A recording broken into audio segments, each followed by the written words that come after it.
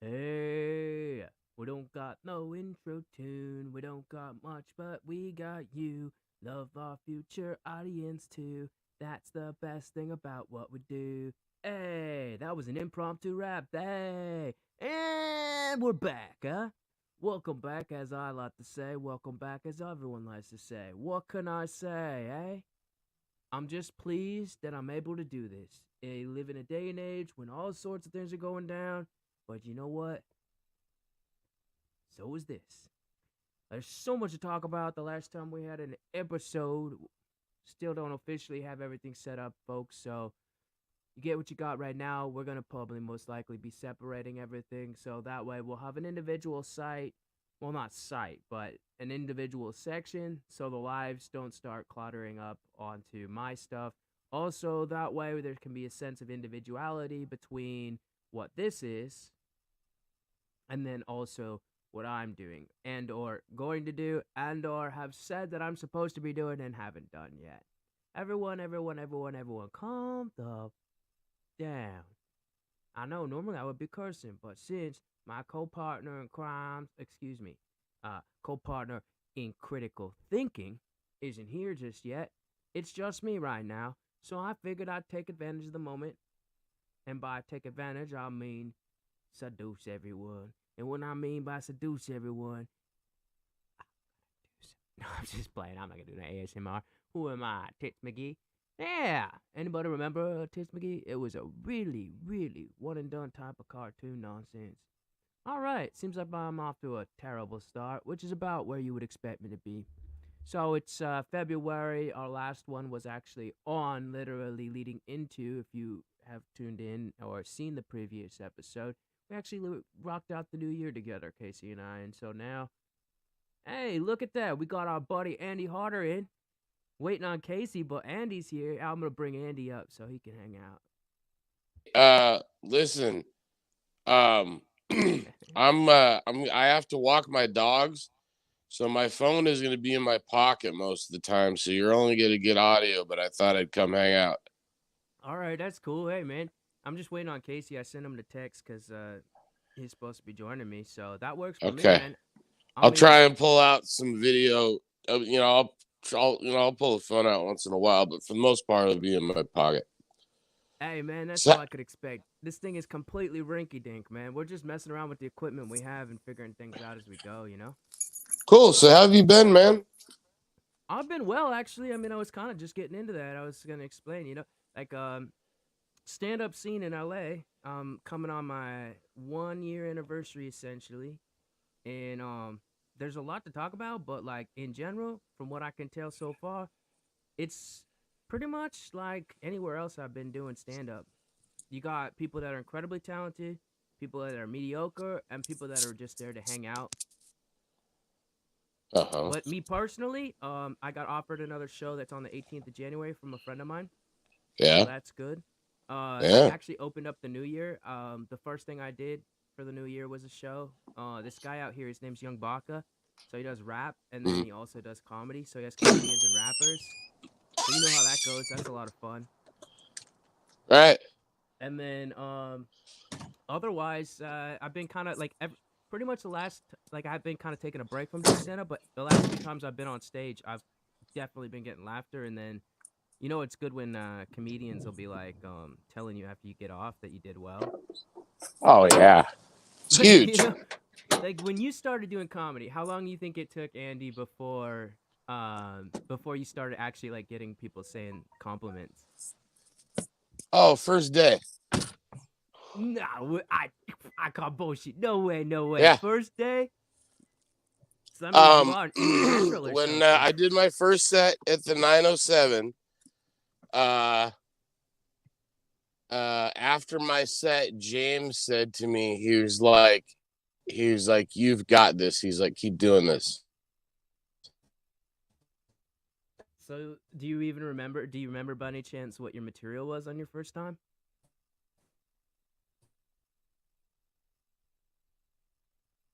Did you hear me?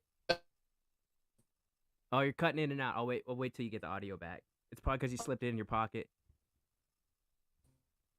Yeah. Technical difficulties, folks. Even though we're in the 22nd century, as I like to say, we're still living in the past. You were cutting in and out. Yeah, I know. You were too. I can hear you you're now. back now. We can hear you great. Yeah. We can hear you great. So do you remember what your original, like, what you said that day, that night?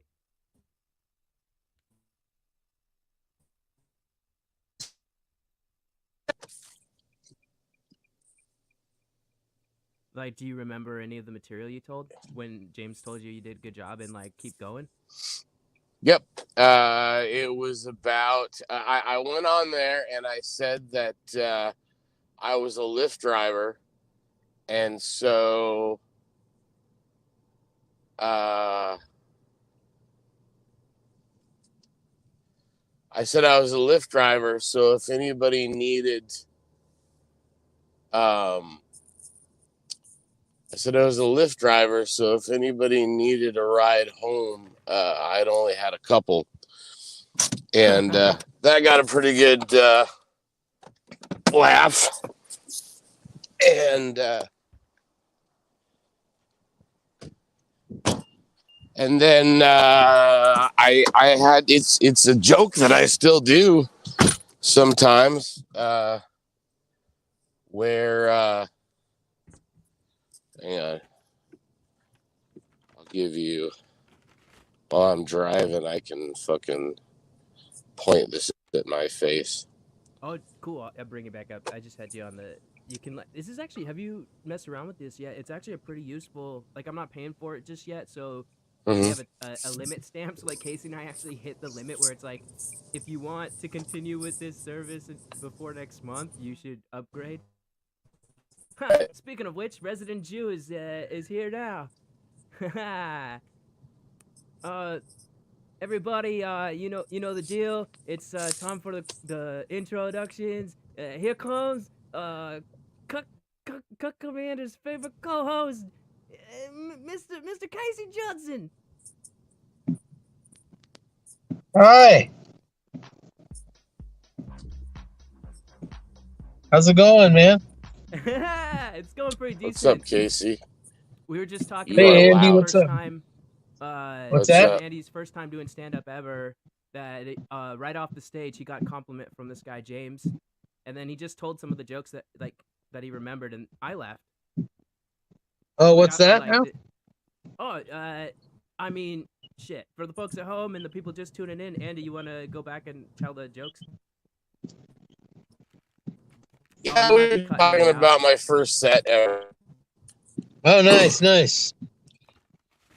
And it started. When was your first out set by ever? saying that it was about 4 years ago at the 907. It was like in April. Damn, you started 4 years ago? Yeah, it started out that.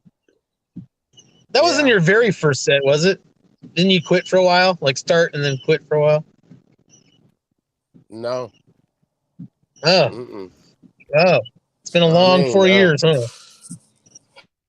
I would say this, for the folks who are unaware, the 907 is a local mic that may or may not still be going down in Renton, Washington, which is where the three of us initially are from, Washington State, as applies to comedy at least. Yeah, they're still on. Yeah, everybody knows. Everybody knows about that. If you know, you know. If you didn't know, everyone in America knows of the 907, I'm sure. Yeah, and before I forget, this is Andy Harder as well, and you can find him on socials, I'm sure, if you look him up. Also, Kill Tony was his most prominent appearance of late, I'd say. He's also seen around the areas of Washington in the comedy scene, and he's currently preparing to move down to Texas. So, wish I could hear you a little better. Hear me? I wish I could hear you a little less. Wow. Roasted. Oh, yeah. Yours is like super loud. Oh. Yeah, like I can hear JD's perfectly, and your volume is way the fuck up. Maybe I'll turn it down. Is it better? Is that better? Yeah, I almost ran off the road. Yeah, a little bit. Huh? You said, yeah, it's a little bit better. I almost ran off the road when you first started talking. Okay. Oh, sorry, that's just how my voice is. I gotta shout out to our unofficial official sponsor, KFC. Nice. KFC, huh? No complaints. I'm more of an Ezell's kind of guy myself. Oh, you know what's the best Take part that, about Zell's? KFC. Take that. I like Zell's. In Woodinville, where I'm going, there's an Ezell's about a block from the KFC. They're like right next to each other. Well, here's the thing. Ezell's is decent. The only thing is that if you guys been to Heaven Sent, Yes, I Sure, have. yeah. They're the same group. do you know They about split. Heaven Sent chicken and that whole deal? You know how that all Yep, went down? Fun Yeah, fact, like the wife Oprah got to Winfrey- keep the recipe and shit, and then he started his own. Yeah. The husband. Yeah, and to me, Ezell's brother. chicken isn't even his own place. It's not even his own. yeah, That's so what I I gather, always I thought of Heaven Sent as like a middle finger to Ezell's, right? And especially Yep. because I do think it's a little better. I think so too. I agree with you a little bit. I tend to like it. The reason they The split. only reason I don't go there is because it's like twice as far for me to drive. But I prefer the food. Dude, there used to be one about 5 doors down from the 907, and he had to close it down. I guess that was the first one. Heaven Sent. Oh, there was a Heaven Yeah. Sent over there. Yeah, it was Oh. the original one. It was the first one. Oh, I didn't know that. Yeah, it's kind of weird. The first Ezell's was up in Skyway, and that's not in Ezell's anymore either. I go to the one in Lake City. Mm-hmm. That's the one I go to. That's the only one I even know about. Yeah. That exists now. Oh, there's tons of them. They got them in Spokane and shit.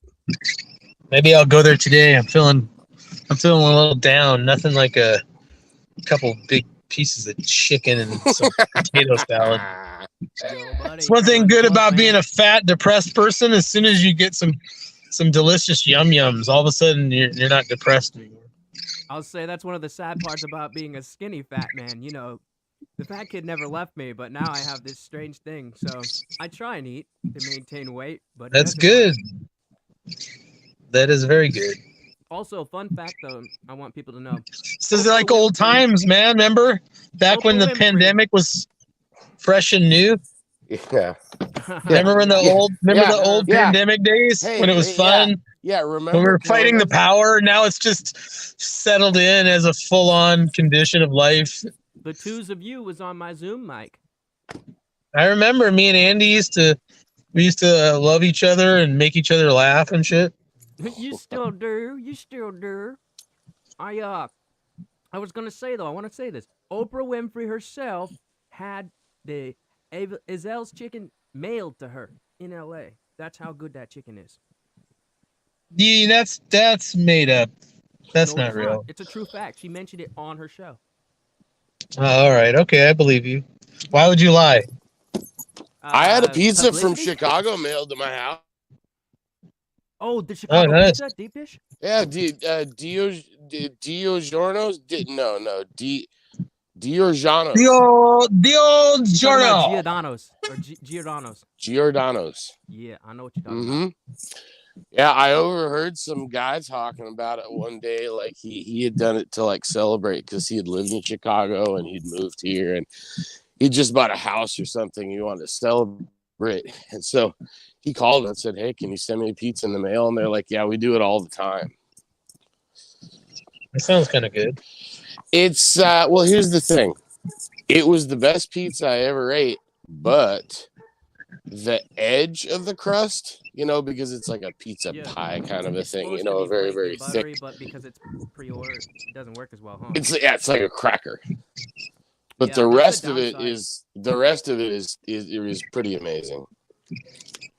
I'm about to drink this. Hello. I'm about to drink this 90 proof hand sanitizer. This stuff is pretty good. Oh yeah, You're with orange citrus flavors. Yeah, it's got little mini ones, so you can drink in the car. Keeping on topic though, Casey, do you remember your first time ever? Bottoms up. You going over to the Tony? The town pub tonight, Andy, or what you got going on? Yeah, probably. I keep forgetting to sign up.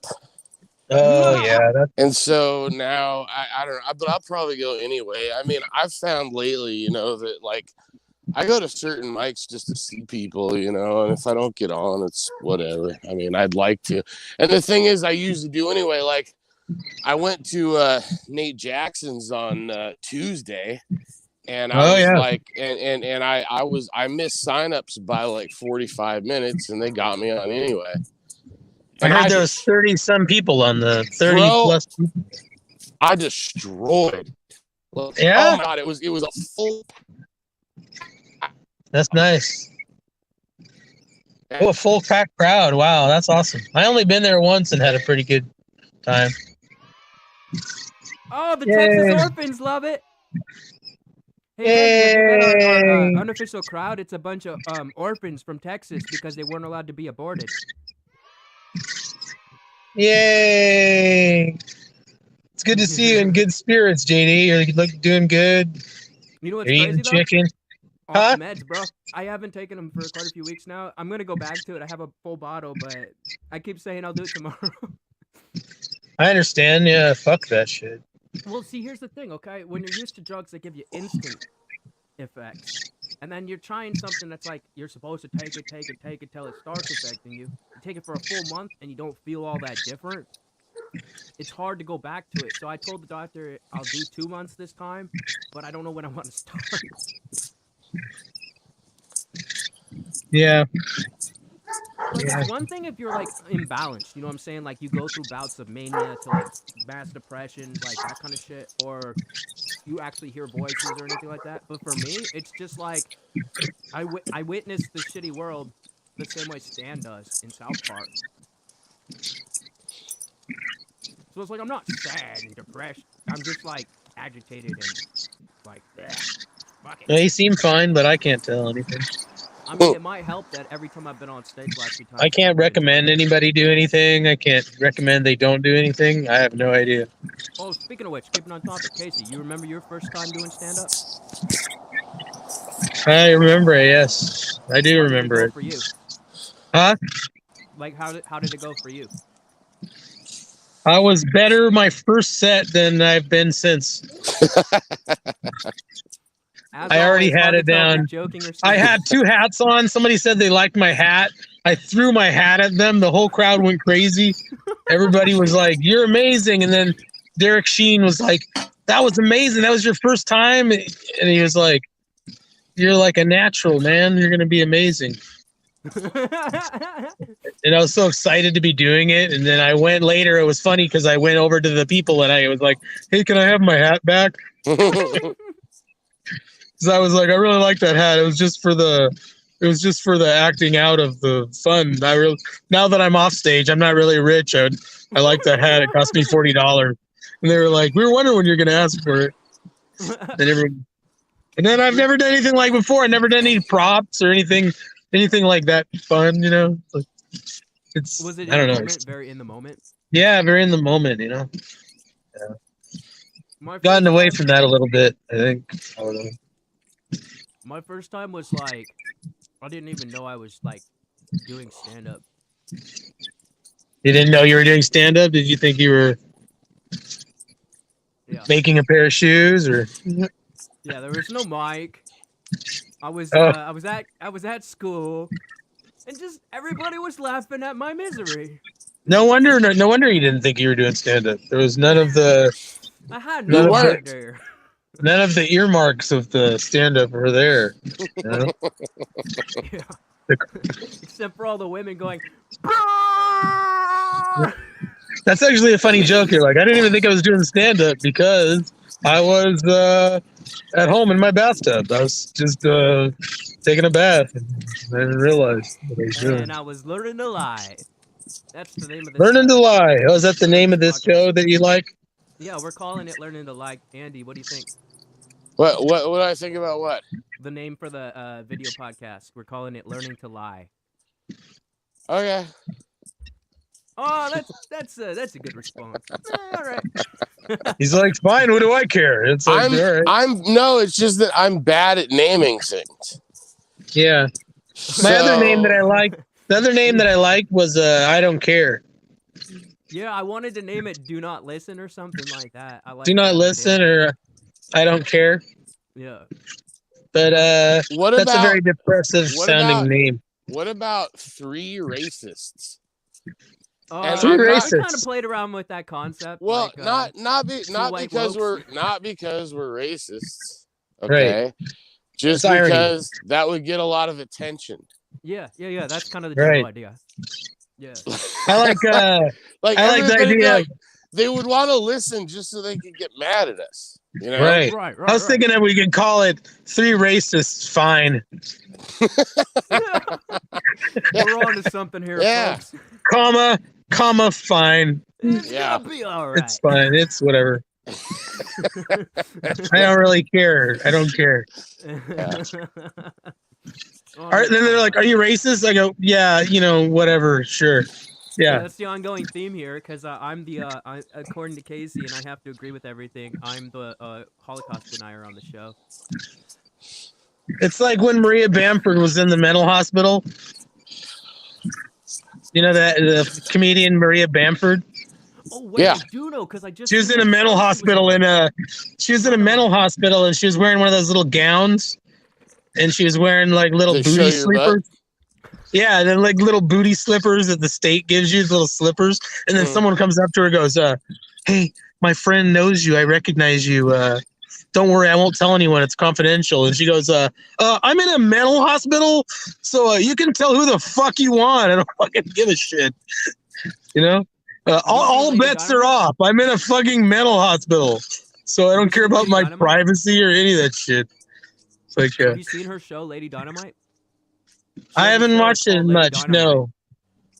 No. Lady Dynamite's on Netflix. It's got 2 seasons. It's not the worst. Yeah, show. I have heard about it. Yeah, I've seen some of it. Yeah. It covers her mental illness so heavy in the show. It's actually pretty well done. Yeah, I was it's pretty impressed much considering it was a woman's everything show. she does is about her mental illness. Like there's like her entire act. It didn't used to be that way. But it probably is what popped off. It for is her, now. right? But you know what? Hey, wouldn't it be an awesome idea if you're Maria Bamford, right? If you like wore one of those mental hospital gowns like on stage, right? And you do your whole act that way, standing in that gown, and then you turn to leave, and you know how it like shows your ass in the back? Wouldn't that be a great gag? I mean, Oh, yeah, that'd be pretty silly. funny. I think it'd be cool if she showed up in a straitjacket like she just escaped, though. Well, maybe I'll end up in a hospital someday and I'll have hospital jokes and I can do it. I guess I don't have to give that to Maria Before you Bamford. go to Texas, Andy, because we know what they do to retards in Texas. What? Did you just call me a retard? I mean, I call the mental patients retards by default. Oh. Yeah, I don't think they Stanhope's treat got the a asylum great well in bit Texas. about how all crazy people are divided into either the mentally disturbed or retards. I mean, And how retards get all the love and patience in the world, but the mentally disturbed get, ostracized and no compassion at all. When I was a kid, I'm a 5-time. I was in 5 times. I was in facilities. I have mental retardation if you consider autism retardation. So I fit all the. Well, does anybody? Anybody? I mean, what is the? I don't. Who cares what I consider it? What is it? I think of you like a sweet giant teddy bear that I probably wouldn't let around my kids, though I know they would be safe around it. I don't have any kids though. You wouldn't let and I would. You wouldn't let Andy around your imaginary kids. I mean, I know they'd be. I'm not letting you nowhere near my imaginary kids. You might imaginarily molest them. I'm just saying he wouldn't be the first to mind, but I wouldn't mind if he was the only one that was an option. You know what? I have imaginary kids. Fuck that shit out of them. Do whatever you want. They're imaginary. Yeah, cornhole they've been kind of them 3-4 times. Have fun with them. But fuck them off lately. Yeah. Yeah. You know, just I want them to turn out good. Stick it right in. Just stick it in there and clean them up when you're done. You know, what do I care? Oh man. Fuck the kids. You know, fuck them. That's what they're Hey, you ever see Eastbound and Down?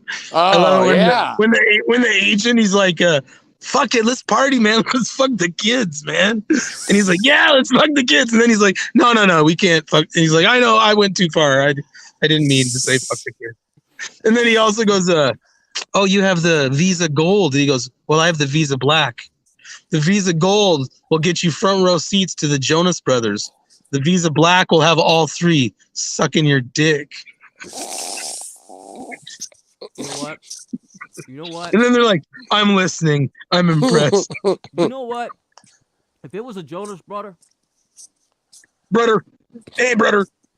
Hey, brother. If it was a Jonas Hey, brother. Okay. Sorry, Okay. you're riffing right now and you got chicken in your mouth. It's not fair to I abuse see you like you're back on the classic sticks, man. The what? Oh, yeah. I was fucking... trying to be like Obi-Wan. I lasted like 4 days, basically. You do I was not basically want making me those cry and all kinds of shit. It's too much. I can't handle existential crisis at command. I can't handle anything. So how existential is this crisis, Casey? It's fine now that I have my fucking cigarettes. Oh, I'm so grateful. I'm a weak man. I'm a weak man. Feels good to admit it. Look, I mean, Fuck. I'm still on the vapor pens, but I slap back to the classics myself. Unofficial, official sponsor, children. Lucky Strikes. Make sure That's right. You love those Lucky Strikes, don't you? nothing brings out the racist 1920s American like Lucky Strikes. You gonna stick with this show this time and take it to the top? You have the ambition to do it. I mean, in general, yeah. I think It's a warming kind of comforting feeling to go on a show and see faces, you know. Yeah, to talk I mean, to, I really you know? like this concept too. What we've got going for ourselves right now. I mean, we're all sensitive people with so much to give, you know. Yeah, but Understand me. Look, a lot of comedians. You know, let's get it on. A lot of comedians. I'm stealing have, Marvin Gaye lyrics at this point. That's what it's come down to. Look, a lot of comedians have shows, but not a lot of comedians are us. Matter of fact, none of them are. I wish you'd talk into your microphone, but I guess that's a lot to ask in person. You can hear me just fine. I can't hear you as well, but it's like, who am I? I can't say what to say. You know what? It's probably because you're a Jew. What? A Jew? According to your name tag. I know, it says Jew. I don't know why. Must be anti-Semitism. Must be my anti-Semitism. I mean, I put Cuck Commander because I'm taking it back. Andy, you like my name? I respect your personal decisions. Cuck Commander's a pretty good one, right? No. No? What do you think? Superior Simp? Is that a better one? No. Simp Superior is not good? Nothing that disrespects you in any way. What about could be better, the Boyo Bigot? No. Boyo, like Chef Boyardee? Like Chef Boyardee? Yeah. But these are getting worse progressively, not better. Chef Boyar Bigot? No, wait. What'd you say, Andy? What did you say? What did said go by? These are getting I said Chef progressively Boyar worse, Bigot. not better. Oh, your name's worse. Andy was telling like it is, man. He's not gonna sugarcoat shit or nothing. So Andy's prepared to come down to LA. We've mentioned that before in the previous episodes. Oh yeah, when's that happening? Well, from the sounds about it, sometime around March now, right, Andy? Give or take, maybe. Technical difficulties, folks. Well, in the meantime. Oh, Jesus! Jeez, March is coming right up. Jeez, I pissed off the woke mob. A road trip sounds kind of fun. I could use some kind of road trip. My girlfriend went to Phoenix, Arizona. She'll be gone until Saturday. Hey, look. So I got to confront all my demons alone in the house. I think my confronting of my demons while my girlfriend's gone includes mostly me ordering food off of like the DoorDash menu and passing out with chicken wing sauce on my face. That sounds like a perfectly good afternoon. Yeah, I'm going to confront my personal demons by passing out with just from overeating. The facial hair you're currently repping is called Flavor Saver for a reason, my friend. You like the facial hair? I actually don't mind it. It's looking pretty trim. Yeah, it's you kind of look like you could run a porn studio. I think it helps outline the increasing fatness of my face. More, you know, Look, in my perfect so I world, can. we would put a show on, and Andy and you, at the bare minimum, two of my favorite, if Okay, not my favorite, Seattle comics, would both come down to show I how we just did would a be on show the other comic. day with Andy. I wasn't very good, I don't think, but the crowd That was crowd was interested. fucked up though. They That were kind back of weird. table, well, I, that back table ruined it, man. That whole one row had their backs to us, and then they're all talking to the other half hella loud, like it was impossible. yeah. And it wasn't Well, like, was it just like having their own conversation in a restaurant, or was it actually like this was a show environment and they should have known better? No, they're just a bunch of apparently people they packed had into made a. reservations, is what I heard. For the show Yeah, itself, or at that And it restaurant was establishment? like a party of 40. it was like a Although birthday party. Didn't have yeah, it anything didn't to look do with like the comedy. 40. It looked more like 25, but yeah, it was Was it like at like a nice restaurant, or was it kind of like a janky it restaurant? was a bar. It was a Okay. packed, exciting bar, and they were lively enough. They were not. They were nice. They just weren't Did any of the comics enraptured take with our. liberty and like start shitting on the birthday? No, I was having like stomach problems, so I took the cordless mic into the toilet, and that What? seemed to make them laugh. They seemed to enjoy that. And then I ate some of somebody's fries. I did all kinds of acting out. And you said you wasn't a prop user. Yeah, I'll do anything for $1. I don't. Was I'll that do the pay anything. rate for this show? I was basically like someone who totally, completely should have called and said they can't do it because they're sick. But I was like, no, I probably have full blown COVID. It'd be better to give it to the entire room and all the comics than to puss out and not do the show. So I literally went, I may be dying of COVID, but I don't want to upset Tony and cancel the show and disappoint friends and have people say I was a pussy. So I basically was like, so once I was actually on stage, I was like, "Oh God, this will all be over soon. As soon as this 15 minutes is over, I won't have any problems. I'll just be able to die in peace or whatever I have to do." So no one will be able to accuse me of being irresponsible or not showing up for the important life or death $20 gig that I had to do. Hey, I But want to anyway, be $20 around bucks? That's people. not bad, man. yes, sir. I want to be What? around. I want to be around people that have COVID Just I like test the appreciate waters, or that. like you want to because force immunity? I've already had it at least once, Me right? too. Me too. Which Hashtag me means, too. according to all the research, that my immunity is like 17 times as high as if I had a vaccine, right? So I have like super good immunity, right? Right. You Yeah. might And the have only super way to immunity. keep that immunity going is to be Right. around a little bit more COVID every once in a while. That's really right. Just a Right. taste. Just a Right. taste, baby. Just a taste. Just give me a taste. And I Just give me a mean, little really, sinus I stuff, think that's all. that's why you haven't heard anything about like entire prison populations dying, because like they're just all in there all the time, like trading all kinds of shit. And so like nobody, Right. I don't think anybody's STDs really and getting COVID. sick. So you're kind of telling me that's why all of us comics haven't got it, because we're kind of like a prison population. Oh, so Yeah. close, especially in LA, dude. Not a single comic has gotten COVID and died. Meaning Yo, specifically, I haven't got it and died you know because what I believe though? I've had it. I've had it the entire time. Is probably what it is.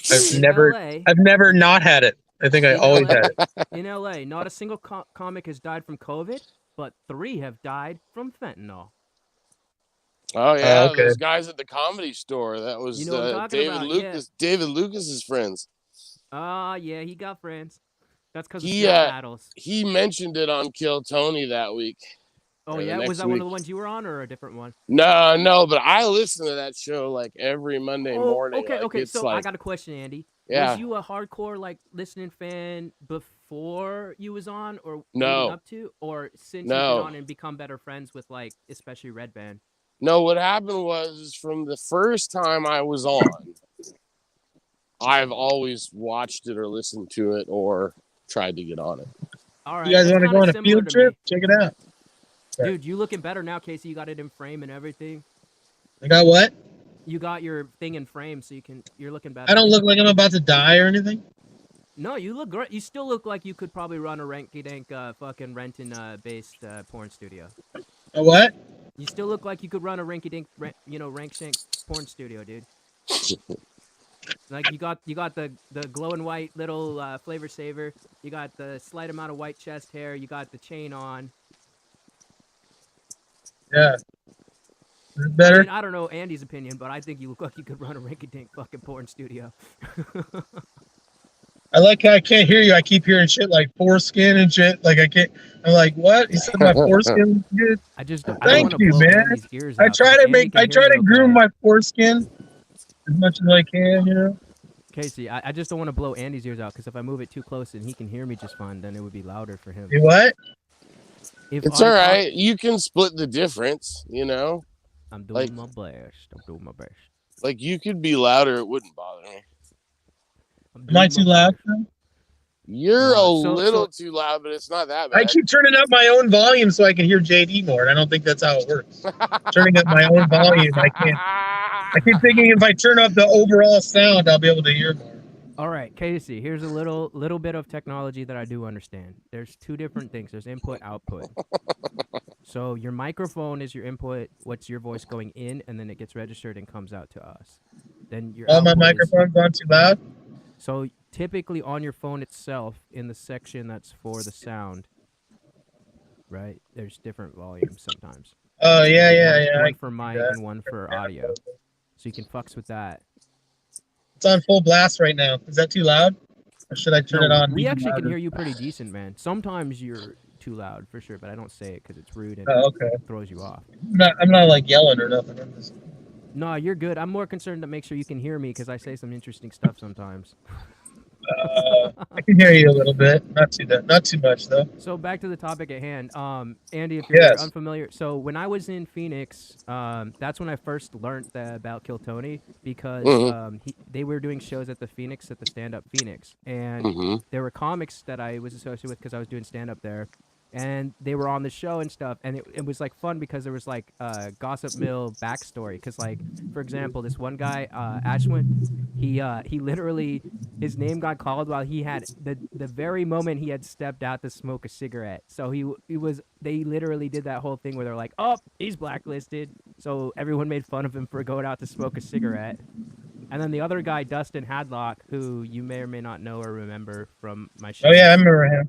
He's a really clever guy. I really appreciate him. He's got his own podcast, Quick Plug, Podcast of Destiny. Make sure and check it out. If you're in Phoenix, definitely talk to him about being on it. Anyway, so one night, Dustin showed us the show that he was on. He's like, look at it. I'm like, okay, the fuck this shit is. Meanwhile, Levi Manis was getting his start officially at stand-up comedy in Phoenix. So he did a trip down to L.A., he got on Kill Tony, and he got his first ever kiss, and it became a huge deal to the point where they put it into the show as like a mainstay thing, like where now they find guys that have never been kissed or touched by women, Right, and make a joke of it. yeah. Anyway, moved back to Seattle, started doing comedy up there. I moved back to Washington. They come to Seattle for a show. Levi goes on to talk about, if you remember this, when he lost his virginity to fucking Laura Lyon's friend. Well, ex-friend. We all know how she rolls. So, he's, you know... They're not friends anymore? So anyway, Levi was on the first show. I was on Seattle number 2. Buddy. So I was on Seattle number 2. That was my Kill Tony experience. Since then, I've been to LA a couple times. I actually was at the show that Lucas was on for the first time. At the show the next week when Lucas got pulled up again. When he became a big deal. And it, I mean, I don't mind Tony, but I still tell people I'm on his hit list. Like, I don't know if it's true or not, but I swear he sees my name, he's not gonna fucking call it. Like, when I was in New York, I told my dad, like, I was like, I'm gonna put a bunch of names just in case. And my dad's like, that's not a smart idea. And I was like, well, first of all, if you do that and they find out, you get banned for life. So don't do that. Well, no, but here's my theory. What if they did call multiple of the same names that I had put down? That's what I mean. And then you get banned for life. Yeah. Yeah. People try to do that before. As far as list or whatever you're talking about, I gotta be honest, dude. I feel like Andy, you sound like a fucking robot right now. You're cutting in and out. Can you hear that, Yeah. Casey? Andy sounds like a fucking digital robot. He's the Matrix. Casey, are you frozen right now? Yo, Casey's frozen right now. That's hella funny. Let me check. No, it's not my fault. Technical difficulties, folks. We're gonna wait for a second while the internet catches up to us. Looks like it's just Andy and me. Casey must have had a quick cutout. He does that sometimes. Waiting to hear back from Andy. He's walking his dog. Andy cut out too. Was my internet failing me? Nope. We're still live. We're good. They'll come back, folks. Rest assured. This is why we call this the future audience, because y'all tune in the future. Though we do got one viewer right now. So, welcome, viewer. We're pleased to have you viewing. I would like to also say that feel free to make a comment so you're known. I know you could also just be one of the YouTube Gestapos watching over me. You could also just be another one of them bots promoting your websites, you know, the sex sites that you always do with the space and a dot, but it's hard for people like me to know these days. I am going to switch over to my phone real quick so I can step out and have a cancer stick. While I do that though, I wish that I could give you guys like some music, but unfortunately, due to the fact that apparently just playing Nirvana out loud means that suddenly I'm gonna become the most popular person in the world. Though in all reality, that's not how this works. We all know what's really going on. They just know that music cures the soul, and ain't nobody want no souls cured. No, no, no. I'm just kidding around. No. Technical failures. Technical difficulties. Maybe this is why people don't always go live, and usually people prefer to pre-record so that they can cut edit in case people cut out. I'm not sure. You know what I mean? I know that my friends will be back. Most likely Andy's got his phone in his pocket, doesn't realize that he cut out. Then again, he did say his phone was low, so there's a chance that Andy's phone died. When it comes to Casey, on the other hand, it's a mixed bag. Sometimes Casey just cuts out. Sometimes Casey doesn't know what's going on. Me? Okay. You want to know my situation? Well, here's my situation. Few things. Number one, while this is a decent mic, it is not a very talented mic. It will not make me sound as professional as it could potentially make me sound. That being said, it's better than nothing.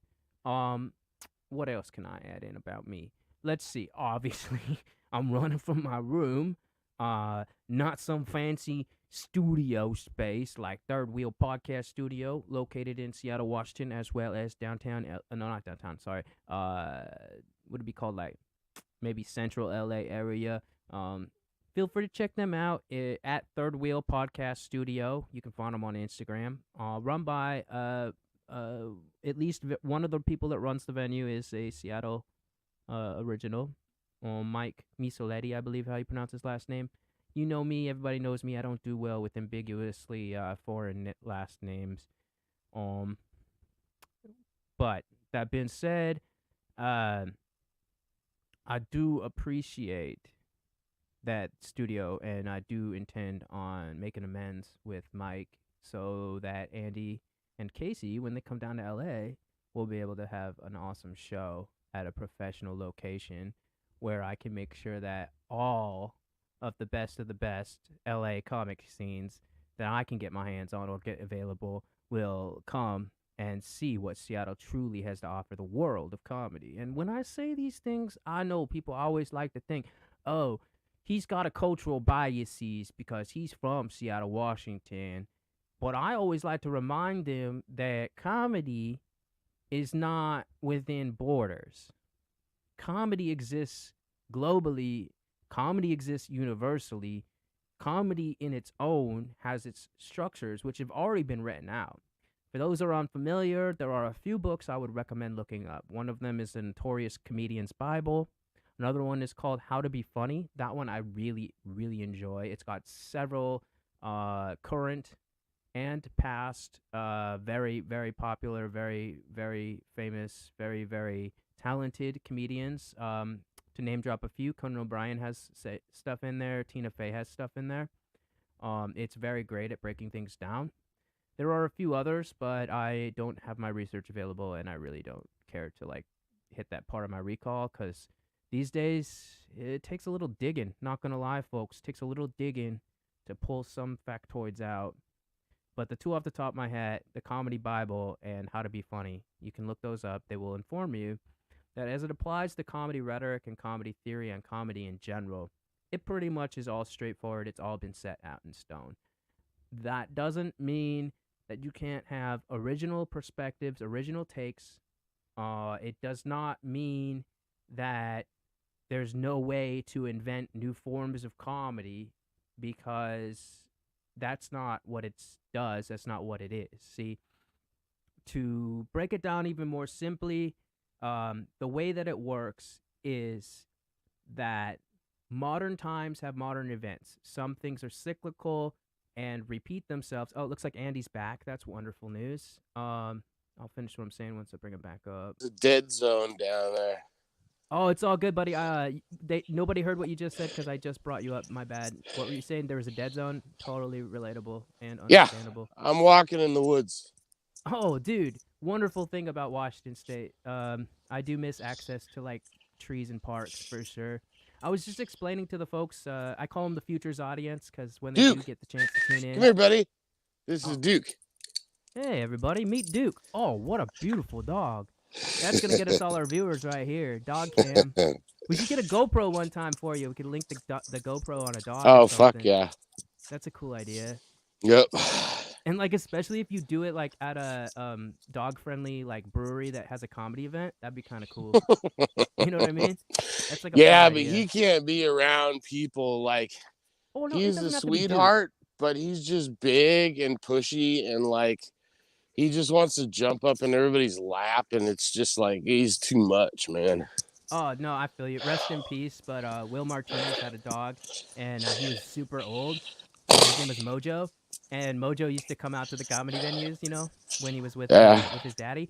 And Mojo literally at one venue just took a fucking shit on the fucking floor. Because he's an old dog, you know? And, you know, Will cleaned up after him. He's a good owner. But it was hella funny because, like, the guy that was running it, Johnny's just like, dude, I know what type of venue this is, but you can't be having your dog taking a shit on the floor. Yeah. But, yeah, you might agree with what I was saying. So I was kind of breaking it down for the folks at home. I call them the Futures audience because they're always tuning in, you know, in the future. But, basically, comedy theory and comedy rhetoric has already been set forward for us. Like, but what you do is you got current events and stuff like that, and then you apply it to those theories to write your jokes. Because basically, what I'm saying is, no premise is original, and the format is already in stone for anyone that wants to be a really good comic. But what's new and original, if you will, is that it's a modernized take in a sense. Like, so you can like say like, oh, this event reminds me of a past event, and then you can relate it. And if say there's a comedian that's covered that topic, you wouldn't be stealing if you kind of were, you know, applying it, if that makes sense, you know?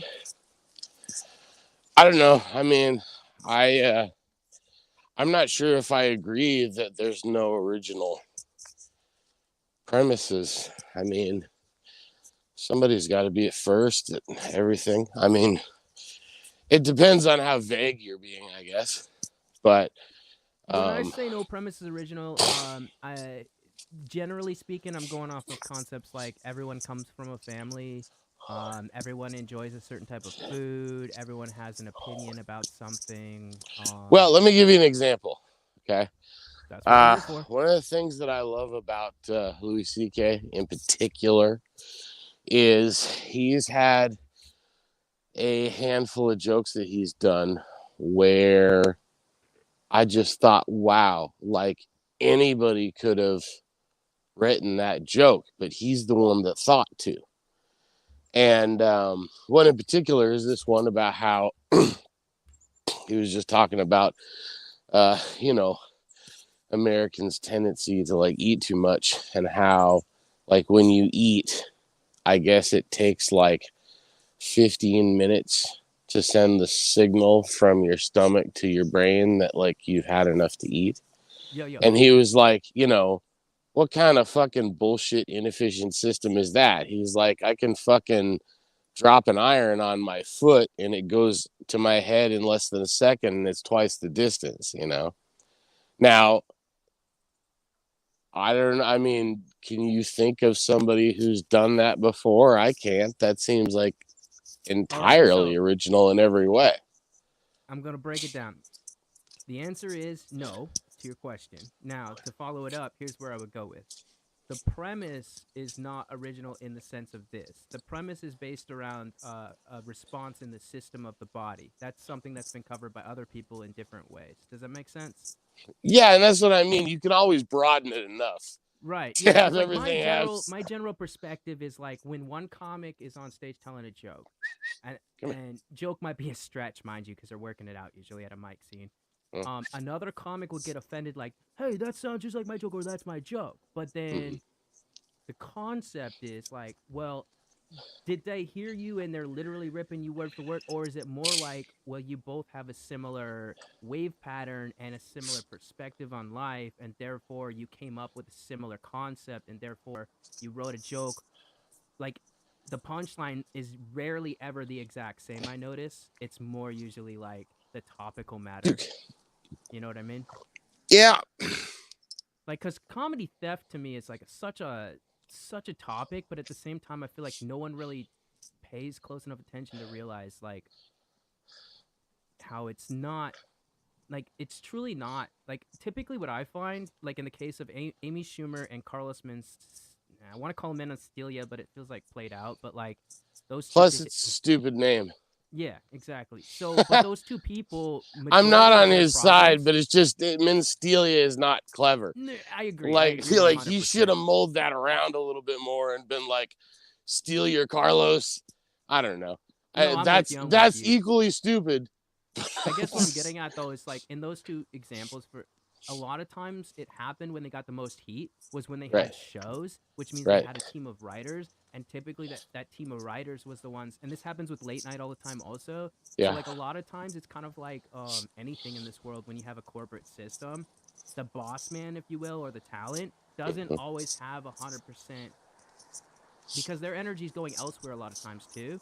So they won't necessarily even know that they're using material that was ripped. You know what I mean? So that's something to consider too, I think, a lot of times. Like, but in the case of Carlos, for example, and rest in peace, but Robin Williams was known for this toward the end of his life. But like when they put a red light on at the club and stuff to let other comics know, like, don't use your good stuff because there's people in the house listening.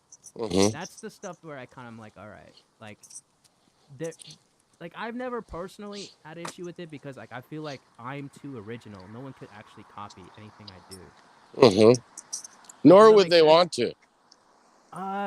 Dude, I got some pretty fire stuff. I got some pretty fire stuff. I got some pretty fire stuff. What's that? I said, come on, keep up.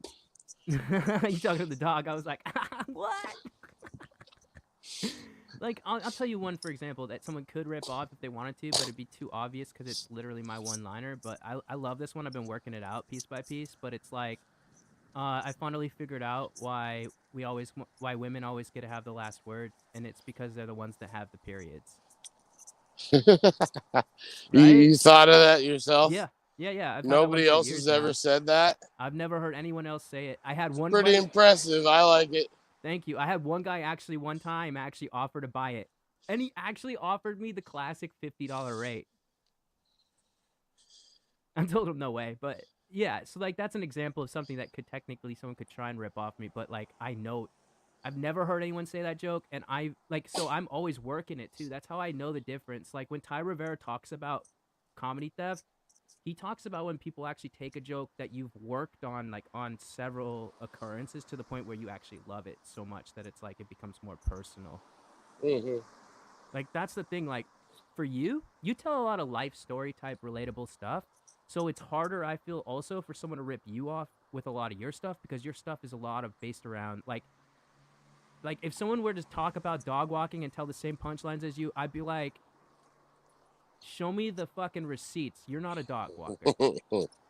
Right? You know what I'm saying? Whereas if I were to pull it up right now again for the folks, because you're back on cam, people can literally see you're currently dog walking. Yeah, that's like like another oh, example. boy. There's a comic out here. Hey, Dutch. And he has some funny ass stories from when he was a kid. He used to run the convenience liquor smoke shop for his parents and stuff, and all the wild people that would come through. And literally, he had other comics telling his jokes, but it was like literally his life story stuff. And so he got seriously offended and upset. And I was like, I would, because it's literally his actual life. You know what I mean? Mm-hmm. Like, I feel like that's an interesting concept when it comes to joke thievery, in the sense of like when it's your actual story. I stole a joke the other day. Was it what do you mean by that? Well, I have another friend who used to do comedy, who I got into dog sitting because he worked from home. And I was like, dude, you get a couple of dogs over here, you can make extra money. So he started doing it. And then one day we were sitting, hanging around, and I mentioned to him that I had a dog that had to take like 6 Benadryl and 4 Prozac every day. And he goes, what's it, going through a divorce? I was like, that's fucking hilarious. You should fucking write that down. And so the thing is that I figured it was his joke to do because it was like his punchline.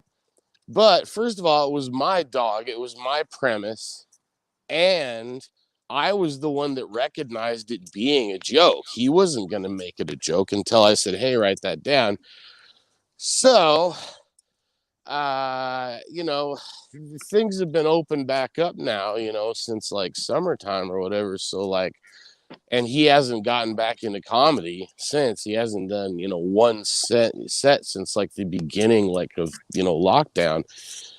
And so I kind of thought, what would it hurt, to do that joke? Because I kind of half wrote it anyways, right? Yeah, it makes sense. It's the punchline that you came up with, essentially, right? That's what you're getting at? Yeah, and not only that, but he didn't even know it was a punchline. It was me that was like, oh, hey, that's funny. Hashtag me all the time. Like, that's what Casey does on this show even. Casey will be like, dude, that's a funny one. Write that one down. Right. So, anyway, and not only that, but I have dog sitting, material, obviously. So I do my jokes, and I do the one about, the dog going through divorce and it totally kills. And so I called my friend the next day and I was like, hey, because there's other jokes that we had written together that he has like decided not to do just because he didn't like him as much as I did. So I kind of hoped maybe he'd be willing to part with that one, And he goes, oh, no. He's like, I like that one. It's part of my dog sitting material. I'm like, oh, really? Your joke about dog sitting is your dog sitting material? Thanks for spelling that out. Anyways, Jesus Christ. Like, oh, it's about dogs and sitting? Dogs? Yeah, got it. So anyway, I was just like, well, we agreed it's your joke, so it's your joke. I won't do it anymore. But so I wouldn't be surprised if he never went back on stage. And if you give it like a couple more years, I'll give him another call and be like, hey, man, come on. You're not even using this fucking joke. All right, I got a question. Have you ever heard of a joke off? I don't think so. Okay, so here's the deal. When I was in Arizona one time at this bar show, I was out in the parking lot smoking a J with some of the other comics, okay? And we was just spitting the shit, which is typically how a lot of these types of situations come up. Like you said, he didn't necessarily know he was doing the punchline, and it's like, oh, that's actually a joke in that and all that. Anyway, this guy and me was talking, and then we came up with something kind of funny. And then I discovered about this thing that they call the joke off, where if two comics at the same time, especially, come up with a funny type of joke, right? Then they have an option where they can have a joke off where they both tell the same joke in their sets on stage. And then through audience appeal, whoever gets the louder laughs gets ownership technically over the material. Do you like that kind of a concept as a way to potentially start hashing out these types of debates? Or do you feel like Are you talking about on the same stage on the same night during the same performance? Yeah, so it's essentially you set it up. Well, so you well, let the but audience wait a know. minute. But no, that's no good, because then that puts the second guy at a huge disadvantage, because the audience has already heard the fucking joke. Okay, first off, I'm open to discussing that we can evolve the circumstance, but it sounds like you're on board if we can make it work as far as a way to potentially hash out the concept. Does that make sense? Like, if you can do it fairly for both comics to be able to perform the joke. Like, say you're right, let's split it up into 2 different nights or something like that. Right. And then it's going to be judged by, then how do you get the same audience to judge both performances? That is a very fucking difficult situation. I mean, honestly though, like, okay, here's the deal. If it's all reality, I would let the other comic go first because I have so much confidence in my ability to tell the joke better. But not everybody would. Because, like, in all reality, right? Like, I'm not afraid to lose a joke because I've got so many. And we're talking about a circumstance, not like a joke that you've worked on for months on end. We're talking about when you like come up with a joke at the same time as another comic. Like, it's more like who tells it better type situation, you know? But I guess I do agree. It's kind of impossible, especially the audience part. Yeah, that's true. But I don't think you should be too. Honestly, I think you should just keep telling that joke too. Because, like, what's the worst that's gonna come up? Well, if that joke makes you a millionaire, maybe then he can be like, "Hey, I want some money." Well, I guess the way I look at it is that I mean, it's like you said, I have enough of my own material that I wrote all by myself. I don't need. It's just I don't know. It just. In this particular, it's more just for the sake of discussion more than it is like I don't really I'm fine with the outcome. It's just that I feel like, number one, I wrote at least half the joke by like being the premise. The premise was the situation I was in, right? And then the fact that he's not doing comedy anymore anyways, but he's sort of doing this like, oh, well, for when I do. It's like, well, where have you been? Like, when is what a this selfish. That's selfish. It's okay. It's okay. For the folks at home, in honor of our first official guest, this is the poison that Andy introduced me to, and the poison that I've never been able to get out of my system since. It's known as Martinelli's apple juice, and I'm cracking one open now in honor of Andy. He knows what I'm talking about. No, these things these are crack cocaine for sure. These are drugs in a bottle, no doubt, but God, that shit tastes so good, man. I'll never stop. I swear, man, my budget has gone up because I cannot stop drinking these things. They're so tasty, folks. If you can get yourself some Martinelli's apple juice, I highly recommend it. Oh, it's so good, man. But you know what? I say just tell the joke, and like, who's to know? It's not like this person follows your comedy career anyway, right? Well, one thing that I did talk to him about was Joe Rogan on more than one occasion has talked about how when him and Greg Fitzsimmons were first getting started, they were doing 20-minute sets, but they only had 10 minutes each. And so he would do his set would be half of his stuff and half Greg Fitzsimmons stuff, and then Greg Fitzsimmons would do half of Joe Rogan's stuff, half his stuff, and it was just an agreement that they were doing that. And so, That's got to give you a peek into like how comparatively easy it was to get into comedy compared to now. Because I mean, can you imagine somebody who like doesn't even have like, I mean, if you don't have 20 minutes, how long could you possibly have been doing this? You know, like 6 months, you know, a year or something like that, and you're on the road. Like, it sounds like a goddamn dream, man. That sounds like that. I mean, it's totally different, but it sounds so familiar. There's this thing. Have you ever heard of? I think it's called hack comedy. It's like a fun game you do where basically you get on stage and you tell a joke from a comic that's not your joke. And it's like the whole point is to tell like literally like so you do like a Rodney Dangerfield joke or something like that. Sure. And they call it hack comedy. It's like just a fun game. Yeah, I could do that. I could see enjoying that. I mean, Casey and I have fun. Like he tells my jokes better than I do sometimes, just to prove a point to show me how I can write better. Mm-hmm. So it's not like telling my material, but he'll tell my material if that makes sense. Yeah, well, I've gotten into, in just the last, few months or years. So one thing that I have been doing a little bit of is I see, like brand new comics, like, just, making little mistakes and things. I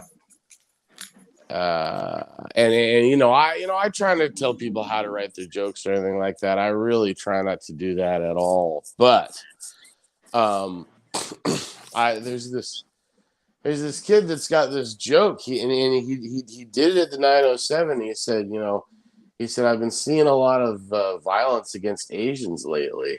And then he goes, especially when I go on Pornhub. And like that's pretty clever. Yeah, it absolutely fucking destroyed, right? It did like really good. And then the next time he did his set at the 907, he kind of bombed. And I was like, I'm surprised you didn't do that, that Pornhub joke again. It was funny. And he goes, really? And I was like, well, it landed like a motherfucker here last time. So then the next time I seen him, it was at TCC, and he goes up there and he goes, I've been seeing a lot of violence against Asians on Pornhub. And that's fucked up the joke. Yeah, exactly. And the thing is that I told him, you know what I mean? I said, do you realize that the reason that didn't work is because you didn't say it the same as when you did say it funny? And he goes, well, what did I say? And so I told him. And he goes, oh, okay. And then hopefully he wrote it down.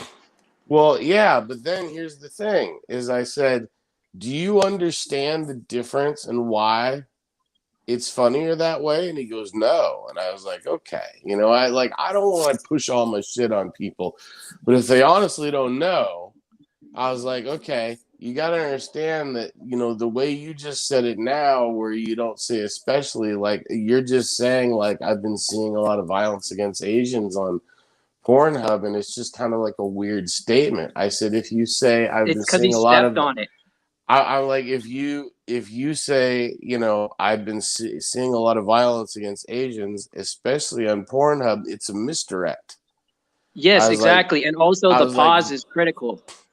I was like, they're expecting you to talk about violence against Asians on the news.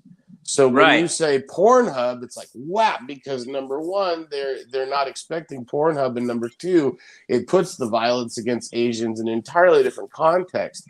And just by adding that one word, especially, it does all those things that it does not do without it. And he's like, oh shit, I was like, yeah, man. Have you checked out the Comedy Bible? Mm-mm. Okay, so check out the Comedy Bible. That I was talking about right before you came back on was the Comedy Bible and How to Be Funny. And that's literally what I was talking about. So what is already there in stone and has been there for years now is what you're talking about and what he could have learned from. And now if you get that book, you'll be like, okay, maybe you'll get some tips. Maybe you'll see like how far along you are, because you're like, oh, I'm on to this one. I'm on to this one. That's what happened to me when I started reading those things. I was like, oh, no wonder I understand comedy. I naturally understood a lot of these principles. But essentially, yeah, what you're talking about is a very specific law of comedy. And it's literally like the misdirection and like the setup. That's what that's about. Like when he cut out, especially, he cut out literally like, so he would set up punch, but he like almost he stepped on his own joke. Well, like I said, he eliminated the misdirect, and that's the whole point of the joke. Yeah, I hope he's learned since then. Have you seen him perform it again? I told him, I said, dude, you took your joke out of your joke. Yeah.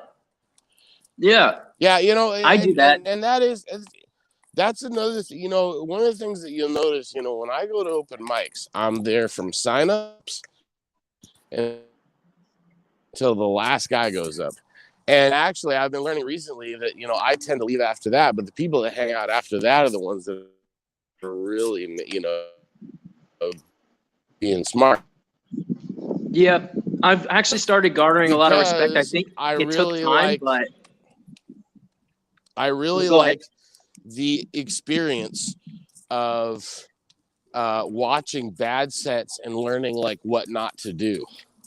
Because there's some things that seem like very, very obvious, but there's other ones that I don't really notice until I've done it a few times or I've seen it done. Like, for instance, you know, one thing that I hardly ever fucking do, at least at this level, when it comes to like, you know, small open mics, is I never say anything like, you know, how are we doing tonight or anything like that. Like when you first I can't stand that. Yeah, because so bad. Or what's another one that I can't stand?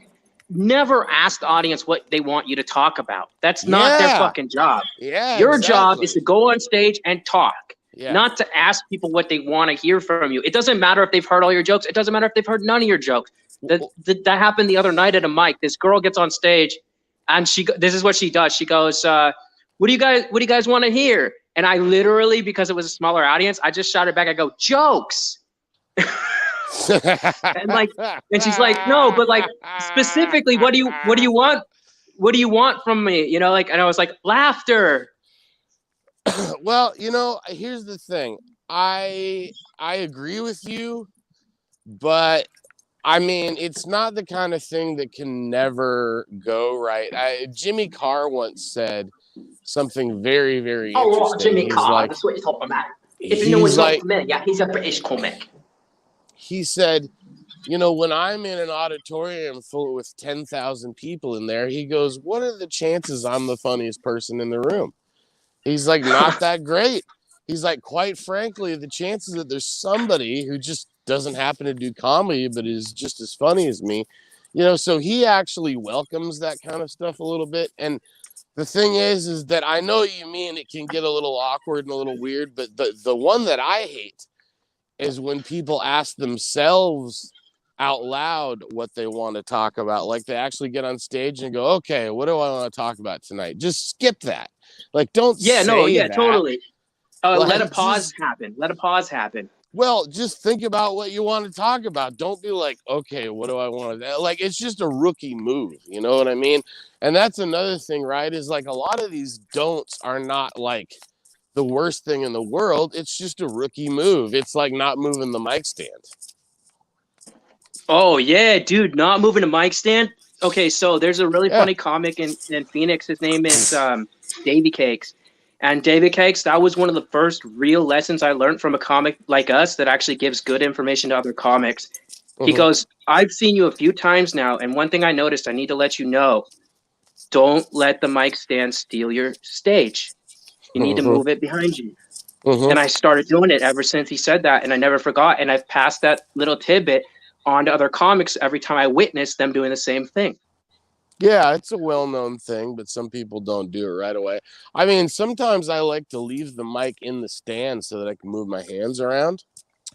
But, you know, because one thing that I have noticed is that, like, there's a very, like, sort of, like, cognitive effect that, like, moving has on like delivery and performance. And like, you know, like when you have a big stage and like a cordless mic and you can stomp up and down and like while you're talking, like I really think it sort of helps your creative juices flow. I also feel like it's kind of like in you know, so like that's sort of what I think is the difference between what the common what do you call it, nomenclature or whatever, is calling a person a micer versus a stand-up comic. Mm-hmm.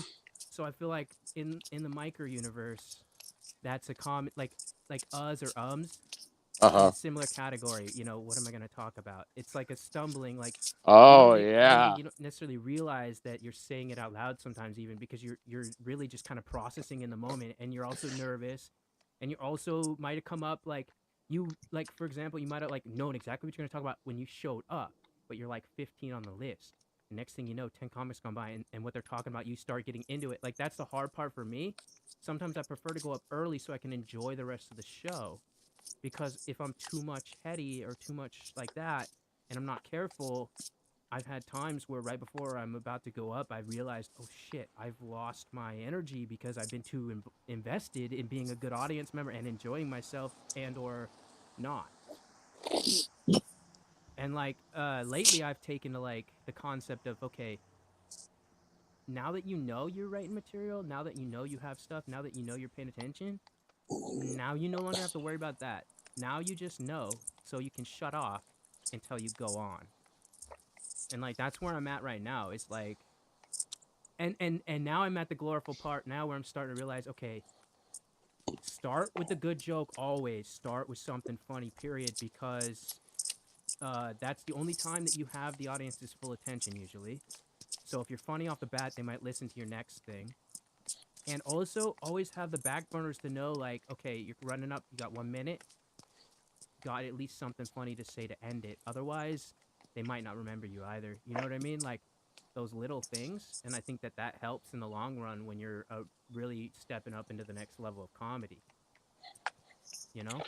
You know, one thing that I've had quite a few of is sets that went really, really great, and then my last joke just flops super hard.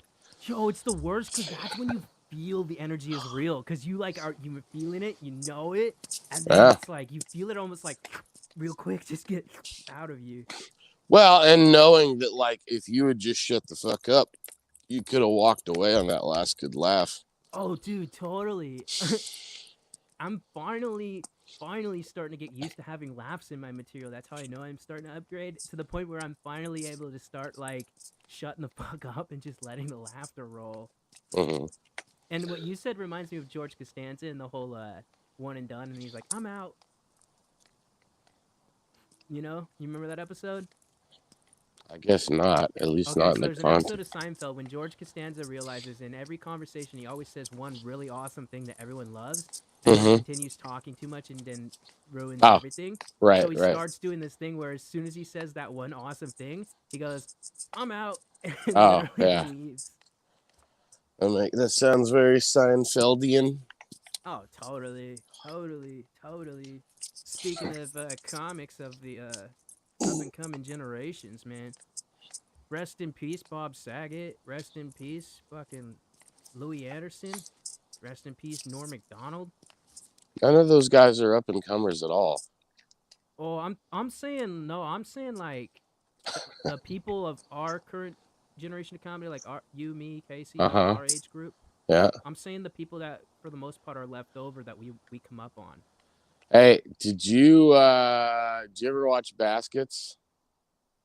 The TV show with Louis. Yeah. Yeah, dude, I fucking loved it. When he played the Oh, mom, he was wonderful in it. is like one of the Dude, most amazing so characters believable. in any TV show ever.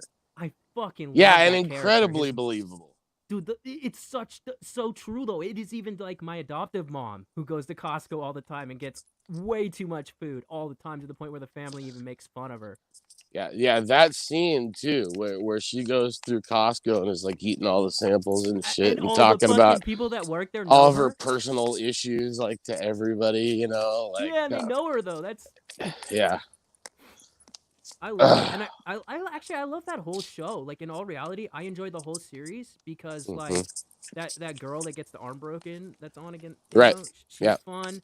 The premise was a really cool original take, like a guy that failed out of mime college and then goes back to, you know, be a clown, but and then ends up in the rodeo scene, and then his mom, like, spoiler alert, his mom buys the rodeo.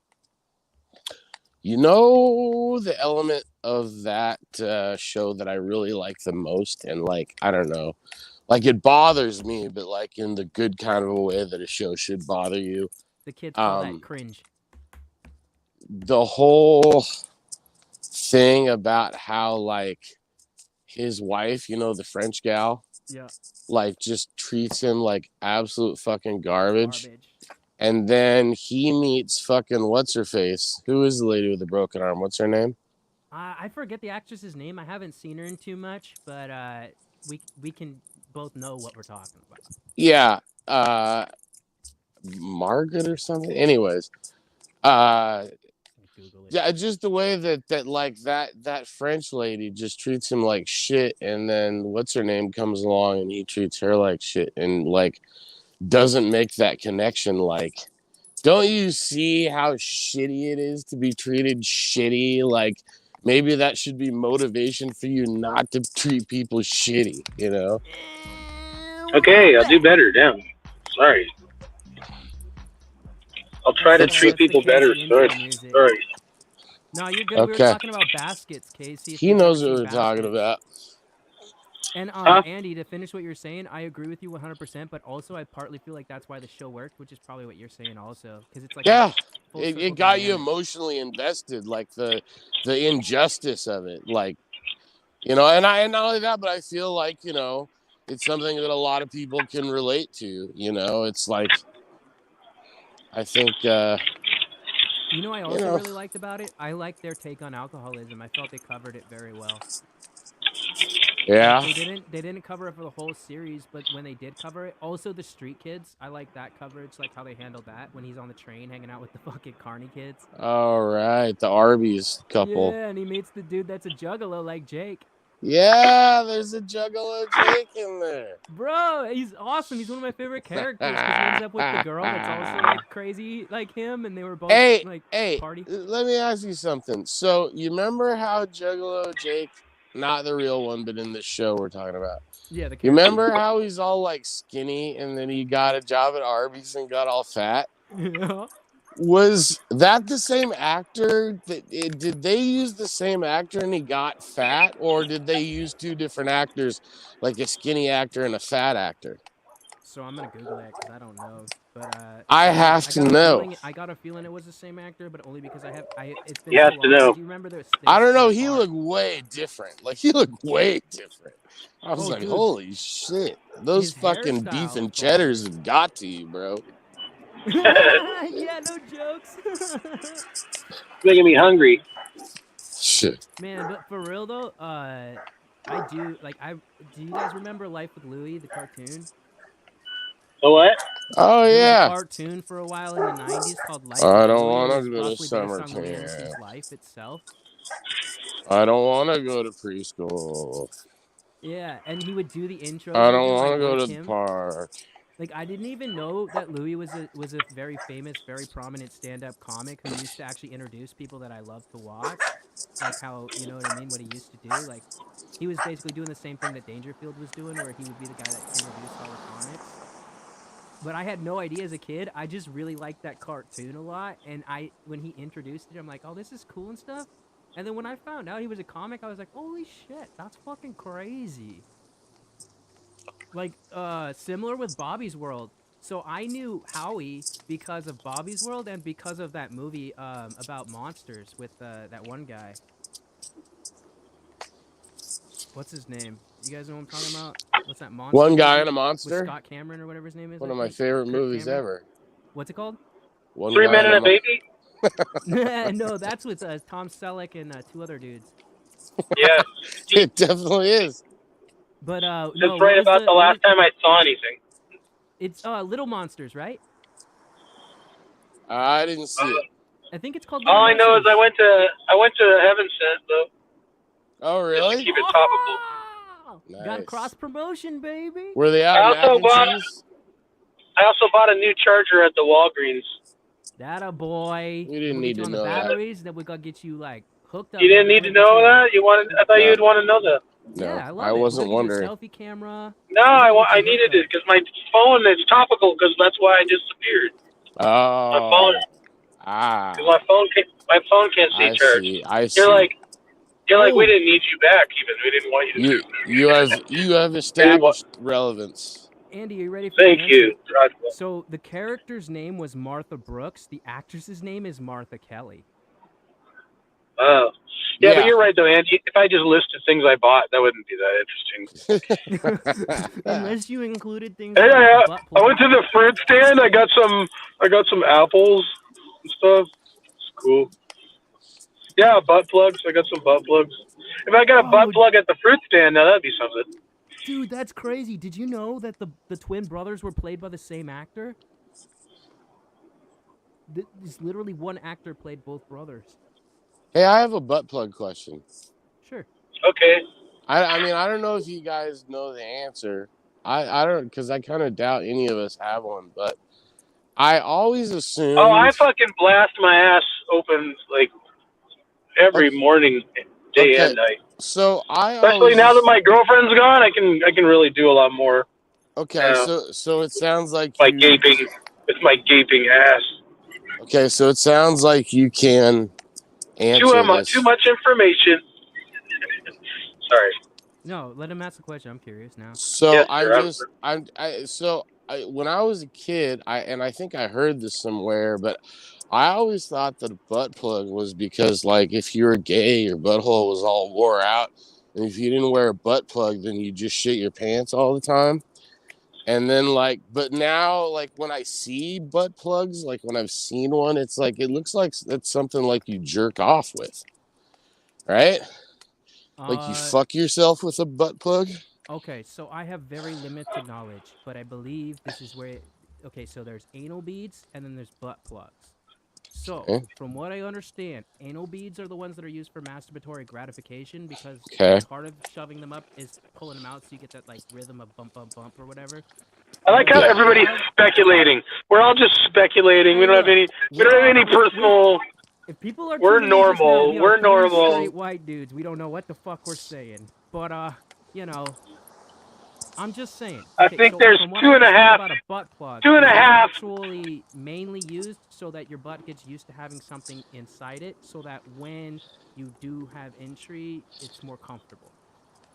Oh, so it's to stretch your butthole out.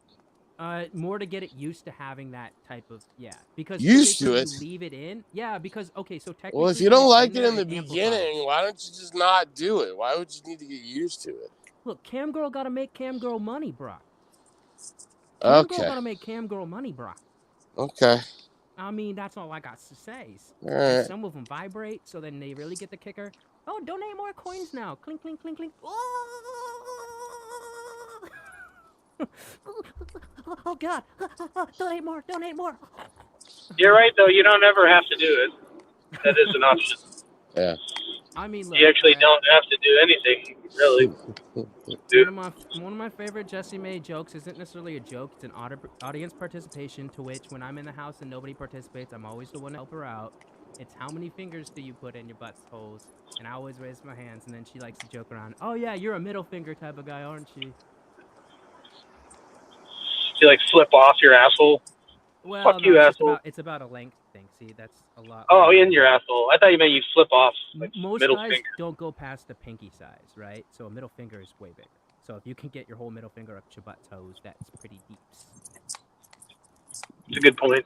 Yeah, I mean, and full disclosure, I do know the purpose of using your butthole for masturbation in general. It's because with males, the prostate and the way it works with the gooch system is there is actually it's essentially access way to our G-hole. How about those bears, huh? Yo, how about the they're into butt plugs. In LA right now, Super Bowl. Oops, wrong team.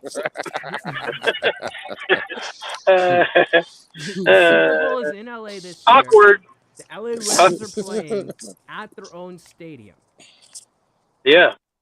Meanwhile, their opponent are the Bengals. Right. In the year of the Tiger. I think China's up to something.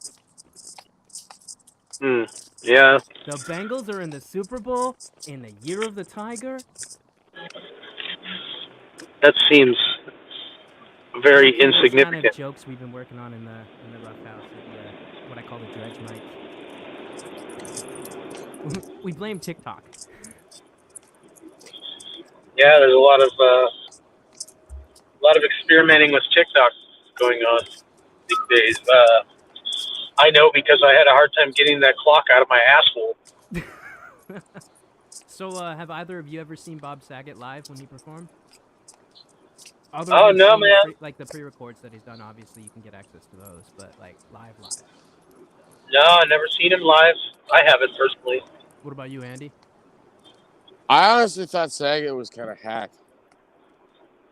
Before I continue with my story of seeing him live a few times, I want to hear that. On what principles would you say hack worthy? Well, maybe not hack, but just like gimmicky, I guess. Like sort of like Larry the Cable Guy, the whole get her done thing. It's like people came more for the get her done than like his actual jokes, it seemed. And like with Bob Saget, it was like, hey, let's go watch the fucking Full House guy talk about fucking anally raping a pair of infant twins. Like, it's just, I don't know. It's just like, oh, look, he's such. Andy got cut out. I guess YouTube loves Bob Saget more than him. What happened? They cut him out? Probably just his phone, because he's in kind of a foresty area. So it happens to you now and again. But we're back. Now I really want to go outside and grab another cancer stick. Yeah, you know what's interesting about Bob Saget though was if you watch some of his comedy from back in the day. How far back? It's actually like before Full House, mainly. Okay. So we're talking like 75 or 81. Yeah, I would say 80s. Because like Full House came out what? Like I think 1986, 87. Because I was pretty younger when it came out. Yeah, the larger point is that Bob Saget's act is actually pretty much similar before Full House as it was after. Yeah, no, it never changed really. I think that was a big part of his shtick. So what happens is you just think that you're watching the real guy on Full House, and then he adapted his stand-up to be like the opposite of that. But what happened was his real person is kind of a swearing, vulgar kind of guy. So you're really he was always that kind of comic.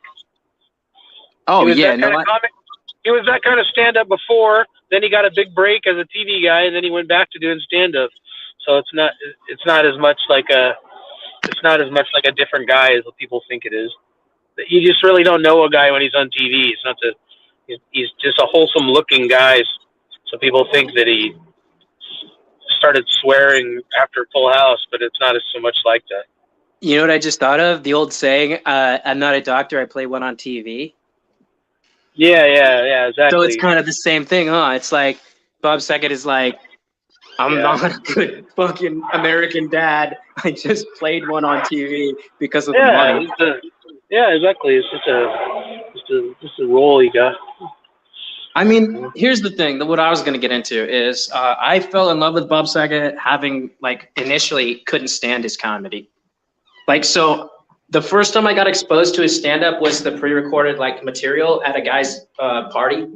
And he was like, oh, dude, this guy's the best. You got to watch this shit. And then he turns it on. I'm like, what the fuck? That's Bob Saget. He's a comic. And then he's like, yeah, dude, you got to watch this. And then I was like, dude, this guy's not doing comedy. He's just berating his audience, right? But then when I finally seen him live, two things. First thing that didn't show up on that was that he plays guitar during his set and is actually good at it. And the second thing is, it's one of those things where when you watch it, you don't get the full vibe. When you're in the house, you feel the energy of what he's doing. Like, you can feel the love of the hate. Like, if that makes sense. Sure, of course. Like, when you watch it, you think, oh, this dude's just being belligerent for no particular reason, just because he can or whatever, or he's just saying absurdities to be funny. But then when you see it live and you realize he's, like, paying attention to the people in the audience, he knows that the people that sit in the front for his shows literally sit in the front for that type of attention.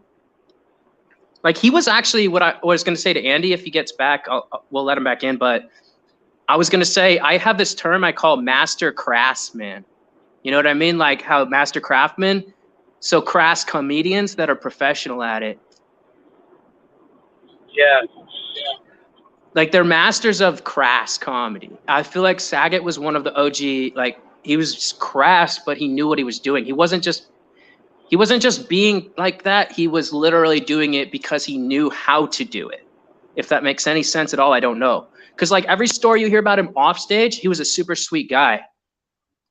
Damn, Casey. I have to go back. Sorry, folks. More technical difficulties. I'm going to have to go back up now because Casey accidentally cut himself off. I got to find a way to get myself access upstairs from downstairs. I won't know how to do it, but I can't smoking cigarettes and let people back in the show. This is such an experimental video podcast.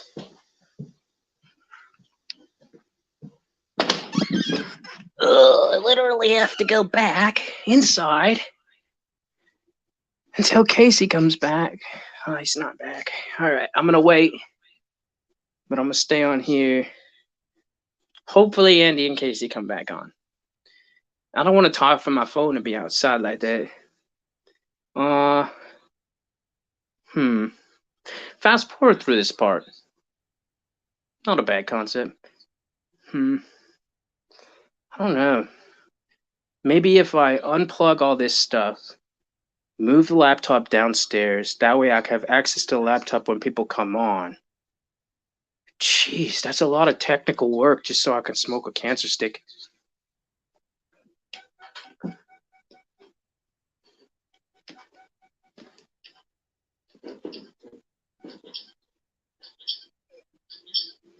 Fuck it. Oh, dude, I'm sorry.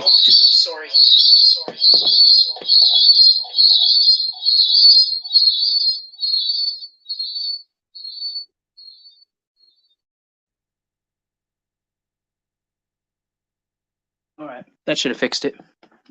All right, sorry about that, folks. Technical difficulties 24/7 in this house. Waiting on the folks to come back.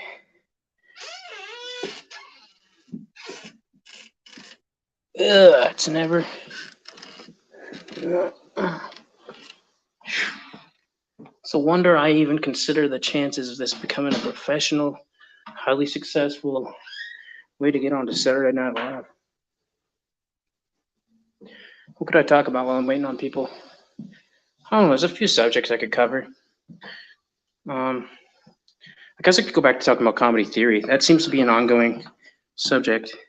So I like where Andy and I were getting at, but I'm going to finish what I was saying earlier. So essentially, if you're interested in comedy and you really want to get good at it, there are a few things you can do to actually truly improve. So one of the main things, like I told Andy, is there's the Comedy Bible. And now, the thing about the Comedy Bible is, give me a second. So the thing about the Comedy Bible is that it's kind of like, if you will, like if you were going to a university, it's the textbook you would use to learn, or at least begin to learn comedy. Like, the reality is that I believe this truly. Not anybody can, I believe anybody can learn to tell a joke, right?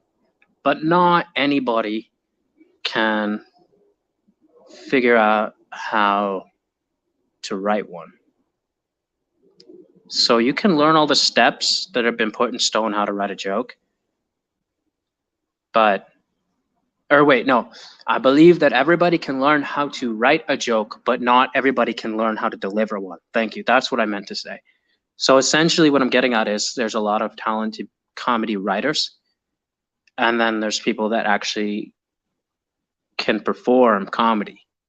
And the reason I say that is because, like, what it requires to be a stand-up comic is dedication to learning the stagecraft. And stagecraft is something that I don't think you can really teach, because it's something you have to learn. Like, experience is the only way that you can become talented on stage, whereas anybody can learn how to write a joke. And the reason I say that is because even in my own situations, where I'm now working on writing my material out and then performing material and learning about like writing and setting up for set lists, which once again, that would be a great time to have Casey on so he could talk about how last Saturday went, because he had a show and he was working on his set list the last time I talked with him. But essentially what I'm getting at is like, there is a very special skill set of finding who you are on stage, and not everyone can do that. And when you're an actor and therefore your job is acting, that's the reason I say things like Jonah Hill is a terrible, terrible, terrible stand-up comic, but he's a decent comedic performer and comedic actor. I say the same thing when it applies to people like Jonah Hill. Ugh. Speaking of Jonah Hill, I don't know what happened to Jonah Hill, but at some point in the last 5 years, Jonah Hill seems like he has lost touch with reality. And when I say that, I mean whatever occurred in his life to where he was, this is my guess at least, running out of money. Jonah Hill started going off the rocker and working with certain people in certain ways. But then again, I don't know. I really don't. Like, I really don't know what's going on with him. I just know, like, Sarah Silverman is Sarah Silverman. And she is a stand-up comedian first. She rose up to prominence as a stand-up comic. Then she was on SNL for one single season. And then she rose even further to prominence and has made a name for herself by doing cameos in movies. Very funny cameos, mind you. Very clever cameos. Very well-performed cameos. I've never seen Sarah Silverman in a single movie that I didn't enjoy her cameo in. Though I will say, like many people, she's not a leading lady.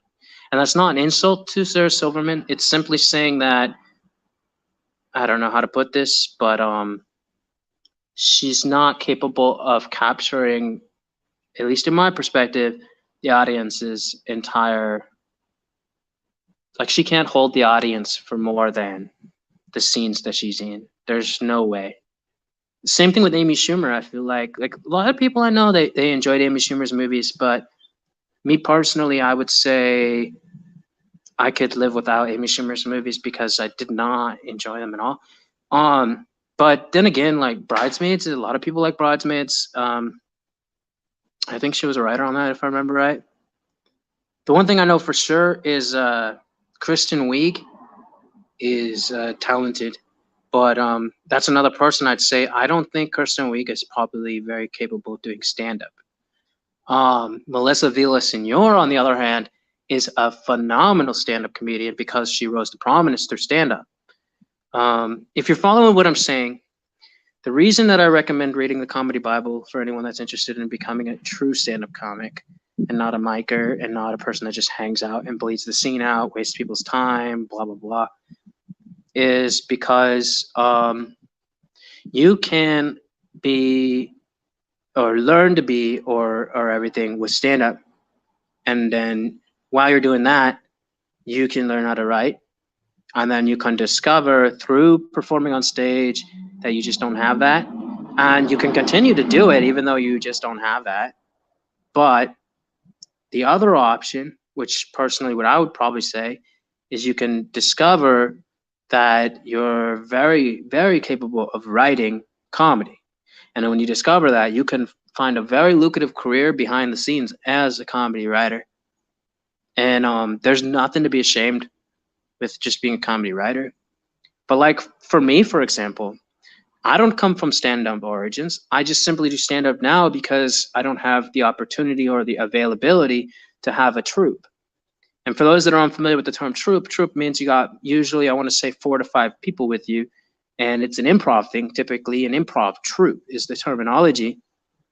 And so what I'm getting at is that a root and a lot of my origin story when it comes to my personal stand-up, my personal comedy, my personal everything is in the world of improv.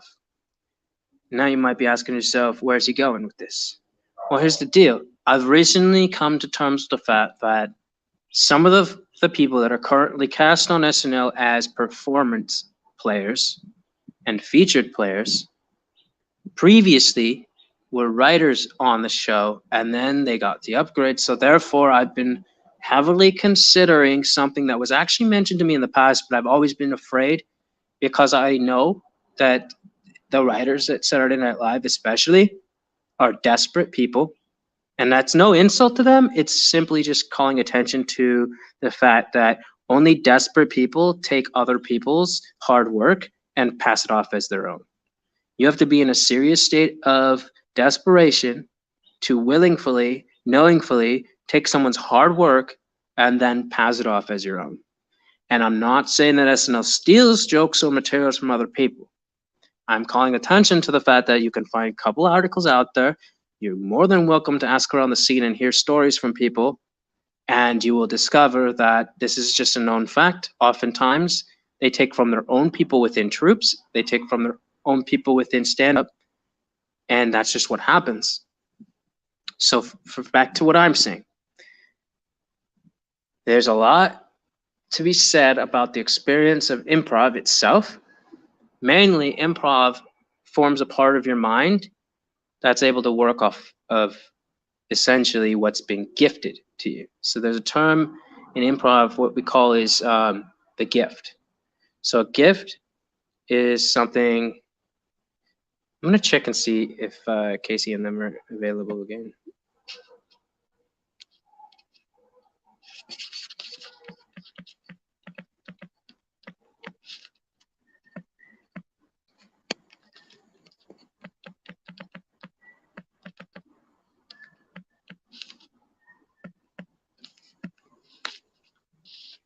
There you go. Sorry, folks. Temporary pause.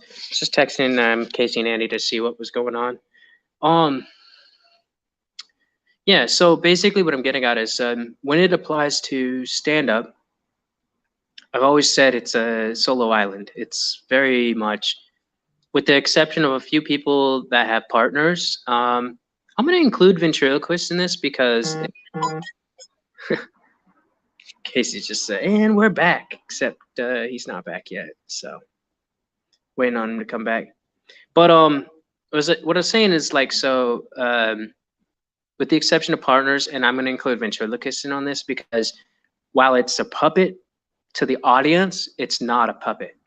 To the fully immersed crowd, a ventriloquist is actually working with a partner. And that's truth. That's just facts laid out straight. The reason that people like Jeff Dunham can get away with a lot of the ludicrous and incredibly racial heavy, stereotypical, just everything he does, which I'm not discrediting. Dunham is a highly successful person. So I really have no space to say otherwise. And personally, I know my little nephew at the very little loves repeating the lines from some of those puppets. It doesn't even care, my little nephew. He don't even care. Or cousin, excuse me. My little cousin did not even care that a lot of that stuff is heavy with stuff you shouldn't say unless you are that puppet. Because he's just enjoying the humor and he knows his mom enjoys it and it's what it is. But to round it back to what I'm saying is, personally, improv, I've always really loved and admired because when you're in a true improv environment, you have friends, you have partners, you have teammates. Basically, it's really a team sport, right? A lot of people would argue that improv is not stand-up. I would say they're right because improv is stage theater. Improv has a director, whereas when you go up and do stand-up, there's no director. That's just you on the stage performing. That's it. There's no directors in stand-up. Nobody's directing you how to perform. Nobody's directing you what to say. If they are, that's not a director so much as, let's say, like a corporate entity telling you, like, you can't say this, you can't say that, you have to do this, you have to do that. And it's all divisive of their worry and their concerns for the people that are shoveling hundreds of thousands minimum into time, like commercials and stuff like that. But what I'm getting at mostly is I perform stand-up now. I do not perform improv because I don't have a troupe. And I miss that because there's something very special about improv to me. Not just the fact that I'm incredibly talented at it, which I am, insanely talented at it. The one thing I will say about my autistic brain is that it is a device of magic and mayhem. The fact that the way that I think was naturally created, essentially, for what Andy was talking about earlier. When Andy was talking about the young kid and his joke writer and not understanding certain things, that is what autism has gifted me in a lot of ways. Is I just think, or I comprehend things not the way that what we would deem the neurotypical society does. So therefore, in my case, oftentimes a lot of my humor growing up and coming up was literally devised around the fact that I didn't realize what I was saying was so silly, goofy, or ridiculous. And I'm okay with that because I actually got along very well because of it. I just wish that I had figured out sooner how to turn that into a lucrative career, because then I might have had another 10 years minimum to get through the dredges where I'm sitting right now. You know, discover the things I've discovered, learn to tolerate the people like that I couldn't before, like just everything about it. But yeah, so that's the long and short. Like basically, you can learn to write a good joke, but nobody at all, except for you, can tell you how to be yourself on the stage. So when I say that, I mean like the audience knows, and then the only time the audience doesn't know, typically most people are not anti-humorous. Typically, the only time that the audience doesn't know is quite literally when they're dumb as rocks, and therefore it's as easy as being like, how about you, but oh, cool. We got our lovely, amazing co-star coming back finally. Sorry I left, man. In the immortal words of Nirvana, no apologies. My bad. I'm sorry that I'm not sorry. There you go. Puff it if you got them, huh? I think so, Case Man. They're good. I was just discussing the similar stuff I was talking with Andy earlier about comedy theory. So Comedy theory? I'll fill you in. So like in general, my personal belief is like no premises are really truly original. It's just simply like a modern take on an old premise or something like that. That's true. And then he used a good Louis C.K. as a reference to be like, well, so what about that? And he was talking about the thing when Louis C.K. makes the joke about eating and your body's response time. And I was saying, so in that case, the premise itself isn't original because it's going off the topic of how your body reacts to something. So that's something people have made jokes about. Timeless, I'm sure. So like my concept is that the premises are unoriginal because most people are humans and most people go through a lot of the same stuff. Do you have any opinions? Yeah. I have a lot of opinions. Specifically on that kind of topical matter? And to get more specific, we were talking on the concepts of our opinions on joke theory. You're just looking for like an original take, like your own take on it, but it's not going to be like a thing that's never happened before in the universe. Yeah. So you're on a similar wave path to what I'm saying too. Then, yeah. Yeah, we're all people sharing things. Have you ever had a situation come up where you and a comic had come up with the punchline? Like you were talking and you both came up with a funny joke, and then one comic thought like, "Oh well, that's my joke," even though you both basically came up with it at the same time. They just accidentally gave you the punchline. Oh yeah, I have had that happen with Barunji one time.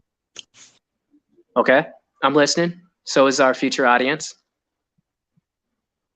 It was about fucking R. Kelly.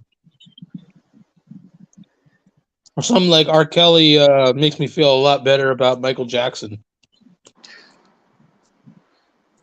I like or it. something like that. And then I heard him say it, and I was like, "Oh shit!" He said it's the exact same thing, and he was like, "Nah, whatever." Neither one. I thought he would care, but neither one of us cared. And it was basically kind of like, who can say it? Neither one of our jokes are going to sound like each other's joke anyway. We sound too differently, you know. On account of what? Just in general, two different types of people. Yeah, God, just that the way they deliver the joke. Mama's Heaven Sent looks so tasty right now. Did you get the biscuits too? Did you get those fucking honey biscuits? I got a roll. Yeah, the honey rolls are the ball. Oh yeah. Did you get any of the sides? Yeah. I got potato salad. I got corn. Nice choice. Oh, Yeah. You got the corn? Yeah. How's the corn? Oh, I love the corn. It's good. Yeah. Nice When you flaky come roll. down to LA, I'm gonna take you to Roscoe's. Oh, I've heard a lot about Roscoe's. Yeah, you're gonna love Roscoe's. When you come down to LA, we're gonna go to Roscoe's together. Roscoe's is chicken and waffles. All right. I'm down. There's a couple of stand-up mics nearby too, so we can eat and then go to a show or perform at a show. I have to find a good cheap place to live for about a week or. Check the Airbnbs, man. The Airbnbs, you can find like a decent rate for a full month, even if you talk to the right people. Oh, yeah? Yeah, Oh, usually. okay. So Airbnb usually lets you only rent for like a certain amount of time. But if you message the people directly and say, "Hey, I'd like to have a full month," what they'll typically do, and this is what I do here actually, is I pay them through a totally separate service. So I no longer like on the record, I'm not staying there through Airbnb. They just cancel out the room so no one else can rent it. And then off the record, I pay them once a month for my fees. Oh, nice. Yeah. I stayed in one in Tucson, man. It was awesome. I found it on the regular. Huh? I said some of them are really good. Yeah, I thought it was like a hotel. Then when I got there, the key was like underneath the mat, and I never met anybody at the front desk. It was basically like, nice. Go into this place with this code, you park your car in the back of this house, and then the back courtyard has this fence, and then there's like 7 or 8 different places to stay in the back, and there's like this little pool, and I didn't see any of the guests, and it was just like, oh, that's my room, don't got to talk to nobody, you can just lay down. It was just all perfectly peaceful and quiet, and I'm like 2 blocks away from the Tucson downtown area. Hold on, I got to get this thing right here. It's like a tough one. It's hard to get it. Yeah, that's what like when I was visiting LA and visiting New York. These little areas right here, when you get them in your nose, you ever get that? Where you get? Yeah, I do. I also get the acne. Sometimes I get a zit literally on the inside of my nose. I can't stand those fuckers. They're the worst. Oh, my nose has been itching. My nose has been itching. My nose has been itching me like crazy. And then I look at it and it doesn't appear to be anything wrong with it. Yeah. Like, do I have nose AIDS or fucking something? Because it's like the dust in my house or something. Probably. I don't know what's going on. Like I got cancer. Do I got cancer? No. Why don't I have cancer? So. Other people have it. Why do I not get it? What you're talking about is called your sinuses. If you had cancer in your sinuses, you would be having a lot more symptoms than an itchy nose. Yeah, I know. You're right. It's just like, what the fuck? I mean, can you imagine what it's like to have a tumor in your fucking nose? I can't understand your nose what is people mostly go through. Cartilage. So I don't even think you can get nostril tumors. I think they go deeper. Yeah, I think so too. Like, typically what you're dealing with is probably just your cilia fucking around. Yeah. And I wake Like, up in you the took morning and a I have couple. shit I gotta throw You up took it. out of my throat, like sticky shit. But when I look at it, it's not black or anything. It's just like clear liquid, like white. So it's like bile. It's like caused by too much cream or too much like milky shit or cheese or cigarettes or something. So it's like I don't know, man. A rule of thumb is if it's bright neon green or yellowish, that means you're going through something or coming off something. If it's viscous, clearer or white, you're typically fine. No. That's pretty much the general rule of thumb. Oh, and if you see any types of black spots, it's either mold or blood. Oh yeah, then And you're the dead. question is, which one do you want it to be? Because both are potentially deadly to you. But a I don't rule have of thumb either. is, unless it's blood, you're probably okay. I don't have either one of those. Yeah, you're fine. But it is annoying though. It's like something in the stomach. It's like irritation at least. Yo, did So you it's- know? Did you know that the Omicron went back to China and got ninja skills? So now it came back to LA and it's now officially a stealth Omicron.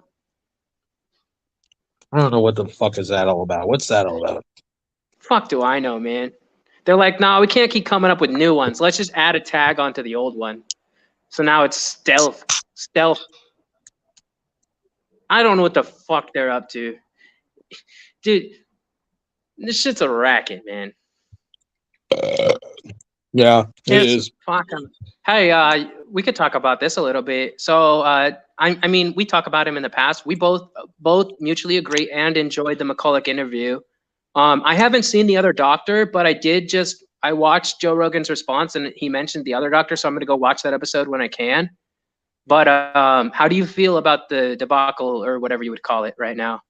Like, how do you feel personally? Like, we all know, anybody who watches knows how both of us feel about the mass unnecessary censorship in the media. But how do you personally, what's your take on the situation? Like, as far as Neil Young and Jody Mitchell and whoever else has decided, like, they're more important than Joe Rogan. Oh yeah, I don't know. It looks pretty crazy to me. That's it. I think they're being abused. Were you a fan of were you ever a Neil Young fan or a Jody Mitchell fan? I mean, they're great music legends, but I never liked Jody Mitchell. I think they're old now. They're past their prime. I don't think their brains work.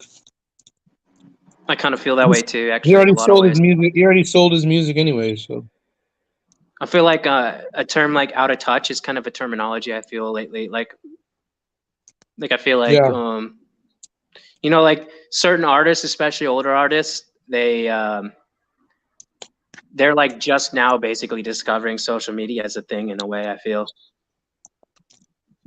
Yeah.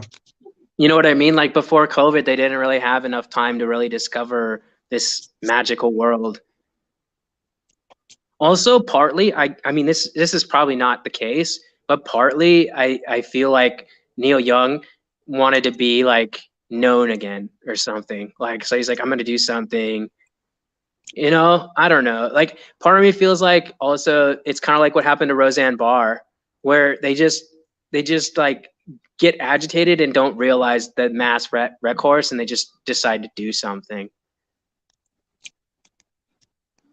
Yeah, she just got on Twitter and got a little drunk. That's all. And like, I mean, so she called some lady a monkey. Who gives a fuck?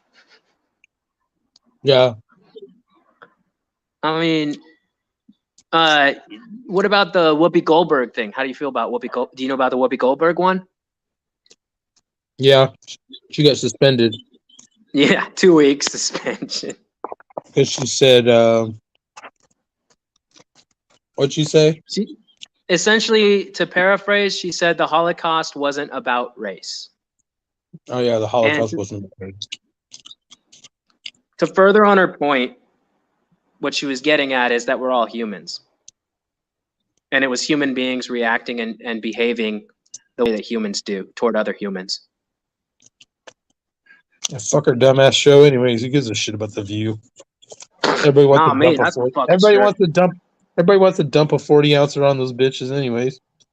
Dude, You know, The View. Did you know Joy Behar is actually a stand-up comic? Apparently, Yeah. I had She no was back idea. in the day. She was on Really? the So circuit. you've seen Yeah. you've seen Joy Behar perform, and you were like, "This is actually some good material." You know, she knows how to deliver a line and shit. When I found out she was a stand-up comic, you know who I immediately thought of? No. Kathy Griffith. Kathy Griffith. She's probably been on the show. On The View, not as a host, but as a guest, I'm certain at some point. They've been on for so fucking long. Yeah. You know, another one that was on that show that apparently was a stand-up comic, I guess, is the Meredith chick. Oh, Meredith Vieira. Mm-hmm. Oh, I didn't know she did stand up. Apparently, I've never seen it, but I also know for a fact Michael Keaton was, but I've never seen his stand-up, and I'm fucking dying to find access because I want to see Michael Keaton stand up so bad. Michael Keaton was pretty good at stand up. I know. I want to see it because I believe it entirely. Like he doesn't just have like Michael Keaton's a natural. I swear. Like I don't think there's a lot of naturals in this world, but I think Michael Keaton was a natural. I believe he's one of those guys that just knew what the fuck he was doing on stage. Yeah. And the way Norm talked about him, it sounds like I'm right about that. Because Norm was like, "You were one of my favorite comics growing up," and I was like, "Damn." What happened to Andy? Norm said, "What's that?" What happened to Andy? Where'd he go? He hasn't popped in back yet. I brought the laptop downstairs in case he did. I think his phone might have died. He just bounced. It's similar to your situation. He either might have run out of reception or his phone might have died. Because he did say he was at 30% when he started talking. Rubber. That happened. Yeah, but it was kind of fun. We had our first unofficial guest. Yeah, I got this little charger here. I think I can figure out how to plug it in. I think, that little wire. That's just a tiny little one. It's already on one, though. Fuck. None of these things ever work very good. But I think this one. Did you get a new phone yet? No, I never did. I was gonna, but I think that's part. Like I got this phone I use. This phone I use is really wonderful, and you could get it super cheap because it's like an older phone. At this point, it's considered ancient. I swear, it's a Galaxy 8, and I got it for under $300. Oh, okay. Galaxies are good. It's a really good phone. It's the Galaxy Touch too, so it's got a like little pen, so you can do little techniques with the pen if you want. Oh, nice. And yeah, because what I did is when I wanted to start kind of taking this a little more serious, which I do, I Google searched phones that are good for social influencing, and it was one of the ones that came up. Oh, okay. Like I know you like Apple better than Android. Yeah, it's worked great for me. I mean, I've been using this is my second one because the other one got screen broke. But like this thing I bought used and it's working great. I bought it off Newegg.com for like $288. Oh, okay. And I did the split up payment, so it was really only like $70 a month. I went to go buy one, but they told me I got to pay off this one first. Oh, because you're going through your service. That's the only reason. What I got was an unlocked phone. So you just get an unlocked phone that works with your service. Yeah. But I mean, if you got a newer phone, that might help with a lot of your technical issues. Like even battery life, because the older the phone, unfortunately, this is just the way it is. They designed these fucking phones to progressively get worse and worse at charging themselves. So when you say things like, "I'm not sure if it's the cord," a lot of times, especially if it's a brand new cord, it's just because your phone's old enough to where the battery is starting to hit that. Yeah. It's just what it is. I just have a cordless charger. I set it on overnight, but it doesn't charge very fast. So it seems like I never have a full charge. I know you already do this probably, but my technique is if you turn your phone off, it charges faster. Oh, yeah. Yeah. So if you turn the phone off, it charges faster. That's what I do. Yeah, I'll probably do that eventually. Oh yeah, to go back what we're talking about with Bob Saget. Do you get what I'm saying? How the energy was so much better when I saw it live. That at first I was a hater, but then when I saw him perform it live, I was like, oh, I really understand this type of comedy now. Yeah, he's imaginative. I also really, really honestly cannot say enough how surprised and impressed I was that he actually was a talented guitarist. Like he wasn't playing comedy music.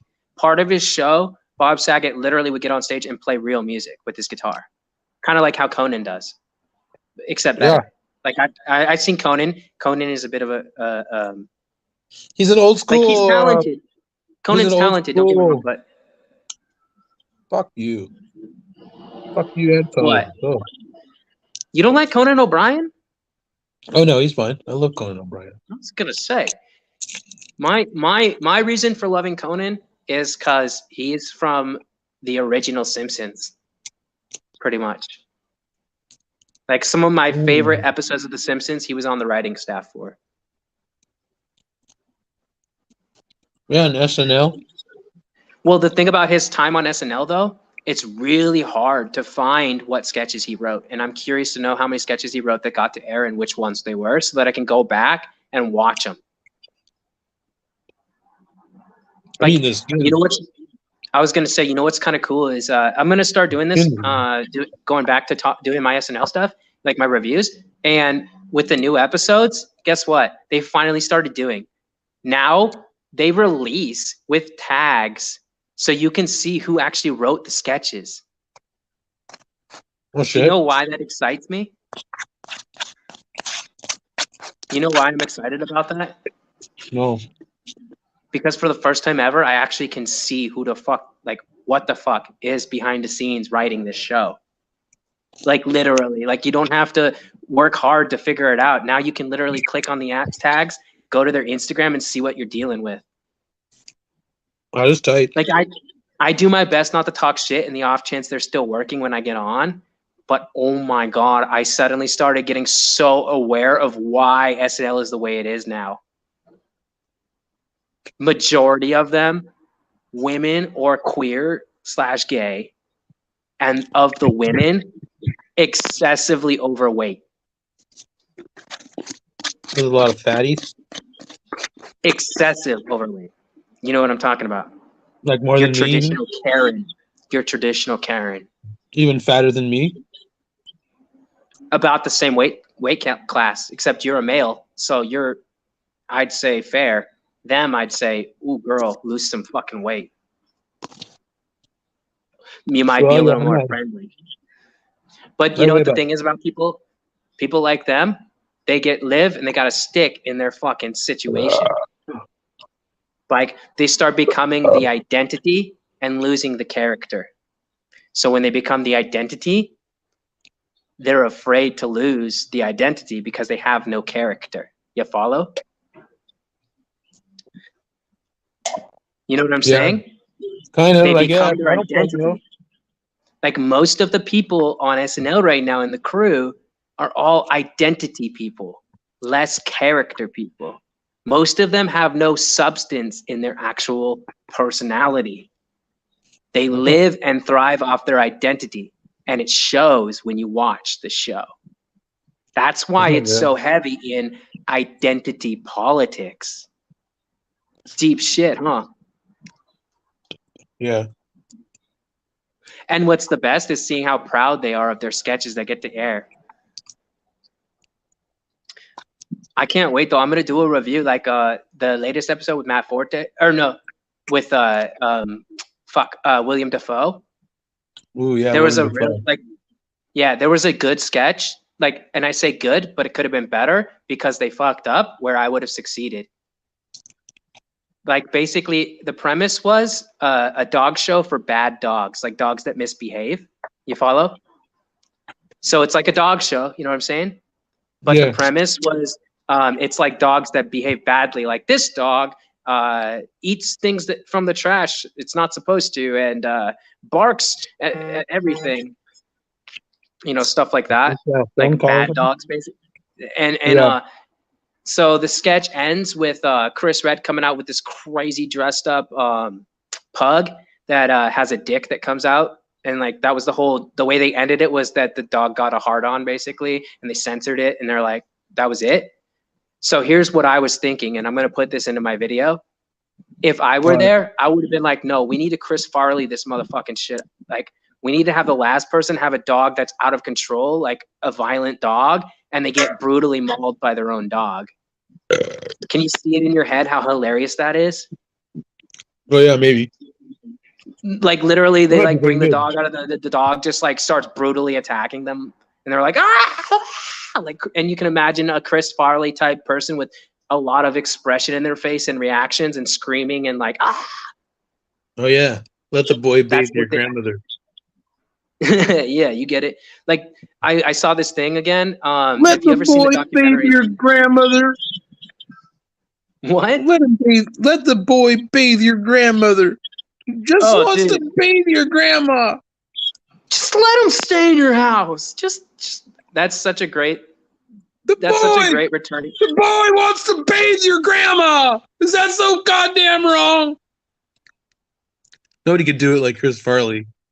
He just knew how to go over the top with it. That's what so the documentary about Chris Farley's life and stuff, where they like a lot of the people that wrote for him and stuff, they sit down and reminisce, and they're having steak dinner and everything, like his brother even and stuff. Oh yeah. And you've probably seen it, but yeah, one of the guys that wrote for Chris on the show, he mentions that he had this little thing like a Chris Farley scale, and it went from wet and loud, and he was like, so every sketch I wrote for Chris was either wet or loud, and then they show clips of examples, like, and it's literally like, you know, like I forgot, but it's such a funny sketch. It's the one like where he's at SeaWorld, and he just keeps getting huge splashed and like just getting like hit by the whale's splashes, and he's like, oh, and so it's like wet and screaming. But I think that I have the capability. I think like Emily, if anything Emily taught me, one thing she taught me is that one of the anchors of my true comedy is in when I react like that.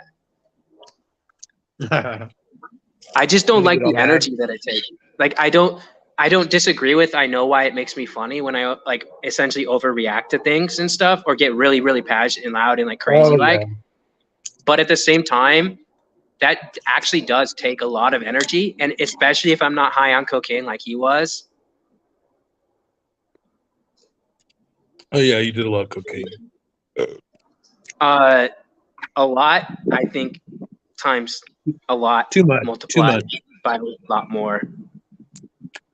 Yeah. Well, considering it's one of the things that killed him, I'd say, yeah, he might have gone a bit too far. Yeah, he was fucking off the fucking chains near the end there. I mean, just on a death wish. You know what's interesting though? You know, toward the end of his life, a big deal what happened to him was he and apparently this was like a reoccurring thing for him even when he was on the show. He just like he realized, but he never thought he was funny. And he would always be asking people like, am I good enough? Yeah. Am I funny enough? Like he couldn't turn off because he literally, similar to what I was talking about before, his identity became so like the only difference is he had character. Like I feel like most people these days especially don't have character. They just have identity. You know what I mean? Like there's such a differentiation between having an identity and having actual true character. Like, you know what I mean? Yeah, kind of. All right, I'm gonna adjourn this back a little bit later. We'll join up or something. I gotta clean up my action. Trying to cancel out the show. For now, just for now. I gotta clean up some stuff and have a cigarette. And maybe I'll join up again later in a little bit. Well, let's see. We could end this episode and stuff, and then all right, it's been good. Yeah, no, it's been fantastic. I mean, literally, we got our first guest, official, unofficial. And that was really fun, actually, having Andy on.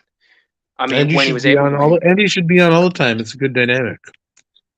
I mean, Andy, Kenny, like we have a selection of people. Like in general, like I feel like you and I have a good. See who's in there. Yeah, we have a good baseline.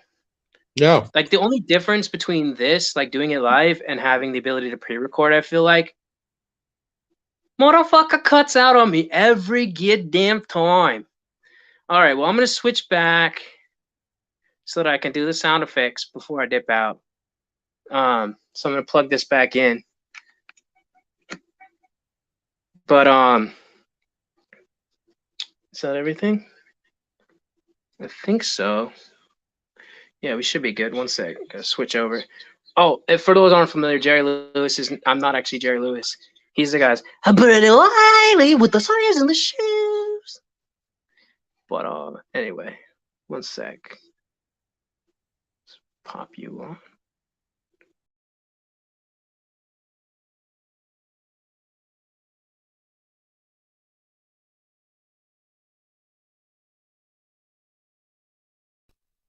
There we go. You can hear me again.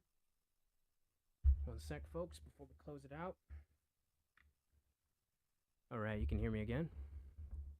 This is fun too because this is the first time that I've switched to the phone back and forth. I know it's probably too distracting for most people. It's kind of like one of those things, though. Okay, so essentially the way I look at it is, right now, I have responsibility of 3 different people for this, right? So I'm the talent, I'm the engineer, and I'm also the producer. So I have to, if I were to like be on the next level of it, I have to be the producer in the sense that I'm the one that has to make sure we have a schedule. I have the one to make sure we are on schedule. I have the one to make sure that we have promotions. I'm the one that has to make sure all this stuff is took care of. Engineering is what I'm getting at on the technical side. So if we had somebody engineering this show, they would not be on the screen. They would be off the screen, but they would have access to control the show so that I could be like, I'm going to go smoke a cigarette, and they could literally switch in and out so I didn't have to do that. So, like, for example, if y'all have been paying attention, when I went outside, I had to actually bring the laptop this time. I'm just plugging it in so I don't lose power. Another thing the engineer would do. But if you're following what I'm saying, essentially the engineer tech would be able to make sure that Andy or Casey, when they dropped off or dropped on, or any guests or anything in general, also having an engineer tech would mean that I wouldn't have to go through the struggle.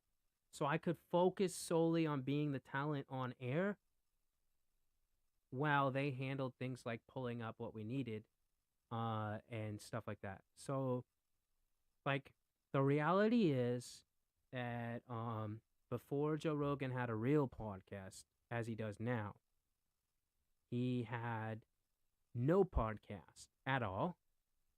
He was doing Fear Factor. He was on tour doing stand-up.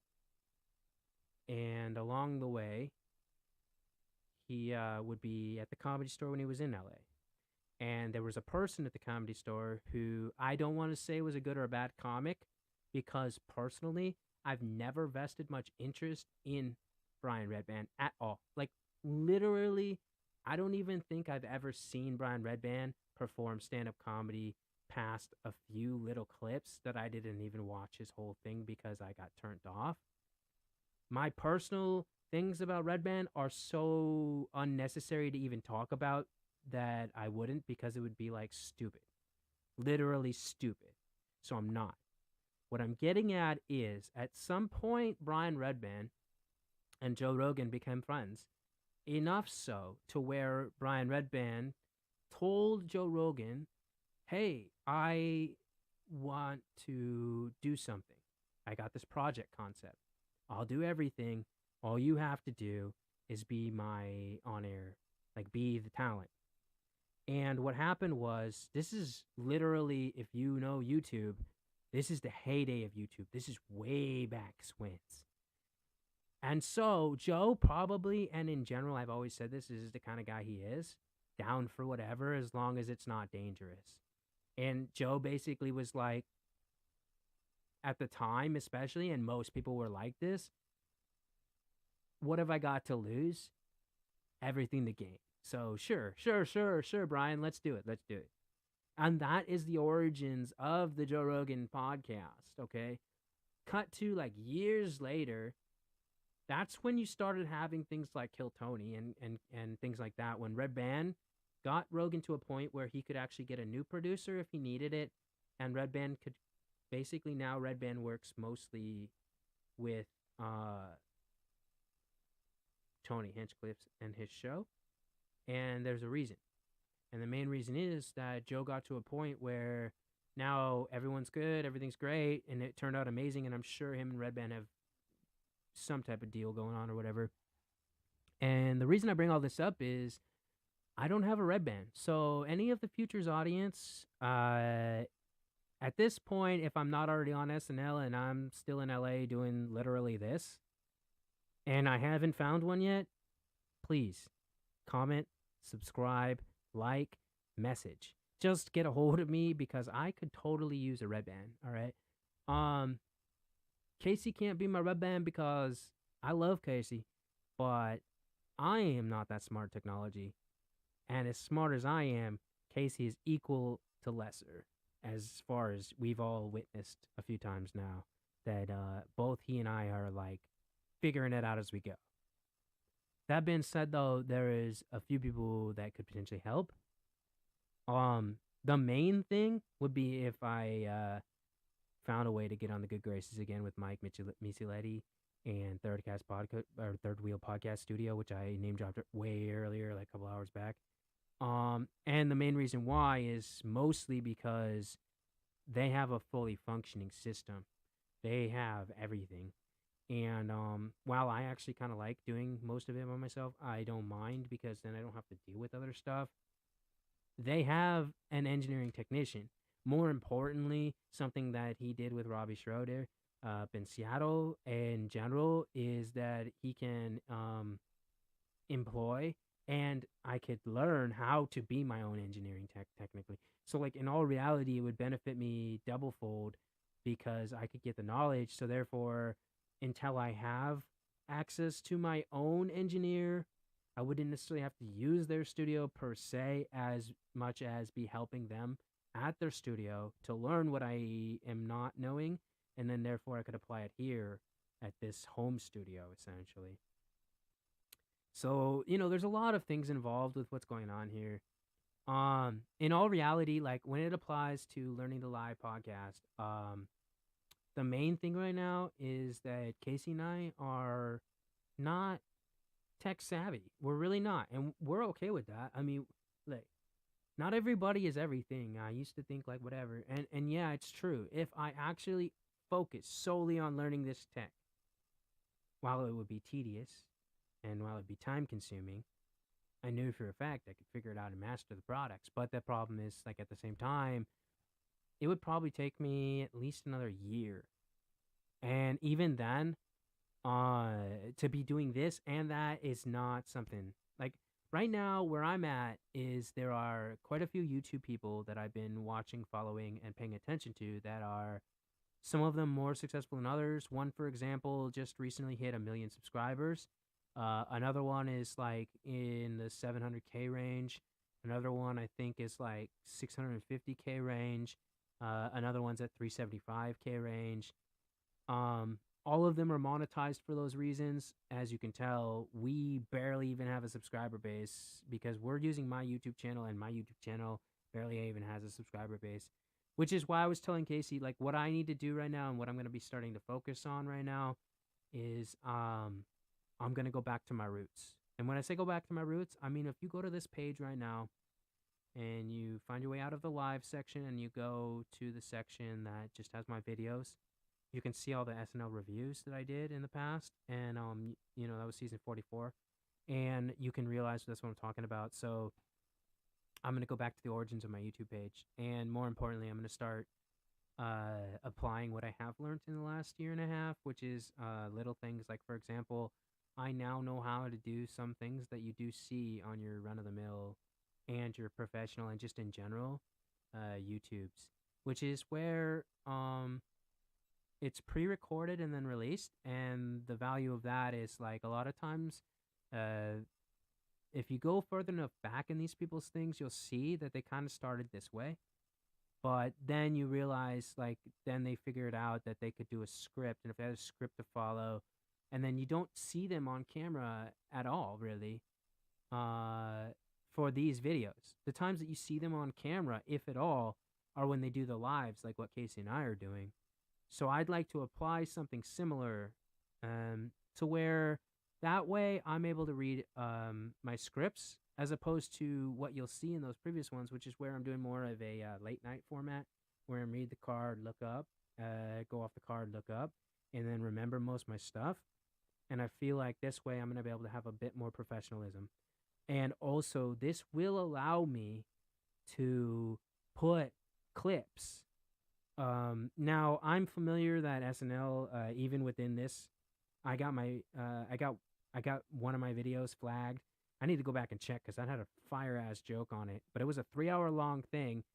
Or no, wait, the 3 hour long one that got flagged was because medical misinformation, but I wasn't giving any medical misinformation. I literally just quoted Joe Biden, literally, and within that week, Joe Biden they come out and apologize for him misinforming because literally Joe Biden was the one that did everything. It was literally the worst thing that's happened to me since I started doing this because I applied for an appeal. It was 3 hours long. Within 10 minutes, they replied, "You've been rejected from your appeal, and there's no way to reappeal." And I was like, "Are you kidding me?" You replied 10 minutes later after I applied for the appeal, and that proves to me that you did not give a rat's ass. You literally don't care, YouTube. Like, Mama Susan, it's obvious to all of us, you don't care about us. Like, people like me, you don't care about. You literally see me as nobody, if anything, the villain, because of the fact that, what? Fill in the blanks. The point is that I literally did nothing wrong. Literally did nothing wrong. And this is not the first time I've ever been in an issue like that.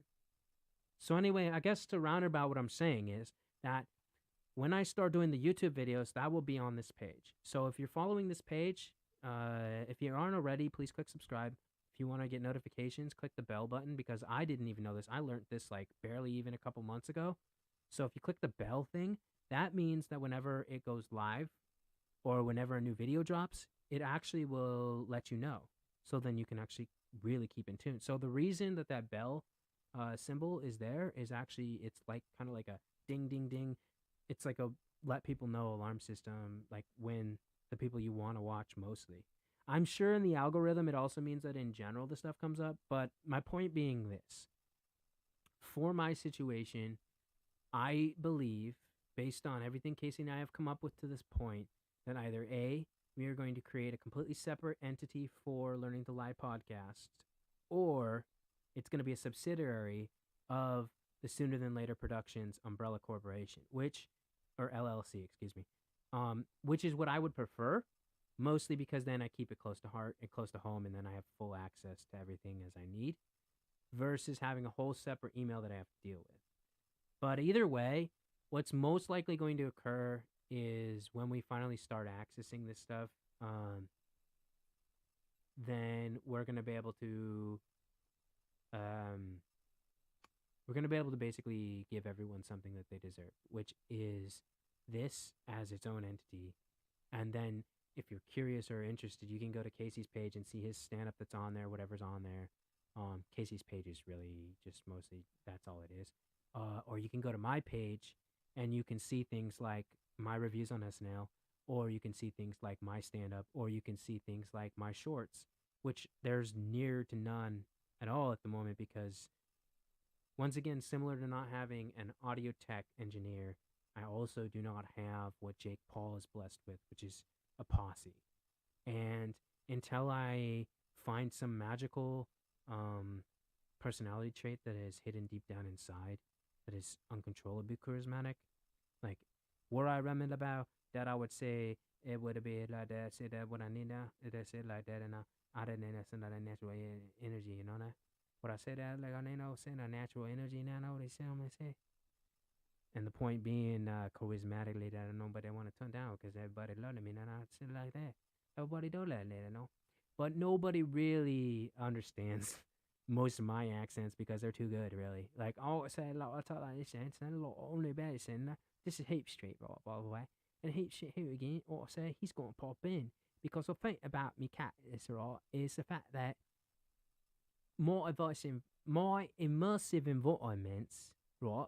When I say my, you got to understand, if I'm Heap Street Hooligan, I'm a part of it. I'm not actually the head of it. That's what we say. JDK is the face of the organization, right? And that's mainly because I am JDK, right? Well, I was joking around with James Dean until I realized how many comics in LA have JD or JP, or literally there's a James Demon. And so James Demon is the reason that I was finally like, all right, you just can't be James Dean. And the reason I don't like to go by what the J actually stands for, the D stands for David. I don't mind telling people my middle name is David, last name Cavagnac. But in reality, let's just say, long and short, if you was named something similar to Jesus, maybe you wouldn't want people to know that neither. I don't know, something like that, essentially. But the main point I'm getting at here is that in the perfect world, what would happen in the next 3 months is Casey and I would get an actual schedule. My personal preference, what I'm still working with, is I'd like for us to do this 3 times a week. And preferably, actually, I'd like to have it be at 3 different hours based on the day of the week. So, for example, I'd like to do a Sunday brunch, right? So it would start around maybe as early as 10 in the morning and go till 3, but not that long necessarily, depending on the audience, depending on the show itself or whatever. And the Sunday brunch would have specific topical matters that we would discuss in the similar thematic environment. Then I would like to have a Thursday, I'm thinking, would be a good night or day, which is what today is, Thursday. And it would be like a Thursday afternoon slot or something, maybe, potentially. And then something like maybe a Tuesday night or something like that. Like, I don't know, like ideally, I've been told, especially when I had the blonder and, you know, shorter hair and stuff, that I have a very fun demeanor. Like that I'm the guy that if I'm doing YouTube and I'm selling myself and I'm becoming popular, that I have like that persona that's like, hey, what's up, guys? How you doing this week? Are you doing good? I'm doing good. We're all doing good. Even though it's terrible outside, it's sure good inside. Speaking of inside, let me give you some insider knowledge about all the coolest clubs to hit this weekend in Los Angeles. You know, stuff like that. So that would be something that where I would want to drop every Friday around the time of like 5 p.m. So people would watch my stuff right before they went out for the weekend, or they watch my stuff because they can't go out for the weekend, so they want to live kind of vicariously, if you will. So if you follow what I'm saying, in the perfect world, 3 days a week, Casey and I would be doing these live casts. We would ideally have guests, at least 2 of the 3, if not all 3. At the bare minimum, I'd like to have a guest at least once a week. If it's as simple as Andy, or as complex as like if I manage to get like Joe Rogan and he's like, "Yo, what's up, dude?" And I'm like, "How much, man?" Shit, dude. Last time I saw you was that Valentine's Day show back in 2009, I think it was, man.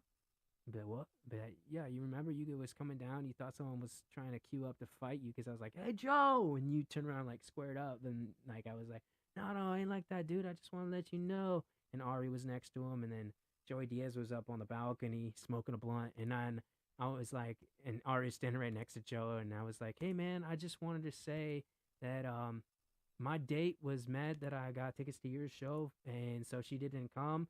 And I was like, whatever. And I enjoyed the show. I wasn't expecting to enjoy it, but I really enjoyed it. And then when I said that, like, and I shook his hand, and the only thing I tell people this all the time, the thing that I remember the most about Joe Rogan when I shook his hand is that he had gorilla hands, like gorilla mitts, like insane. Just biggest, strongest, thickest hands I'd ever seen. Like, it was crazy. It was like shaking hands with a gorilla. No jokes. Just straight humor in reality. But I remember specifically, and I'll never forget, Ari started busting up laughing because that shit is funny, especially to his buddy. And anyway, like, that's back in the days. But my point being, like, a high profile celebrity guest like Rogan, right? That's, but ultimately what I'd like to do is I would really like for this to be its thing, where Casey and I do this and we successfully find the pace. So, like, the Sunday brunches, we talk about maybe weekend review, maybe have a brunchy type theme where we kind of channel our inner white girl, drink mimosas together, and just like, hey, girlfriend, joke around, have some fun with the brunch theme. And then, like, our Tuesday show might be like preparing for hump day. So we might talk about things like relationship advice, or we might talk about things like tips for if you're single and want to mingle, or like maybe personal failures that people can learn from. Like, in my case, like, I got plenty of those when it comes to like online dating apps and stuff like that. Like, I definitely have learned quite a few things through the years about that. And then, like, the other one would probably be like what you witnessed today. It's like, come hang out with us, come talk smack, come talk about current events, talk about comedy theory with us, stuff like that. Because, like, in general, I definitely have a lot of knowledge to offer. But as you noticed earlier today when Casey was on and Andy was on, both are very intellectual, intelligent individuals. And especially in the case of with Andy, I hope you all enjoyed that. If you enjoyed it, make sure you click the thumbs up button, because, barely anyone does. And if you didn't like this, and if you don't like me in general, click the thumbs down. Let me know you hate. Because, like, otherwise, why you wasting your time, bro? Why you wasting your time, sister? Like, in general, why you wasting your time, tranny? Why you wasting your time, anybody, unless you're going to put a thumbs down? Let me know you hating. But more importantly, put those comments. Put those comments. Let me know why you hating. Because then, you know what? Maybe you get inside my head. Maybe I will change it around. Maybe I will quit entirely because it was so powerfully influential, which I don't think. And I challenge everybody who wants to hate on me. Go ahead, give me your worst possible comments. I guarantee you can't face this guy. I'm a brick wall and use putty. That's right. You just slapping against the wall. Nah, all right. Now I'm asking for it. No, the point is this, okay? My entire goal, the only thing that I care about, is getting cast onto SNL. That's it. That's literally all I care about. The only reason I live in Los Angeles, paying more than I should for this room, paying more than I should for everything out here, just in general, living in LA for no reason at all, other than and only for the chance to find my way to SNL. Now people be like, well, why not New York? Look no further than the snowstorm this past week and realize that that's the same reason also that I didn't go to Chicago and audition, which I would have succeeded at, and become a part of the Second City crew. And most likely, I would probably either do the traveling crew, so I get to see different states, and that's a real, truly blessed experience to perform improv in several states. But with COVID, I can't even imagine how it's going down with that. I don't know. But I would also consider like being a hometown player. But either way, Second City all the way out of Chicago. But the same reason I'm not in New York is the same reason that I'm not in Chicago. And that's actually two reasons. Number one, I'm closer to Seattle here than I would be on the East Coast and or the Midwest. And number two is because it's so cold, so much snow, so much reasons. I don't care how much I love the food. I don't care how much I love food. I don't care that SNL is located in New York, and therefore people try and attempt to explain to me that you are dumb to be in LA when you should be in New York where it's at. Nah, that's not how it works, because in LA, how many people from LA ended up on SNL?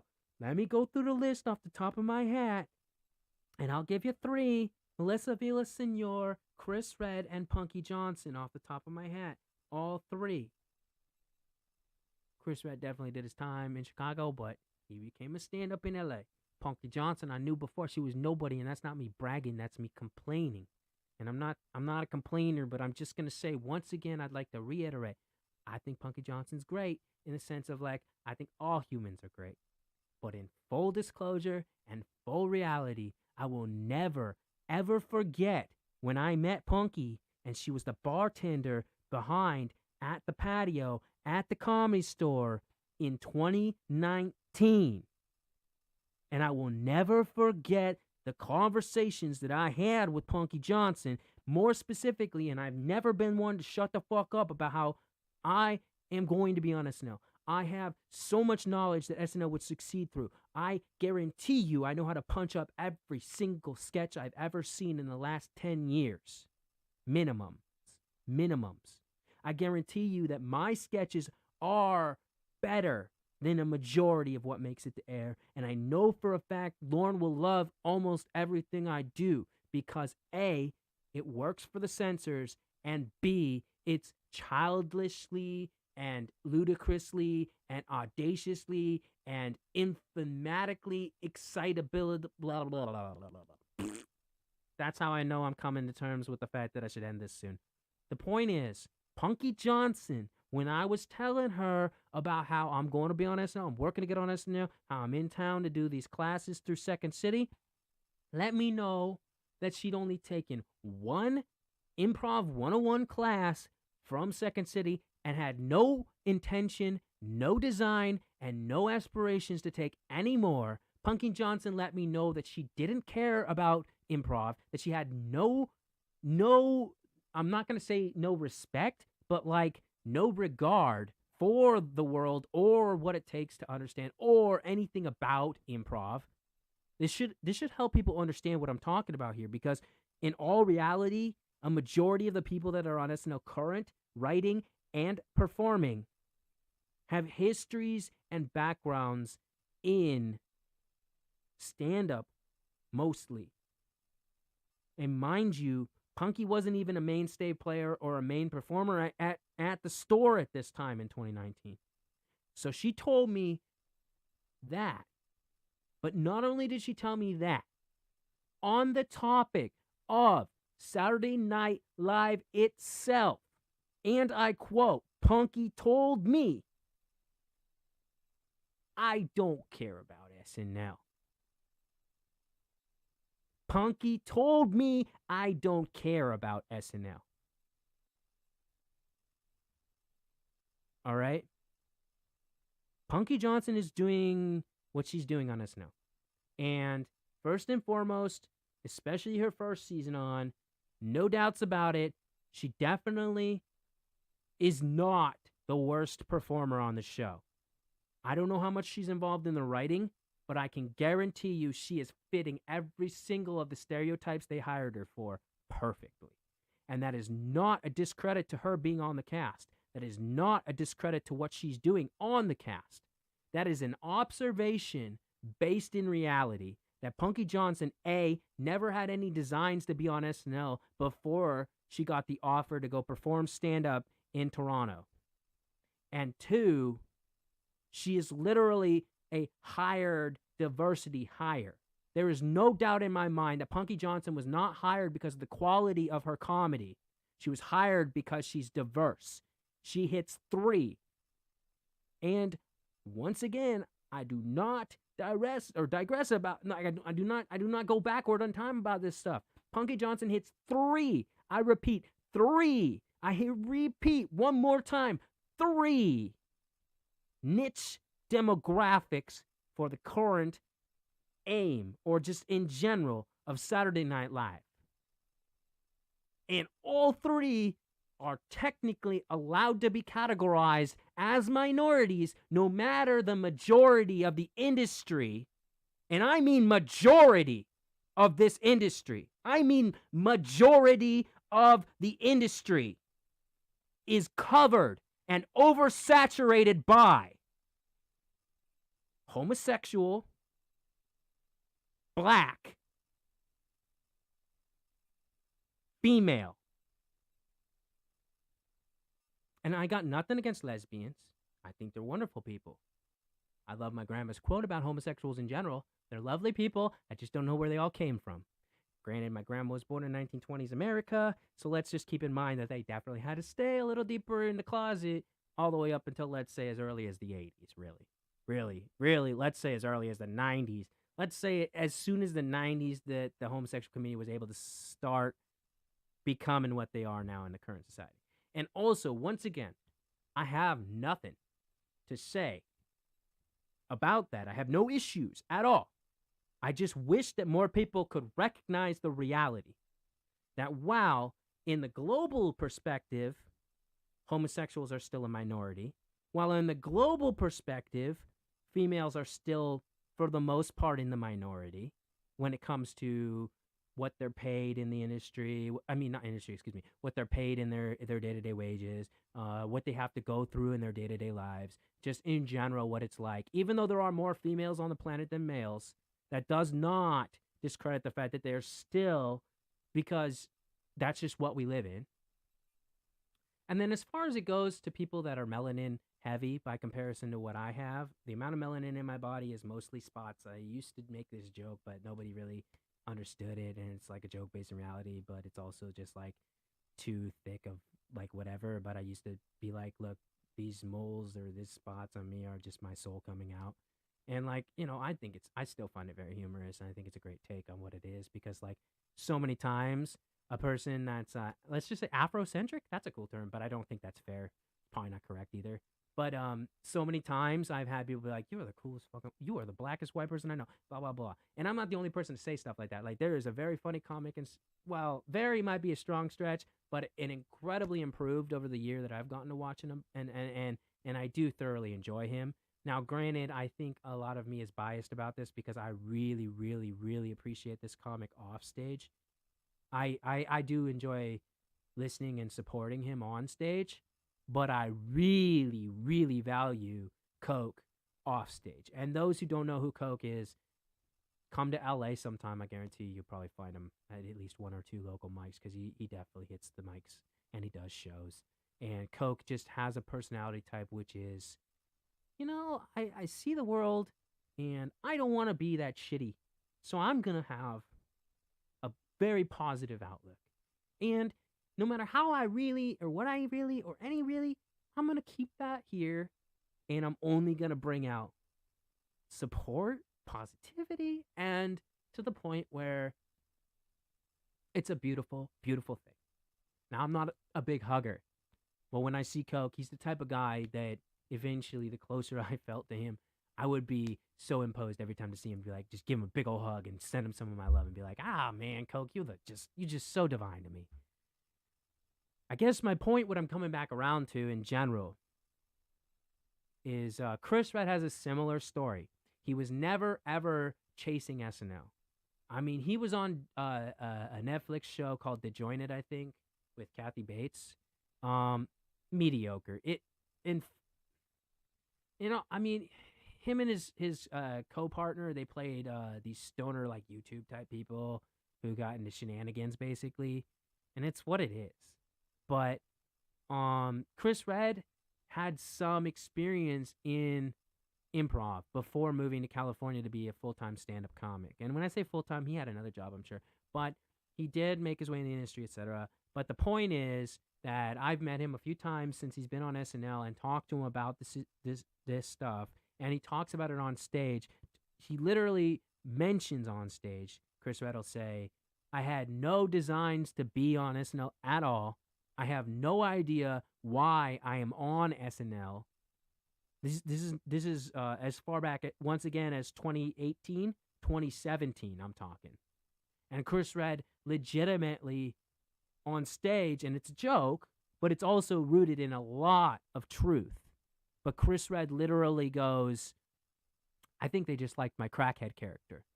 And more leveling to said joke, which is heavily rooted in reality, Chris Red says, the funniest part to me is I had literally just created that when I was in LA because I seen this crackhead and he was just ridiculous to the point of I had to make jokes about it. So all I'm getting at is the power of improv is, let's say you take that character, right? When you have improv and you're doing characters on improv, what you are capable of doing, and more so if you're following the Second City style, in a lot of ways, what happens is that sometimes it would be a one and done, but it would be loved. And sometimes it would come out in rehearsal and it would be loved. And it would be to the point where then what they do, other than their shows themselves, is they actually write sketches. They actually write sketches for what would be called typically the review format, which is basically you have improv sketches intertwined with actual sketches that are written, which are based on improv, literally based on it. And what I'm getting at is said crackhead character would suddenly now know more about what it is, who it is. See, it's one thing if I just randomly do a voice and I just start, what's up, everybody? Hey, it's nice to meet you, buddy. It's a whole nother thing when I take this character, like, but now it's not just a voice, okay? Next thing I know, it's also I have this posturing, okay? Because I've been on stage, and now all of a sudden I'm kind of like a human T-Rex cyborg type thing, right? And then all of a sudden now I see like I can be like a robot a bit. And then next thing I know, the next time I'm doing this character, suddenly I have a designer. He was my mother and my father. His name is Dr. Robogod. And I call him RoboGod, and he says, don't call me RoboGod, my name is Todd. And I say, I am a robot, you are my God. You see what I'm saying? That was just an example, and I literally just did all that off the top of my head. But the point is this, I have several characters.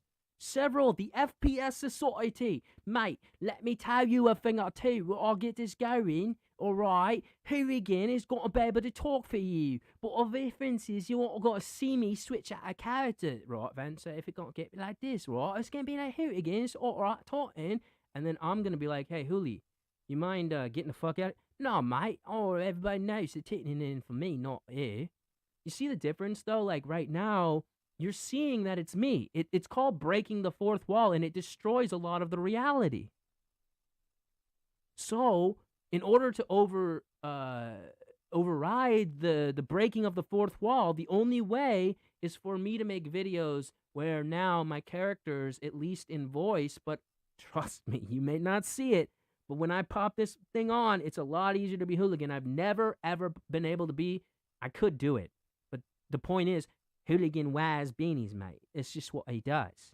And it's, in full reality, it's mostly because in my head, Hooligan always has a short shaved head.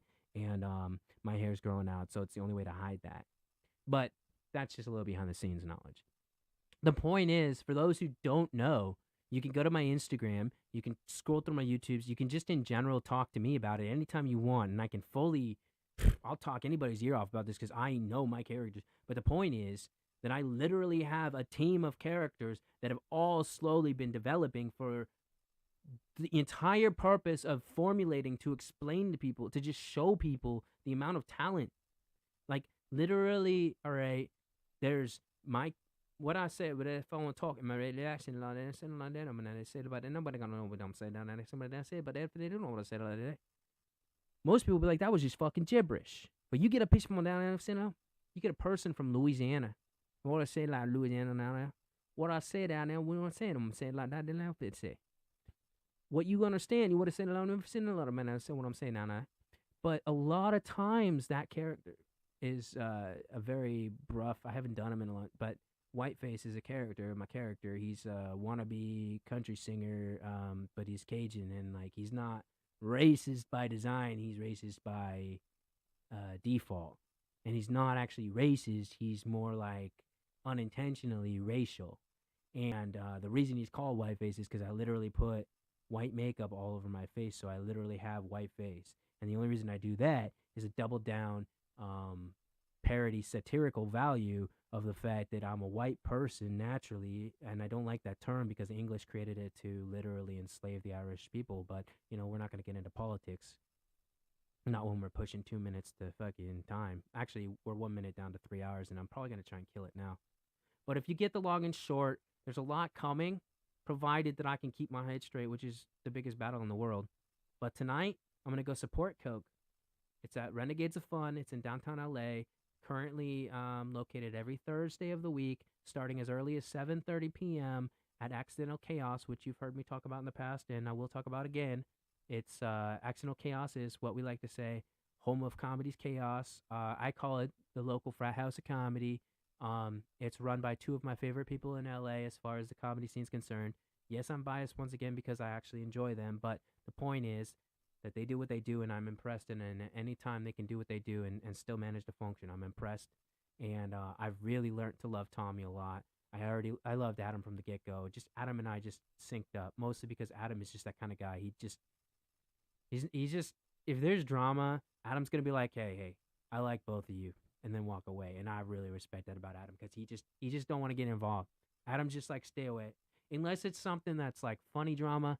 Adam's just gonna be like, nah, hey, I'm not, don't involve me, don't make me decide. And I really like that about him. Also, he's one of the only people in LA I know that loves college sports more than the people that I know that love college sports. And in general, I really like the facts. Like there are many. I could go probably a full half hour talking about all the reasons that I really value Adam Smith as a comic. Not so much as a showrunner, not so much as a venue owner, but literally Adam Smith as a person and as a stand-up. And long and short of that is I've literally watched his material and his performance and everything about him improve greatly. Like, improve so amazing. Like, I cannot tell you enough how much I can tell Adam loves comedy. Adam cares about comedy, and he doesn't simply go up on stage and bleed the mic anymore. Like, when I first started seeing Adam on stage, he would suck the energy out of the room. He would get on stage and just suck the energy out. Now, that ain't how it rolls. Adam will go up in dead space and bring energy. Adam will go up in a room and he will amplify energy.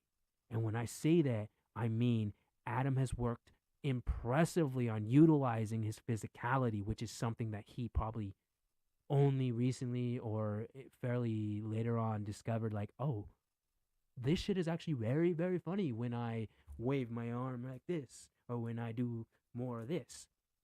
And when he was first talking about his mom and his family, he wouldn't use the thicker Asiatic accents, even though, and I know this now because watching his stories on Instagram, his family actually does have the thicker Asiatic accent because of origin, right? But the point is that now he does, and it amplifies his comedy because it's one thing when he's talking about his mom talking shit. It's another thing when he's going, my mom said, you're not very funny, Adam. You're not a funny guy. It's way better. Like, and I cannot amplify enough. Like, accents are not a crutch, all right? Accents are a tool, okay? And some people abuse tools. You know what I mean? Some people use a fork on everything, when in reality, you can't eat soup with a fork, okay? You just can't. It's impossible. You just cannot. But some people will force that fork into that spoon mode and just try and shovel it in and take it by the licks, even though they're not going to get a lot of soup, okay? Some people abuse tools. Some people misuse tools. That's just what it is, all right? That's why sometimes people be like, you're a hack. And you go, okay, well, how am I a hack? And they can't tell you for shit because it's not because they just know in their head and in the sense of whatever. But in full disclosure, an easy example of a hack type situation is a comic that lays heavily into accents with very limited material. And it's easy to do, but at the same time is so far from true comedy, and you're never going to find yourself on stage. You're never going to find your voice on stage if you're constantly doing jokes that are only funny. If there is an accent, man, overrising, like, and I understand that. The same thing applies for what I do now and again. I know how to draw a laugh from silence. I know because of improv. I know because of experience. Same thing applies to me and even my voices because I know from experience. I know from improv. Literally, these are things that I've learned over the years and experienced and produced more of. And the reason that I'm looking forward to stuff like this is because I need to work on my actual like impression work. My character work is slowly coming to the front lines of where it's supposed to be, whereas my impressions are sour. I'm fully capable. Like my one good friend, who's not mentioned yet since we started doing this, but Derek Hubbard. I probably shouldn't say his full name, but in all reality, if someone wants to look him up and mess with him or whatever, go for it. I mean, whatever. But he's got nothing to do with this other than he's a good friend of mine, and we've known each other for years. And when we're on the phone and I'm just doing a one and done, or I'm talking to him about an episode and I use the voice of the character, oftentimes he'll be like, dude, that sounds just like Ike, or dude, that sounds just like Cartman, or whatever. That sounds just like.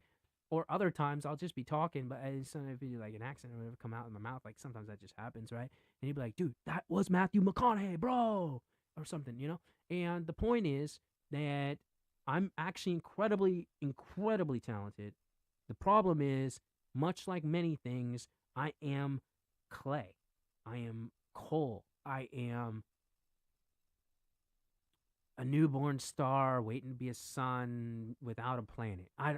The metaphors go on and on and on. I am the paper and the pencil and the stencil, but not the art yet. You know, I'm not the master I would like to preferably be. But a big part of that also, once again, is because I do not have an improv troupe. I do not have a collective of people that I can work with and work alongside, because the one thing that I miss more than anything on this planet, the one thing that I miss so much in my life, and I cannot say this enough, is improv. Because the one thing I know for a fact, the one thing that always and forever will be true to this day, is that while sometimes the audience members are the same because they come back again and again for more and they love it, and so many times I must say, my favorite part about that and in general is how often when I would get off the stage, that the audience members would come up to me and say, you're the funniest person on the troupe. And I would just simply be modest, but in general, I would say, thank you so much. I hope you appreciate the fact that I'm only as good as my team, and they all did a wonderful job. And then they would usually reply, no, I mean, they did wonderful. I love that, and I'd be like, great. As long as you respect and understand that, I'm grateful to be the person that you like the most, and I hope to see you again because you're one of my favorite audience members. Now, granted, every audience member is my favorite audience member, so some might take it too close to heart and not realize. And I do have a story about one particular person who literally followed me across states. That's kind of the reason that people are like, why do you go by so many names? It's like, because, you know, I kind of have a history where when people knew my actual, like, government name, they were capable of Google searching certain things and, like, you know, database mining, etc., and then literally following me back home to Washington during a break and, like, literally showing up, and then it's literally like, what are you here? Like, do you have a job, a business? Like, why are you... And it was weird and very, very scary. And it was a female. Either way, the point is, the thing I miss so much is that a lot of the games, right, especially the ones that I was put in the most when it came to performing, especially the ones that I loved the most and enjoy the most, were games like where you actually weren't doing characters, you were doing specific character or specific celebrities. And the thing about that is, even if you're bad at it or completely trash at it, improv requires two things. Number one, most important, yes and, which means it doesn't matter if you can do it well. It matters that you do it, period.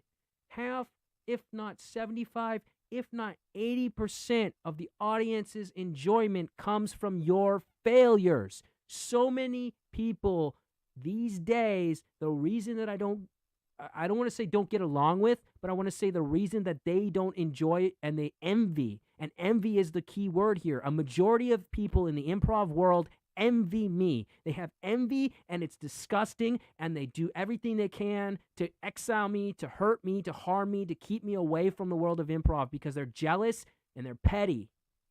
And the main reason why is because they are so envious of the fact that even when I fail, I succeed, because for whatever reason, and I already know why, if you want to know why, it's very specific. The same reason that they're doing this improv is to steal laughs from the audience, to feed their own ego. It's not to help the audience with laughter. It's not to heal the audience with laughter. It's to steal from the audience. And if nobody understands how passionate I am about the difference between make someone laugh and help someone laugh, allow me to reiterate the difference. Those who choose and do to make other people are forcing and using force, and have no desire, nor design, nor understanding of the importance and the truth of real comedy. Versus those who choose and do and wish to help the world heal through laughter. And if you don't understand that, I can break it down simply. You have Jimmy Fallon and you have Robin Williams, two distinctly different comedians with similar careers and profiles, with many exceptions. But the point is this: Jimmy Fallon is a thief. He goes on stage to steal from the audience. Jimmy Fallon is an egotist. Jimmy Fallon is a person who is fake. And now, that is no discredit to his talent. Jimmy Fallon is certainly a talented person. Jimmy Fallon is, in fact, more talented than I am when it comes to musical comedy. He is capable of playing multiple keys. I'm not jealous or envious. I guarantee you that I could be that way someday, and I truly aspire and will be as talented as he is. But the difference between Jimmy Fallon and Adam Sandler is I would rather be more like Adam Sandler, period, across the board, no matter how I feel about Adam Sandler's films in the current life and whatever. No, when we talk about SNL specifically and Adam Sandler's musical stuff on the show, etc., and the fact that Adam Sandler only broke when Farley, his very close and very loving friend, knew how to break him. See, people do not understand how serious I am about this stuff. And then when I get like this, they get scared and they run away like little bitches. They get scared and they run away because they're afraid of passion like mine, because they don't have that inside them. And then there's the ones that really respect, admire, and look up and actually really, really get it. And I love those ones. And those are all the best types of people. Because I am there is no way to turn me away from this. I've never met Jimmy Fallon yet. But when I do, I'm going to be exactly what I have to be. But I'm going to make sure he understands. Because there is a huge difference between what he did and what Adam Sandler or anybody, actually David Spade, like anybody. Because the difference is Farley knew how to break his friends and Farley broke his friends. All right? Something that you have now that you never really had back then, for the most part, is off camera, people are doing things intentionally to fuck up your performance and have you break. And that is such a fucked up cheating thing, and such a thing that is unnecessary. And another reason why, in my humblest of opinions, though I cannot say it humbly, SNL is not doing as well as it could. It's because of things like what Jimmy Fallon started. And you can't stop the fucking fire that he lit, basically. But Fallon is known for intentionally breaking on camera. When you intentionally break on camera, you're stealing laughs from your audience. You're stealing laughs from everyone. And the reason I know this is because people in the improv world find humor when you fail. That is facts. But the difference is when you intentionally fail and you intentionally break, what you are actually doing is A, showing you have no confidence in the script. B, showing you have no confidence in your ability to handle any script. C, showing people that you're a failure and you're not good. Period. You watch the 90s SNLs, and you see how many times Fallon breaks, and you tell me if you can't understand what I'm saying. Because then you go and you watch Adam Sandler do his fucking damnedest not to break. And you can see that Adam is really doing his damnedest not to break. Same thing with Spade. But when you watch Farley, slightly on camera, but you can barely see what he's doing, slowly moving his hand toward Adam's cock, intentionally knowing Adam's triggers, knowing that at some point Adam will not be able to handle the homoeroticism involved with getting a hand so close to his cock by a good male friend because of the fact that that is literally something that is real. I am one of those people that is on a similar network, but I'm a little more comfortable with on-screen kissing other men and just in general, like gayer stuff. But it's mostly because of training. I have trained for years not to break. Because I respect the character. I respect the script. I respect the scene. And most importantly, I'm fucking talented. So the point I'm getting at is, I can't even remember. The main point I'm getting at is, Chris Redd, Punky Johnson are two examples of people that are currently on SNL that by no means wanted to be on SNL, by no means sought to be on SNL, by no means would ever have been on SNL otherwise. Whereas me, sitting in the dredges now, going through the fucking network now, moving to LA now. Who am I? What am I? That's a legitimate question. Who am I? I'm a nobody. And then people get thrown off or upset, egotistically speaking, when I call them a nobody, not realizing that I myself am nobody.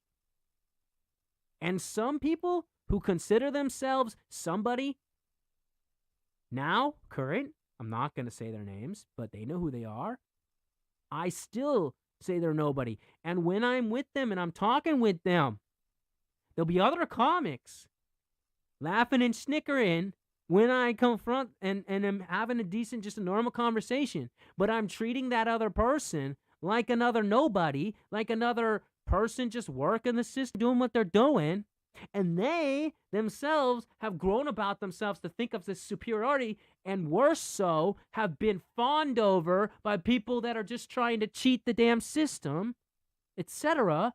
Look, when I finally have people giving me my dues, it's not going to go to my head. The reason why is because I've spent so much time right here in this slot. The reason why is because I know bullshit. And I know when people want something from me. I can sense it. I know what the fuck is real, and I know what the fuck isn't. The reality is that as I get bigger, fuck, shit, cock, suck, right? No, in all reality, what I know for a fact, and I came to terms with this the other day, once again, to remind myself and reiterate how all these LA comics fawn over Punky. Oh, I remember seeing Herdy stand. Or all these comics say things like, yeah, I got Chris's number, or yeah, I hung out with Chris, or yeah, Chris used to live at my place, actually, yada, yada. When I'm on SNL and these motherfuckers are name-dropping me like, I remember when he ba-ba-da-ba-da-ba, I'm going to give them a big old one of these motherfuckers. I'm going to give them a big old one of these motherfuckers. I'm going to make sure the world across the board knows that ain't a single one of them people is being honest or real. I'm going to make sure it's known that those are the same people that gave shows to people who no one's ever heard of because they stopped performing comedy years ago. And I'm talking about because in foresight, in the future, for the future's audience who's currently watching, whether I'm a success now when you're seeing this, or I'm on my way to the rise, or maybe I'm just still in this same situation. Who the fuck knows? Who the fuck cares? Except for this one fact. I'm autistic as shit when it comes to things I'm passionate about. Unfortunately for me, I do not forget. And I know, and I remember, and I slowly watch piece by piece all these people who are noobs as fuck. People who come around during COVID and are People are on shows who just got to LA, for Christ's sake. It doesn't fucking matter. I'm not Kenny Lyon, as much as I appreciate and value him, and I'm grateful for him in my life. I'm grateful for everything he does, and I'm grateful just in general. Kenneth Leone, a.k.a. Kenny Lyon, is definitely somebody that I am a proud and appreciative and supportive person of in general, because of the fact that I understand a bit of what he goes through. But at the same time, I'm not him. At the same time, I have funny fucking jokes. You heard earlier my one-liner, and Andy laughed. He's like, is that yours? No one's ever said that? Like, that's a good one. I'm like, yeah, I know. Thank you. I have fire fucking material. Like, more than ever, my shit is getting better and better and better and better, because now I'm starting to write that shit down. And now I'm starting to fucking practice that shit on other people. You know, now I'm starting to fucking collect and conquer all that stuff like a champion would, because now I'm starting to realize, like, look, man, the clock is ticking. The next season is pumping around the corner. You yourself have been promoting being on season 48. And guess what, bruh? Season 48 is right around the fucking corner, bruh. Think about this, bruh. I'm pretty fucking sure season 48 is right around the fucking corner, bruh. I know for a fact I'm behind the turntables of love, baby, bro. I know what's going down, and that is you are a big fucking failure, bro. You are not going shit, bro. You got kicked out, exiled, and banned from the Groundlings, bro. You remember last year, bro, when you was doing your shit, bro? Come on, man. You remember that? Because I cannot forget this shit. I cannot forget the shit I'm passionate about. I will never forget that instructor's face. I will never forget that instructor's bullshit. I will never forget the fucking students. And I will never forget the way that Groundlings handled the situation. And I certainly won't forget that I was on a diversity scholarship for my autism. I certainly won't forget how the Groundlings behaves. I certainly won't forget that. And the one thing I gotta say, to this day, this still goes without saying. I know for a fact, because of the fact that I didn't use my name, I used my name, that I can still get into Groundlings if I want to, and I have every device not to, device not to want to, or however that terminology would go, get into the Groundlings once again, but this time not online. This time in person. Because I'll tell you for a fucking fact, 3 things.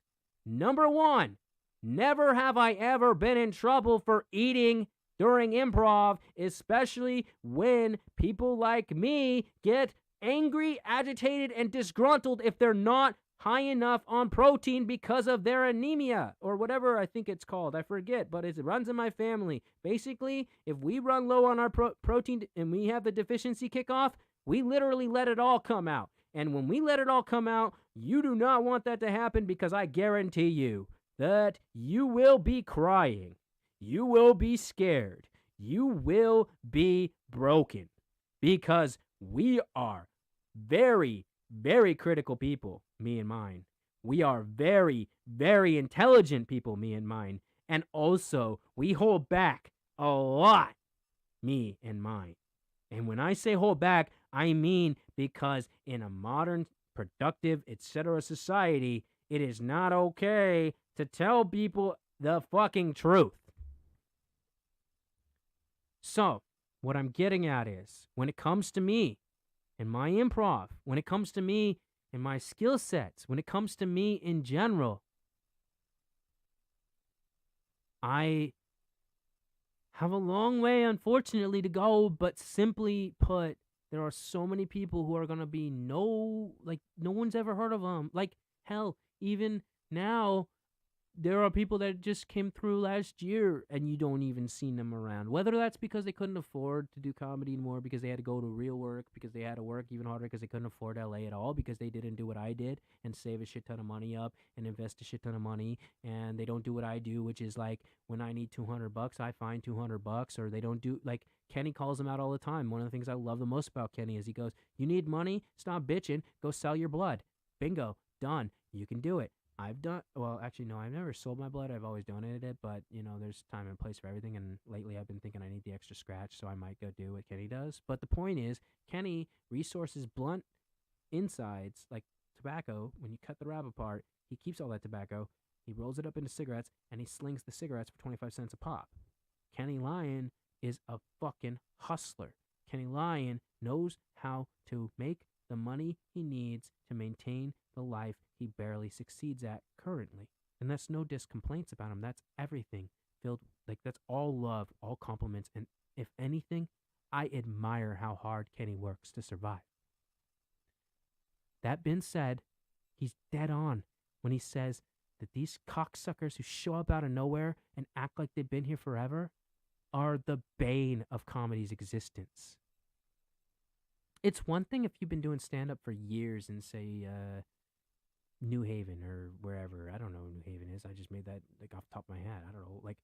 Look, if you've been anywhere except for, let's say, Philadelphia, Boston, New York, Chicago, L.A., and Texas, anywhere else, and Arizona. If you've been anywhere else and doing stand-up for years, you have no comparisons overall because a majority of those places barely have any access to local mics, and the ones they do is minimal, and even then it's not what it is, could be, or should be. And that's no discredit to all the other states, and there's no discredit to the world around. Fuck, man, I fuck sure. In general, I mean, Ireland has comedy, obviously, but I don't know. But the point is, right, that they show up, and it's like they're getting shows and stuff, and look, I got a joke right now. I'm gonna tell it. I'll tell it. It's a pretty simple joke. Basically, it's playing into the fact it goes like this. Okay, I'm just gonna tell the joke. I'll just perform it real quick. I'll perform it like it's stand up, right? It's doubtful anyone's gonna deny me this fact. We're living in a terrible age right now. We are living in an age when a girl comes to town and tells you, I've been doing comedy for 3 weeks. And next thing you know, she's on 3 shows. The point is, that gets laughs, by the way, especially from the local scene, because a lot of comics fucking get me, especially comics that get me. The point is, it's not a rip per se. If you're funny, you're fucking funny. But in full reality, most of these motherfuckers ain't funny. They're getting put up for other reasons. Mainly, let's say, the potential draw they have. But do you know how many times in the last 6 months, outside of the stand-up, out in the smoking section, if you will, or in the gossip monger section, or just in general, when you listen, and that's what improv taught me to listen more than anything, I'm telling you, and I listen and observe, right? How many times you get look, it's just like the rock scene, okay? You got a band coming to town, and you're going to put them on your show, and it's great, and whatever, yada, yada, you're going to help them out. And then they bitch, and they bitch, and they bitch. There was nobody in the audience, there was nobody in the house. And it's like, dude, how many people came to see you? How many people did you bring? Oh, that's right, nobody. How many people were there? 5? Yeah, but guess who? Oh, I brought those fucking 5 people because I was putting my show. You should be grateful at all. But they're not, right? Comics the same way. How many times have I heard this same old poor-ass, bitch-ass, stale story? Oh, I put such and such on my show, and then they didn't even show up. Meanwhile, I'm sitting here going, I hear your pain, but I also want you to understand that unlike that fucking piece of shit, I'm a goddamn professional. You put me on your show, I will show the fuck up. You put me on your show, I won't simply show the fuck up. I will show up earlier and go around the blocks looking for people to hustle into the fucking show. Because, not just because I would like an audience, but because the show should have an audience. If you put me on a show a month in advance and give me enough time and give me tickets and give me things to hustle about the show, do you know what I'm going to be doing? If you give me posters, I'm going to be slapping them all over places on the fucking boards and on the pillars and everything. If you give me fucking stickers, I'm going to be slapping them on the fucking stalls, and I'm going to be slapping them on the fucking walls and everything. If you give me fucking tickets, I'm going to be fucking passing out the motherfucking tickets, telling everybody, this is the shit. Come to this show. I am a fucking hustler, baby. I'm a fucking hustler. But more importantly, I'm actually funny. I actually have the context involved. I actually have the timing involved. I actually have the structure involved. I actually have actual fucking jokes. And now this sounds like egotistical bullshit, but in all reality, I don't get on stage and just go like, fucking, can you believe you know, like jerking off and like did a skinny like man, I was it. How many times do I have to hear what in my head sounds like gloating when any comic gets on stage and says they're in a relationship? Do you know how, as a person that's perpetually single, whether they want to be or not, that sounds? It sounds like, fuck you, give me your girlfriend. Fuck you, give me your ex. Fuck you, you're a piece of shit because you couldn't handle a relationship and now you're on stage putting a woman down when in all reality, whatever, fuck you. I don't fucking care about the fact that you're shitty at relationships. I care about the fact that for every shitty relationship you're in, I'm getting fucking no privilege in the sense that, like, shit, give me your fucking girlfriend. Give me that fucking girl in my life. And I guarantee you that even if she's a crazy bitch, she's going to be a crazy bitch that doesn't want to get away from me because I not only know how to fuck, but I know how to cook. I know how to have a girl laughing because I'm fucking great. I love having a good time. I know how to make fun of myself. I know how to help her learn to love herself. I am not a piece of shit. All right? The point is, females are just as guilty every time. Like, dude, just the other day, this girl, I'm not going to name drop, gets on stage and this is considered a joke to this girl. And mind you, this is one of those girls I'm joking about that literally is getting fucking shows every fucking week. Every fucking week this girl has shows. I'm like, who the fuck? How the fuck? I've heard her fucking shit. I've heard her fucking shit. I've heard her fucking shit so much. So much. The little difference this time. Now she's got a boyfriend. Well, good fucking for her. I actually know, in all reality, anytime a girl who previously was telling jokes about how much she hated being single and now has a relationship, I'm happy about. Until this, her current relationship is her punchline. And her punchline is actually that he is making fun of her. That's not fucking humor. It's not. Like, this fucking current relationship this girl's in, she's like telling us, the audience, that this guy tells her that basically her pussy is an uninviting environment. That's not a fucking punchline. That's a piece of fucking shit that you shouldn't be fucking dating. Don't fucking put yourself down like that. Don't belittle your fucking self. Especially not when A, you're of the same bloodlines that I am, of people who, yes, we thrive in suffering, but also we should fucking have some damn pride in ourselves, in our genetics, in our superiority, in the sense that, like, you know what? You know what? You know what? You know what? Let me tell you a little story. Now, the point is, I'm not going to get political about it, but England still is not absolved, as far as I'm concerned, of the shit that they put the fucking Irish and Scottish people through. Anyway, the point is that this girl is in a shitty relationship and she's making jokes about it while maintaining shitty relationship. Meanwhile, I'm in the audience, single, making my jokes about how pathetic it is that I'm single, looking the way I do, but I can't like brag too much about how I'm attractive, about how amazing I am, because nobody in the audience wants to hear you talk yourself up, period. So instead, I had to be like, all right, cool. So then how do I punch around? How do I make this funny? Oh, I know. And then now here's some more of my material for everyone to enjoy, but basically it's like this. I got a problem. That always gets laughs. Now, let me ask you a question. Should I stop saying it because it's guaranteed to get laughs because it's not supposed to get laughs? It's actually, if anything, the laughs mean that I have to pause and it cuts through? Or should I accept and realize that, first and foremost, self-deprecation, key. Second and surmost in general is like, hey, you know what? Laughs are better than no laughs, period. And then finally, also, it gives me the privilege to learn to wait for laughs and listen for laughs and helps in my long run. The point is that I start the joke by saying I've got a problem, which in general is just You know, that's where humor lies, you know.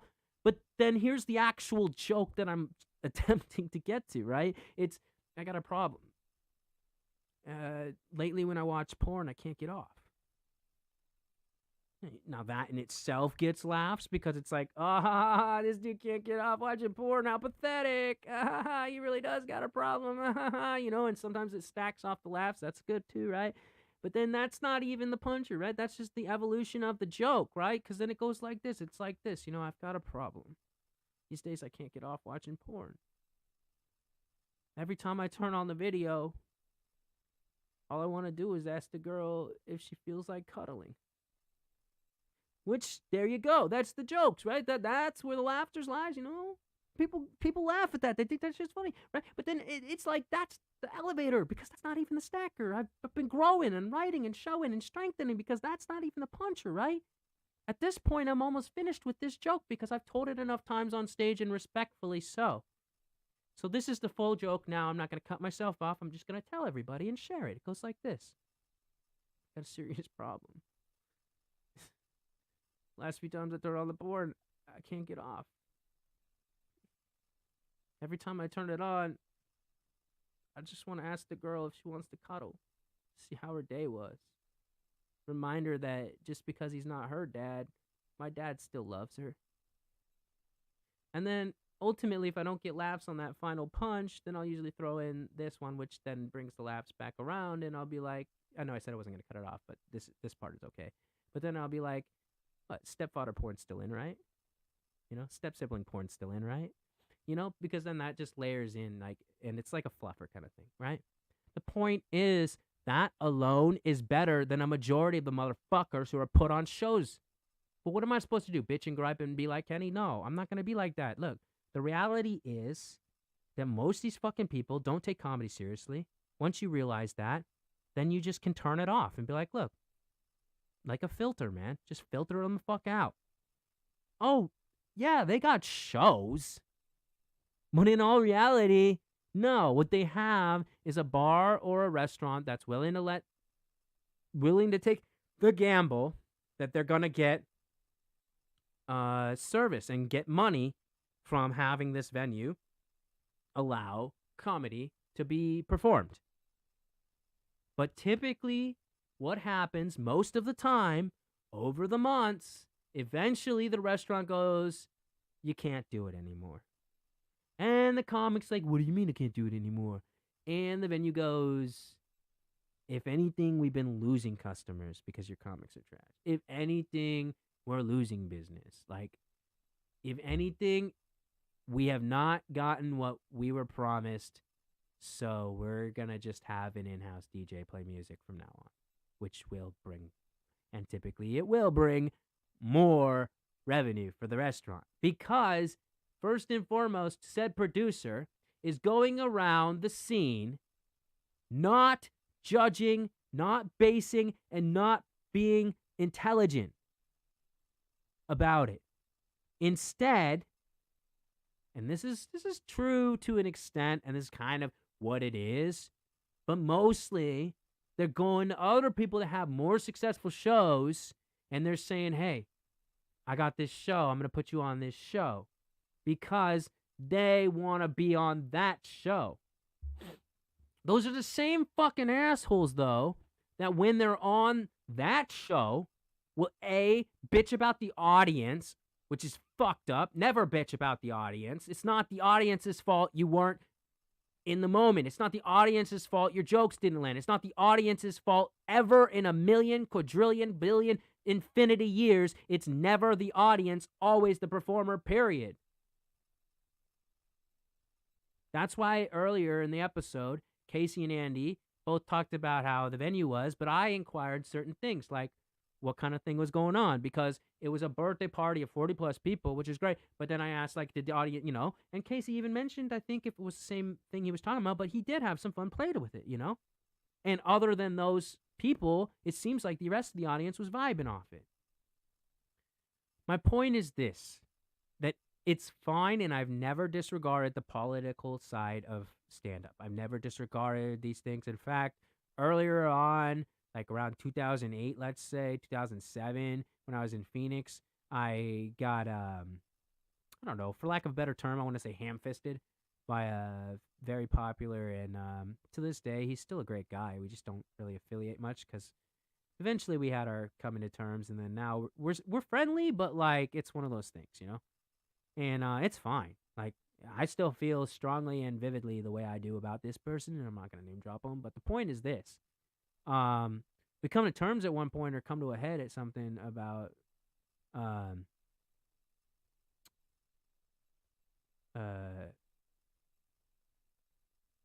fuck me. All right, you know what? I'm just gonna end it here because I went 30 minutes longer than I wanted to, 40, and in all reality, like I'll check the algorithm. I don't mean bothered lately, but I feel like most people aren't like if you like.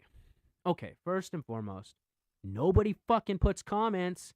I ain't seen nobody fucking putting comments. No, nobody for the most part's putting a thumbs up.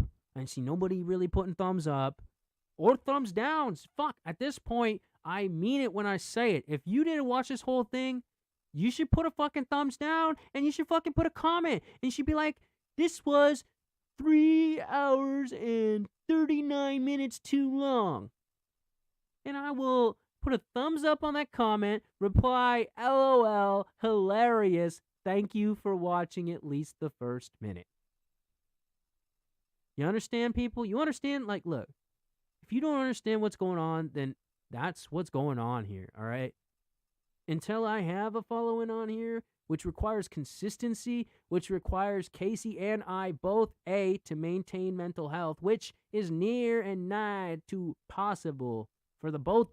If it's not him, it's me. If it's not him, if it's not him, it's me. If it's not me, it's him. If it's not him or I, it's both of us, because we're two critical thinking, older school, if you will, as far as length time of existence, straight, cis, white, gendered, etc. males. Profile the fuck out of us, as everyone is so obliged to do these days, without a lick of common sense about all the shit that Casey's been through in his life, or all the shit that I've been through in my life, and a majority of which we don't bring to the stage, we don't bring to public, we don't bring to the forelight, because you know what?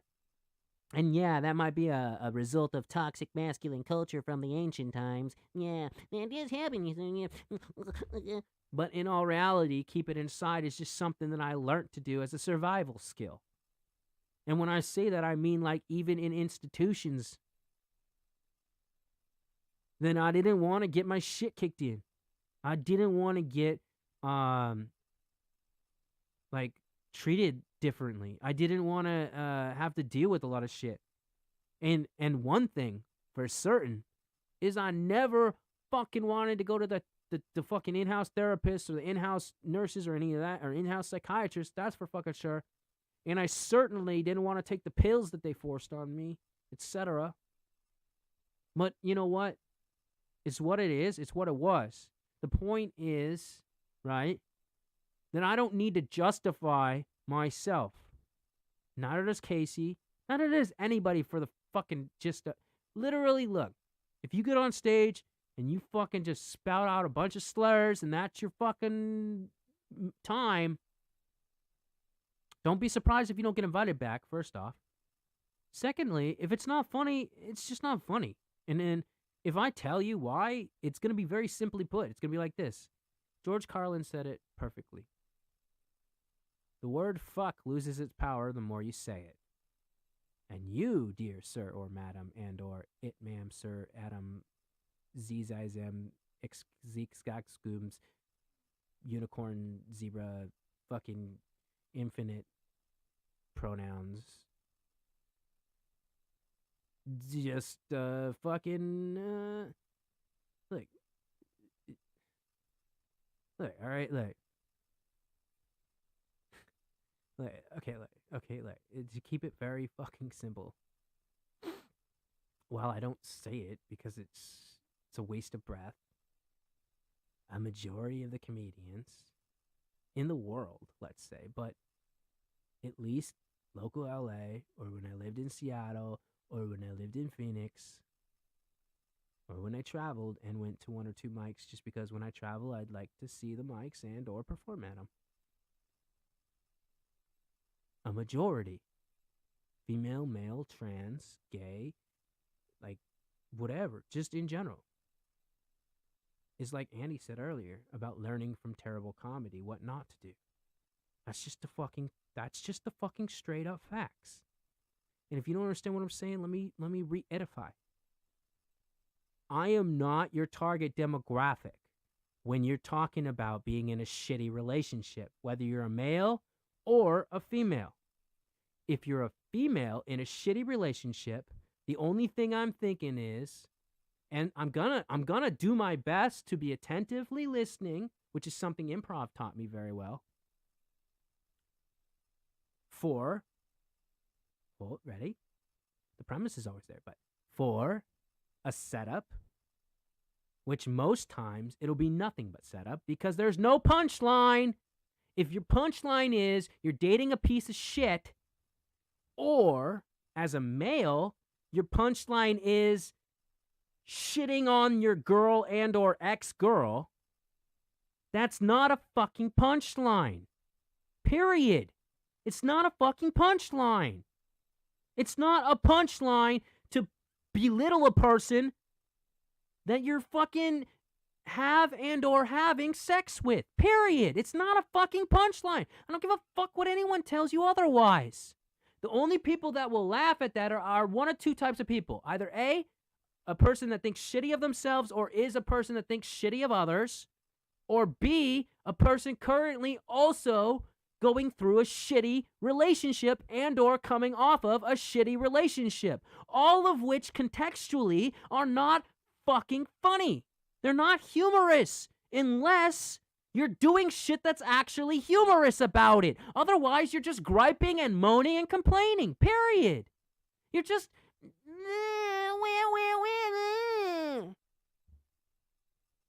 Misdirection includes things like this.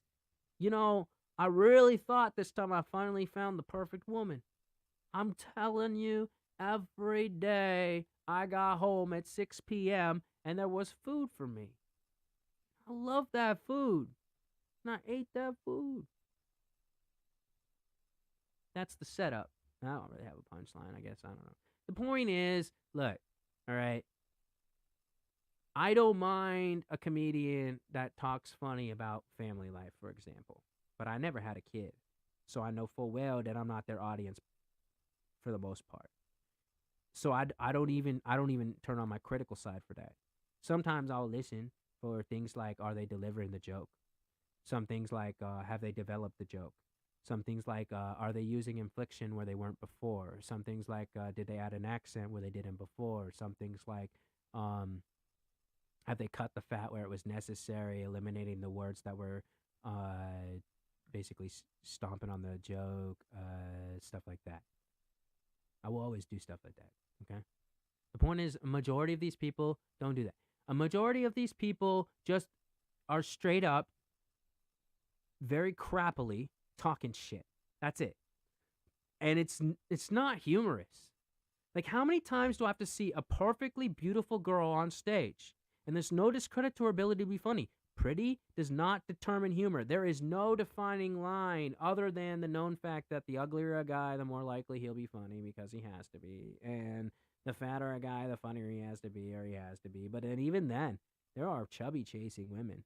And at the same time, as it applies to females, unfortunately for them, the more beautiful you are, the more likely guys are laughing. But the more likely reason that the guys are laughing is not because you're funny. It's because they want you to think that they enjoy you. Because the more you think that they enjoy you, the more that you may or may not give them the time of day. And the more you give them the time of day, they may or may not be able to slip their way into your DMs, which then may or may not lead into them having sex with you. But ultimately, at the end of the night, what really usually happens is at some point when you figure it out and you tell them you're not interested, then they become bitter and engrossed in anger. And then when they're engrossed in anger, next thing you know, they're talking shit about you behind your back and slowly dismantling into anything that you've grown to succeed at before or later. But at the same time, if they're a failure themselves, then all they're going to really do is just more of the same old bullshit.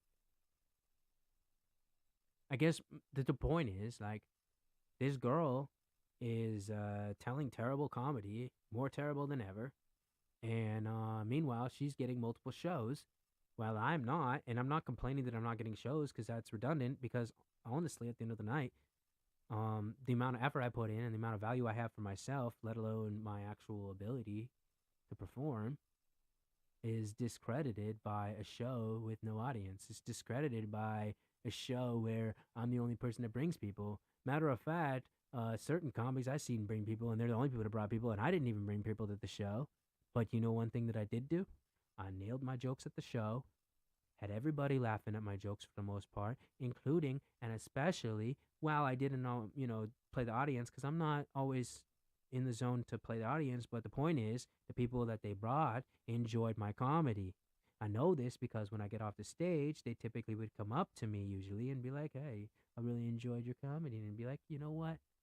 I'm so grateful to hear that because you were our only audience tonight that isn't a comedian or a musician. So thank you so much for staying through the whole show. Thank you so much. I'm glad you enjoyed my jokes." I learned long enough time back now not to ask them what they liked the most because most people don't retain that because it's hours and hours and hours. But well, not hours and hours. I mean like a 3 hour show. But either way, this is pushing on 4 hours. Ain't nobody watching the whole thing. That's kind of my point here, though. Like, if you're anything like me, fuck, man. You know what I do? Even with the 4 hour cast like this, I just listen to it in the background. I might pause it and come back to it. I might never come back to it. But ultimately, like, anybody that values this stuff, like, really does, then I fucking love you. Like, I think it's the greatest thing in the world. But I really, really, really wish that more people would actually be, like, commenting and let me know what's good and what's not good. Like, you know? But whatever. I mean, I can't control what others do. And I don't know when I'm going to accidentally say what's right to trigger the world to come at me. And then if it's full force agendas of negativity, I will come back being like, wow, wow. I am so grateful for all these extra views and attention because up until now, nobody gave a fuck about me. So thank you. But otherwise, I'm going to keep doing what I do because I don't care about your opinions about my opinions because I don't know who you are. And even if I did, unless it was something where I actually was wrong, to which I am open to always grow from, most likely I'm just going to be like, whatever, you know? Anyways, I don't know. I got to get back to whatever I got to get back to. Most likely, I'm not going to lie, Pokemon Arceus. Oh my god. But actually, I finally hit a point, so it's actually okay. So when I first started the game, really didn't like it. Really didn't. Way too long on the tutorials, for example. Way too long on a lot and so much of the game is like you walk and you talk to a person, but it's like how many times am I going to talk to a person and get them be like the same quest, different Pokemon? So it'd be like, I came from this place with a really unique smell and I really miss it. Any chance you could find me this Pokemon that has this blah blah blah?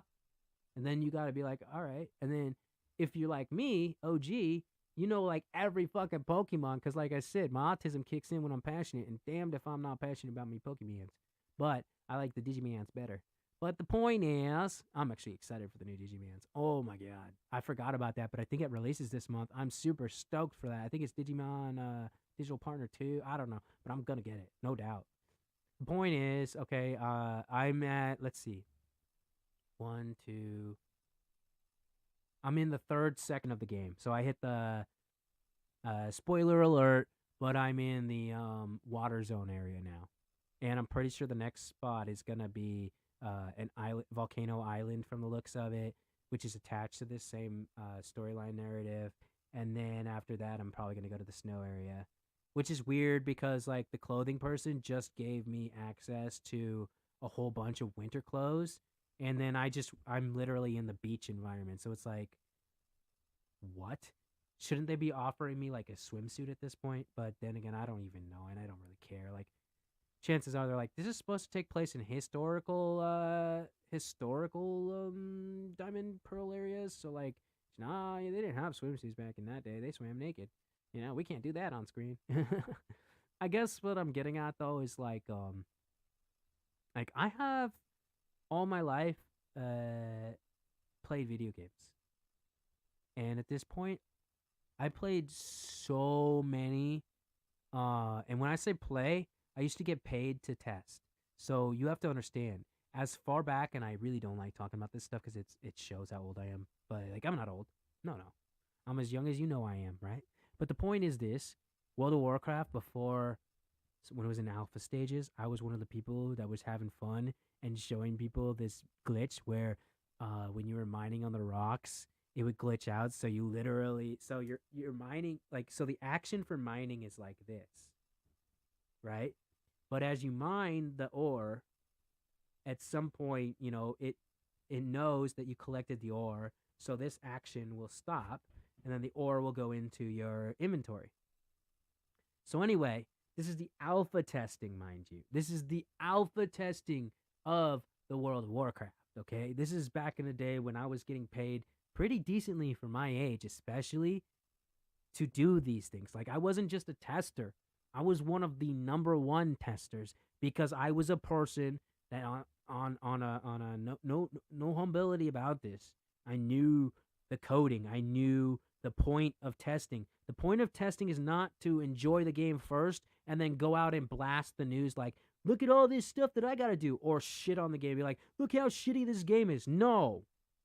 The true responsibility of a real tester is, and especially if you're pre-alpha, if you're in the actual testing, which I did testing for several Microsoft games back in the day, like Flight Simulator, this one game where you're a rock climber, another game where it was way back. It was like the original 3D type games where you're on a hang glider, all those type of games, is you literally get assigned one specific part of the, you're not allowed to go and have fun and explore the game. No, you find, you specifically are supposed, you find a glitch, like you find a bug, you specifically find it.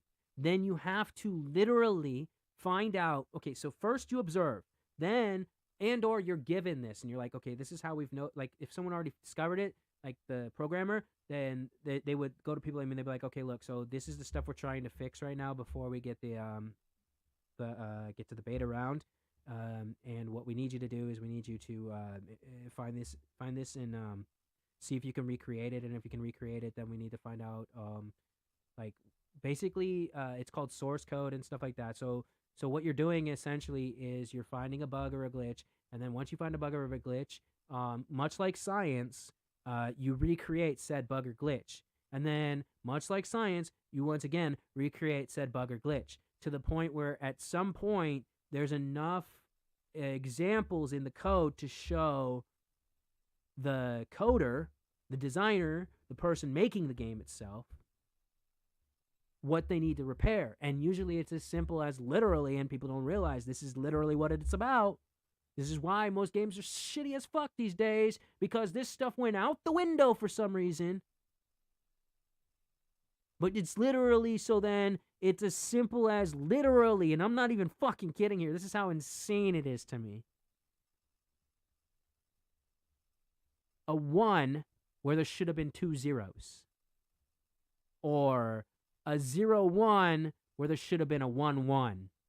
Or somewhere in the code there's a literal period dot decimal. Do you understand? Like, most people don't get this, and most people don't care about this stuff. But I was a very seriously paid, and like, I loved doing it. I loved it so much until World of Warcraft.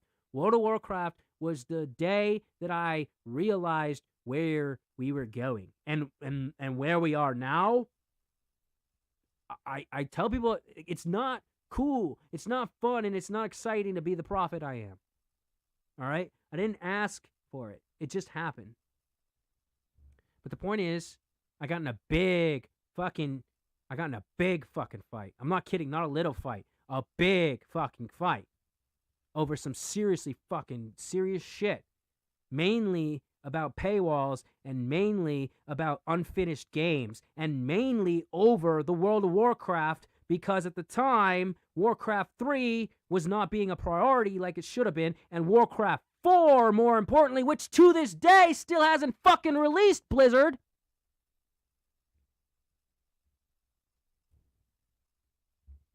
The day the world ended, for me, in a lot of ways, was the day that pay, money, pay.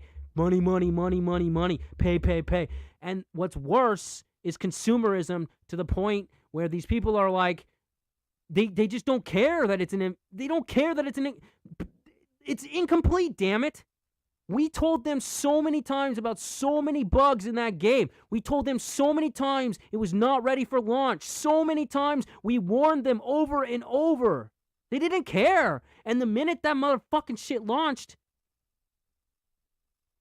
the dollar sign started flowing and the company started changing immediately.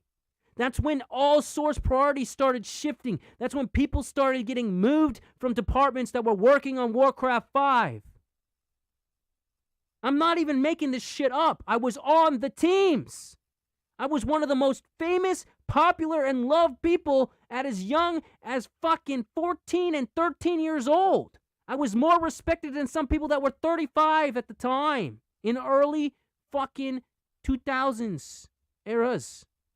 The point is, I was one of the people that discovered one of the most hilarious glitches that made it through to the fucking beta, and then almost, I'm pretty sure, I think they got it finally fixed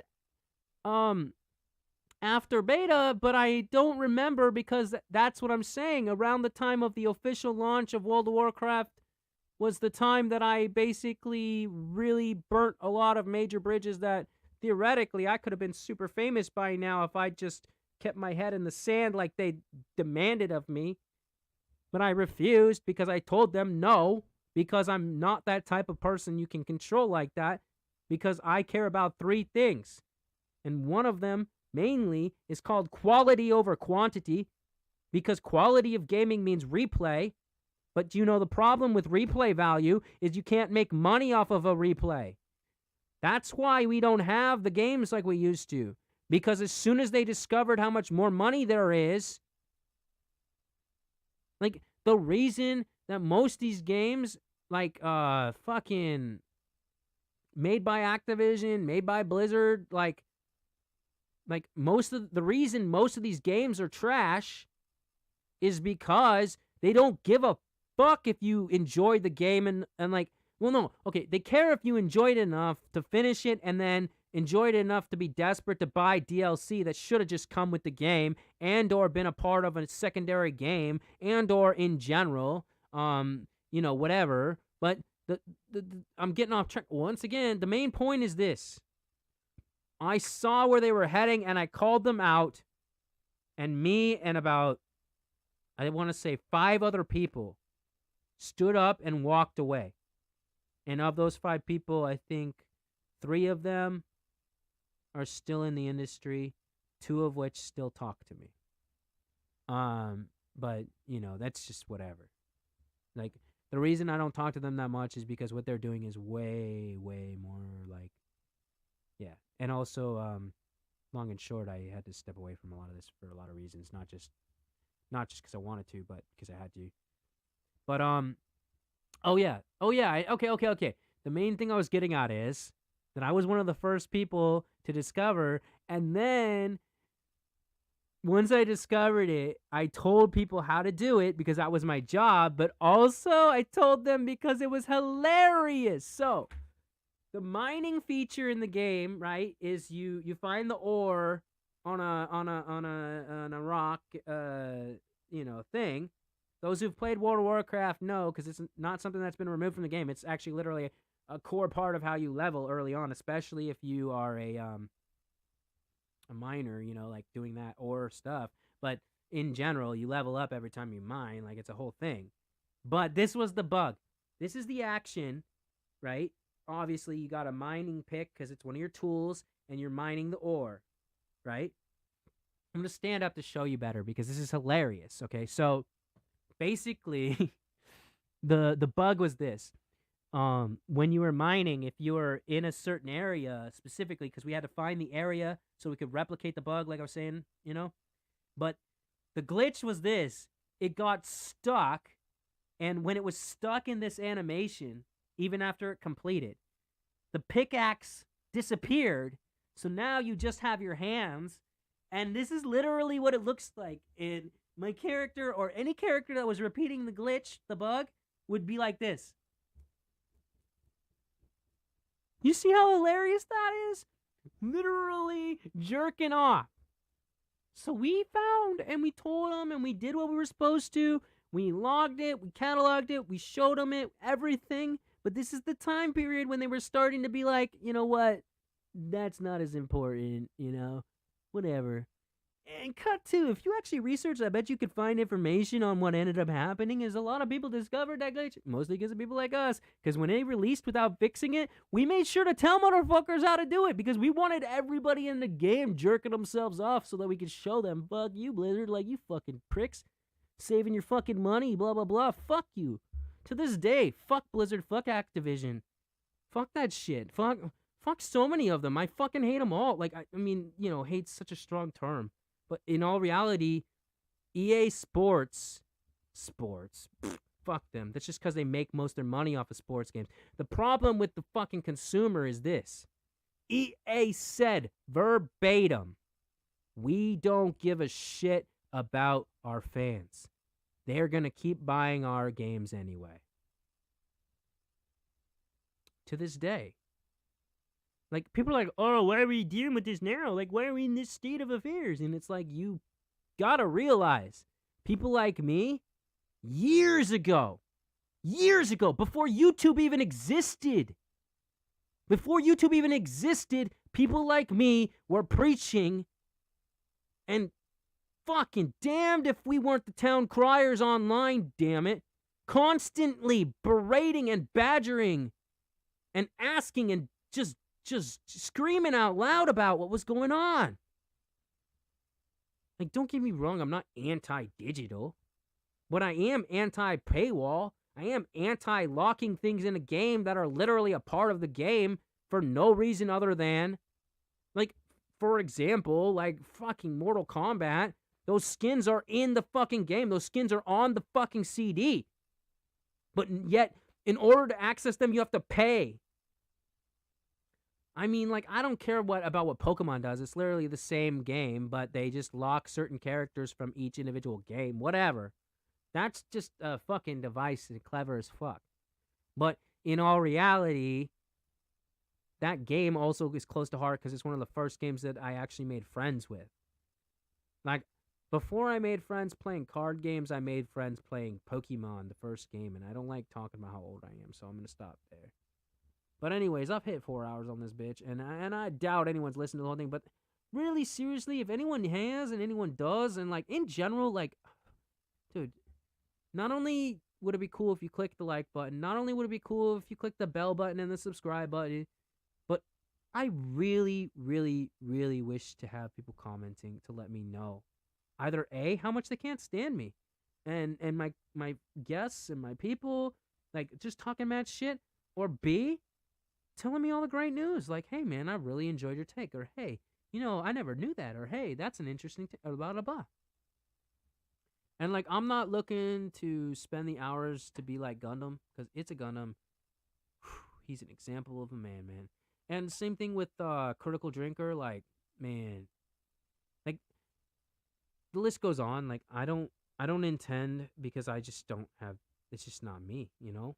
But what I would like to do is to focus heavy on my SNL thing. Have that be my main theme of my page, basically. Have this podcast with Casey, have guests, reoccurring themes, like I said, 3 times a week. Each show is a little bit different, but all us.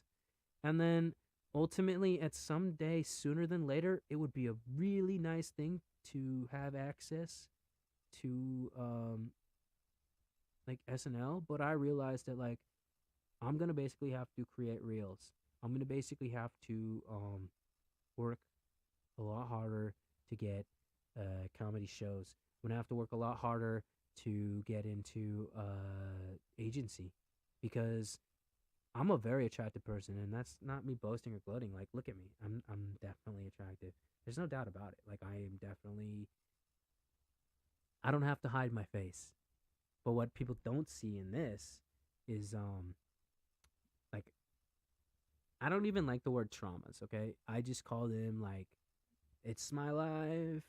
It's my life. You know, that kind of thing, right? Like the point is I am very talented. I can cry on command.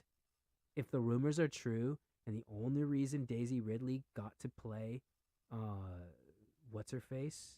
The queen bee of the the three fucking Disney's three, you know. God, those movies, blech, don't get me started, right? I actually do want to do some reviews though. Like for example, a lot of people are fucking jaded about this boba stuff, but like I'm gonna be honest with you. Like I make jokes on stage, call it book of debt. Book of debt, you know? But it's like it's a whole joke, but I'm not gonna bother you guys with it 'cause it's already 4 hours in. But the point is, I understand what's going on. It's filler in all the best ways. I mean, spoiler alert: Cad Bane showed up. Spoiler alert: if you don't know Cad Bane, I don't know specific episodes, but you could probably Google to find out which ones. But like Clone Wars, the animated show, which I haven't seen every episode. I'm not that hardcore. Like I turned off from Disney a long time ago, but more importantly, I'd rather go back and watch classic X-Men because there's a lot of those episodes that I was way too young to understand, and also just I was on so many drugs as a child, unfortunately, and not by design. And I've said this before in previous episodes. So for me personally, at least, it's like that. But yeah. Anyway, that's about everything I can say right now. I think I finished the story about how it was the glitch was like this, like literally, and we told them about it. They didn't care.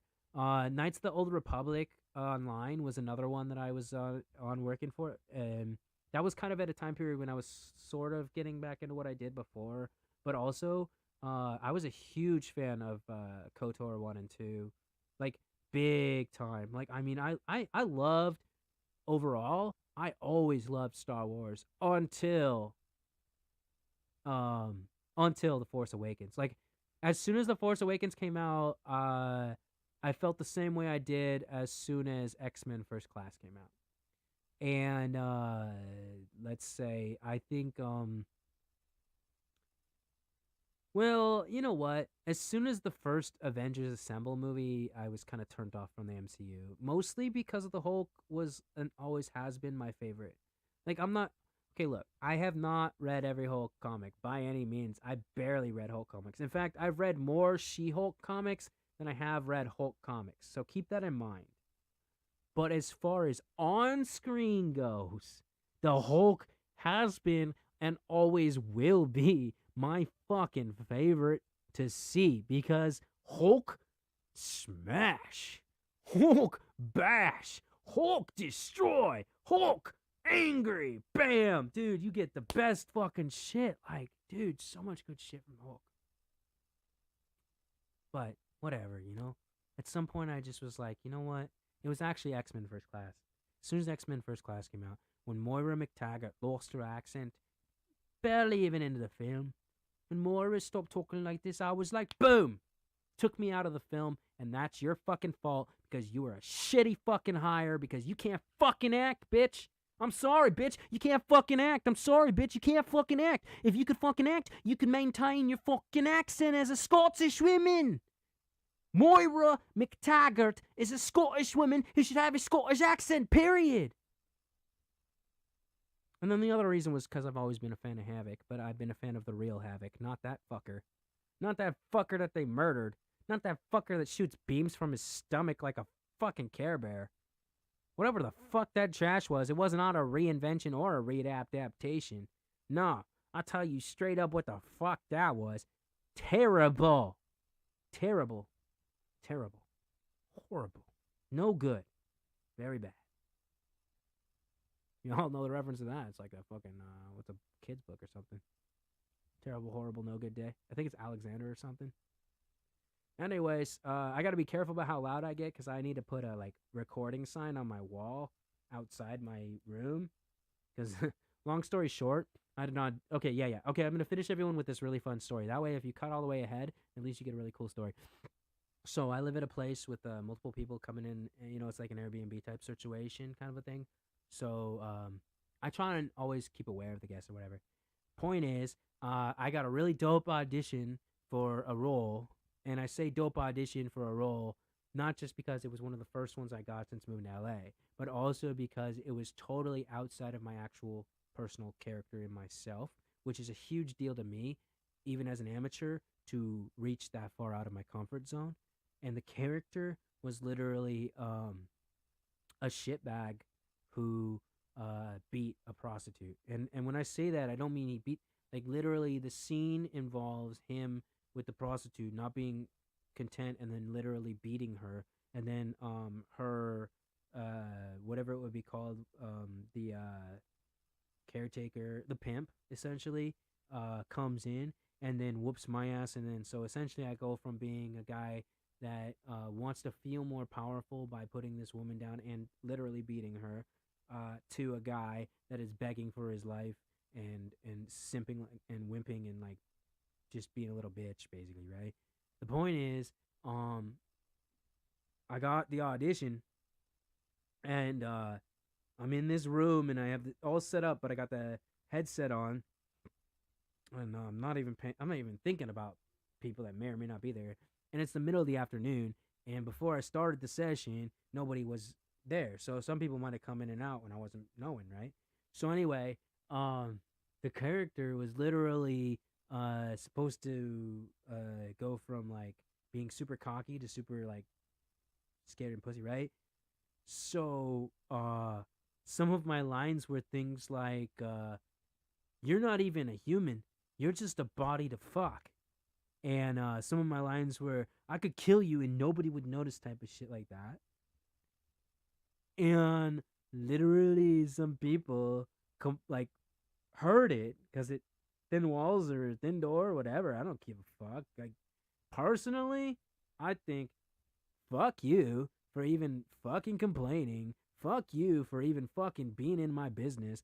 Fuck you in general for not realizing we're in Hollywood. So there's a strong chance that this is a fucking actor doing a fucking role. But whatever. The point is, I've been requested from now on when I'm doing auditions, and I should start doing it for this just in the off chance that I say something people don't understand, that I'm not talking to myself, and like put a thing on the wall that says like recording in session, because I literally got complaints because people thought that I was gonna like murder a chick and shit, and like that I was a serial killer or some shit or whatever. I don't know. Like when they told me that, they're like, like, what's going on? I get some complaints that you were like threatening, like, blah blah. At first, I was like, what? Like, what the fuck? What? And then it started processing, and then I laughed my ass off. I was like, wait, what? Okay, wait. I think I know exactly now what you're talking about. And I said, was it da-da-da a couple days, da-da-da whatever? And they're like, yeah, that was about. I'm like, dude, you're gonna laugh. You're gonna laugh. And he did, and they did eventually. Not the people that were staying there, they were long gone. But like the people that run this establishment. Like, you gotta have a sense of humor about it. When I discovered what happened, and then I told him, I was like, oh, dude, I know exactly what the fuck happened. And I told him line for line the stuff that I was saying, like I just said to you guys, like, you're not even a human, you're a body for me to fucking da da da. And I told him, and then fucking the dude laughed. Anyway, I'm getting flashback syndrome because I'm pretty sure I've said this, and actually, this is literally probably like deja vu in the sense that I'm pretty sure I've said this literally in this. This is probably like the third time now, if my memory recalls any good. But yeah, we're 4 hours 18 minutes. I don't have any weed to enjoy, otherwise I go to the full 420. But that's mostly because sobriety rules. And I'm not saying you shouldn't be sober or you should be sober. I'm saying sobriety rules my life currently. And I literally wish that I could smoke weed right now. But I also know, like, long and short, we're just talking about Pokemon. It's like I wasn't enjoying it. I learned the system well enough that I could get along in the game to start enjoying it. But it is so similar to all of the reasons that I don't play massively multiplayer online games anymore. And that's because there's grind and then there's grind. So if I'm playing a game like Final Fantasy VII, for example, or Final Fantasy VI, or Final Fantasy VIII, or Final Fantasy IX, I don't really like the newer ones that much, honestly, full disclosure. But it's mostly because I don't really enjoy that style. I like the traditional format, which I know I'm in the far minority these days. A lot of people love that. But the point is, what I was getting at is that the grind, I used to be able to tolerate. Like, I did not mind the grind, especially when it was literally my job and I was being paid to find and exploit bugs and then record them and then click even. Like, a lot of people don't understand how it really works. Dude, so many people, like when I did Knights of the Old Republic, were just playing the game so that they could review the game or see if they wanted to buy the game. So many people, right? Meanwhile, people like me find a bug, exploit the bug, repeat the same action again and again. That was the actual point. So many people's goal when they were testing that game was just to see how far they could get before they would close down the server for the day, because they were stress testing mostly. Very few people were doing what I was doing, which is cataloging and also source code recording so that then the people making the game could fix things, which they never did, because let's just be perfectly, look, I'm getting deja vu for a reason, and I'm not gonna say it again because who am I, Eric Ripa? I'm just saying, Ripa. I respect and appreciate Ripa. He's great and all. I've seen a lot of his stuff. I actually watched on the daily for the most part. Got into it with some of his fans today, but it's whatever. You know, most of them came around eventually. It's what it is. You know, I see hypocrisy on both sides of the field all the time. I don't care. I live in the middle, realizing that I'm a human being. They're human beings. We're all human beings for the most part. Nobody's perfect, and nobody's all the right and the wrong and the right. You know, I just know for a fact that I'm not watching Book of Boba Fett for the story. That's for sure. I haven't watched a Star Wars thing for the story in years now. Like Bad Batch, I enjoy Bad Batch, but like it's mostly just because of certain things about the characters and also how much it reminds me of a video game I would love to play. So sometimes it's like, man, I wish this was a video game. This would be great, you know? But Book of Boba Fett to me is like filler arc, you know? Like I don't whatever.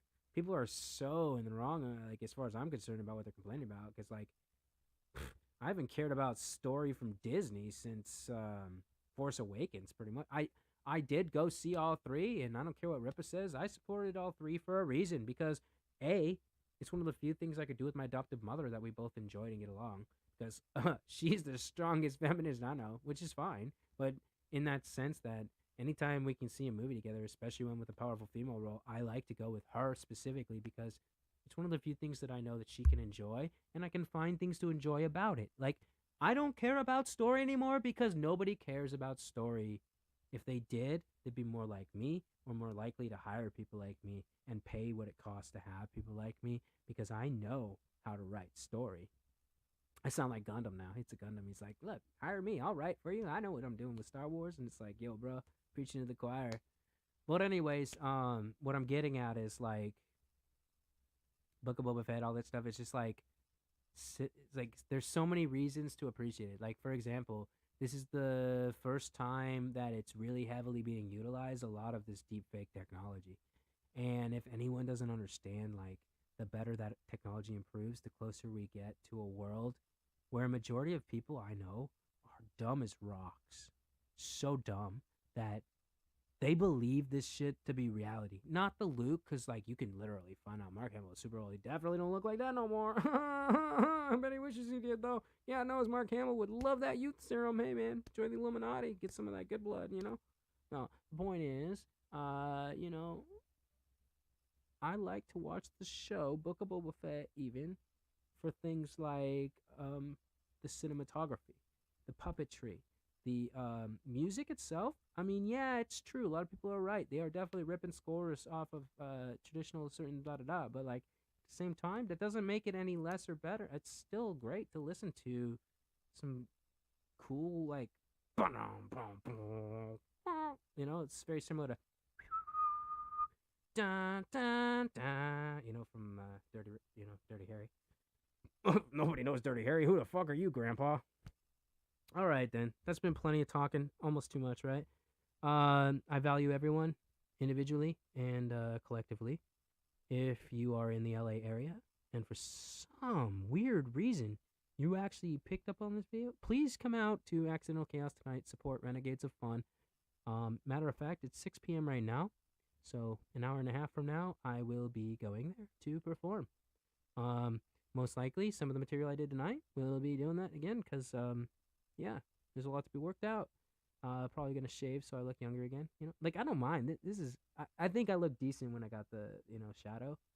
But yeah, it's been a great time. Click like button, the thumbs up, or click dislike, thumbs down button, and I don't mind, and I will let the world know that I have like 31 dislikes and 1 like.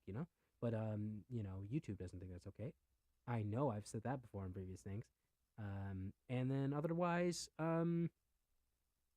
yeah, like full disclosure, I'm gonna keep doing this. Casey's gonna do it with me, hopefully till we get a real following. But like, reality, just yeah, it would really be awesome to get any type of feedback because God knows I'm starving for feedback. Like, if it's negative, I'm probably not gonna take it to heart. I'm definitely not gonna take it in the head because most likely it's not real criticism. But like, if you legitimately have like legitimate things, or if you're like, hey, I really enjoy this and this and this, then let me know. But otherwise, I'm going to do my best to do my videos. We're going to keep doing this, but we're going to probably have a secondary channel attached. Now, other than that, if you are looking to find me, like I said, I'll be at Renegades of Fun, located on Orange Street, tonight. And I got a show on the 18th of January coming up, which I mentioned earlier with Andy. And yeah, I may or may not be on some shows next week if I can get on the list. They're not shows though; they're mics. And yeah, the struggle is real, and so is COVID is real. Stay healthy if you can. If not, may you live and prosper. If not, may you be loved in death. If not, I don't know. It's been 2 hours too many, and I'm grateful. Thank you, everyone, for joining us, and yeah, have a wonderful, wonderful, wonderful, wonderful, wonderful time.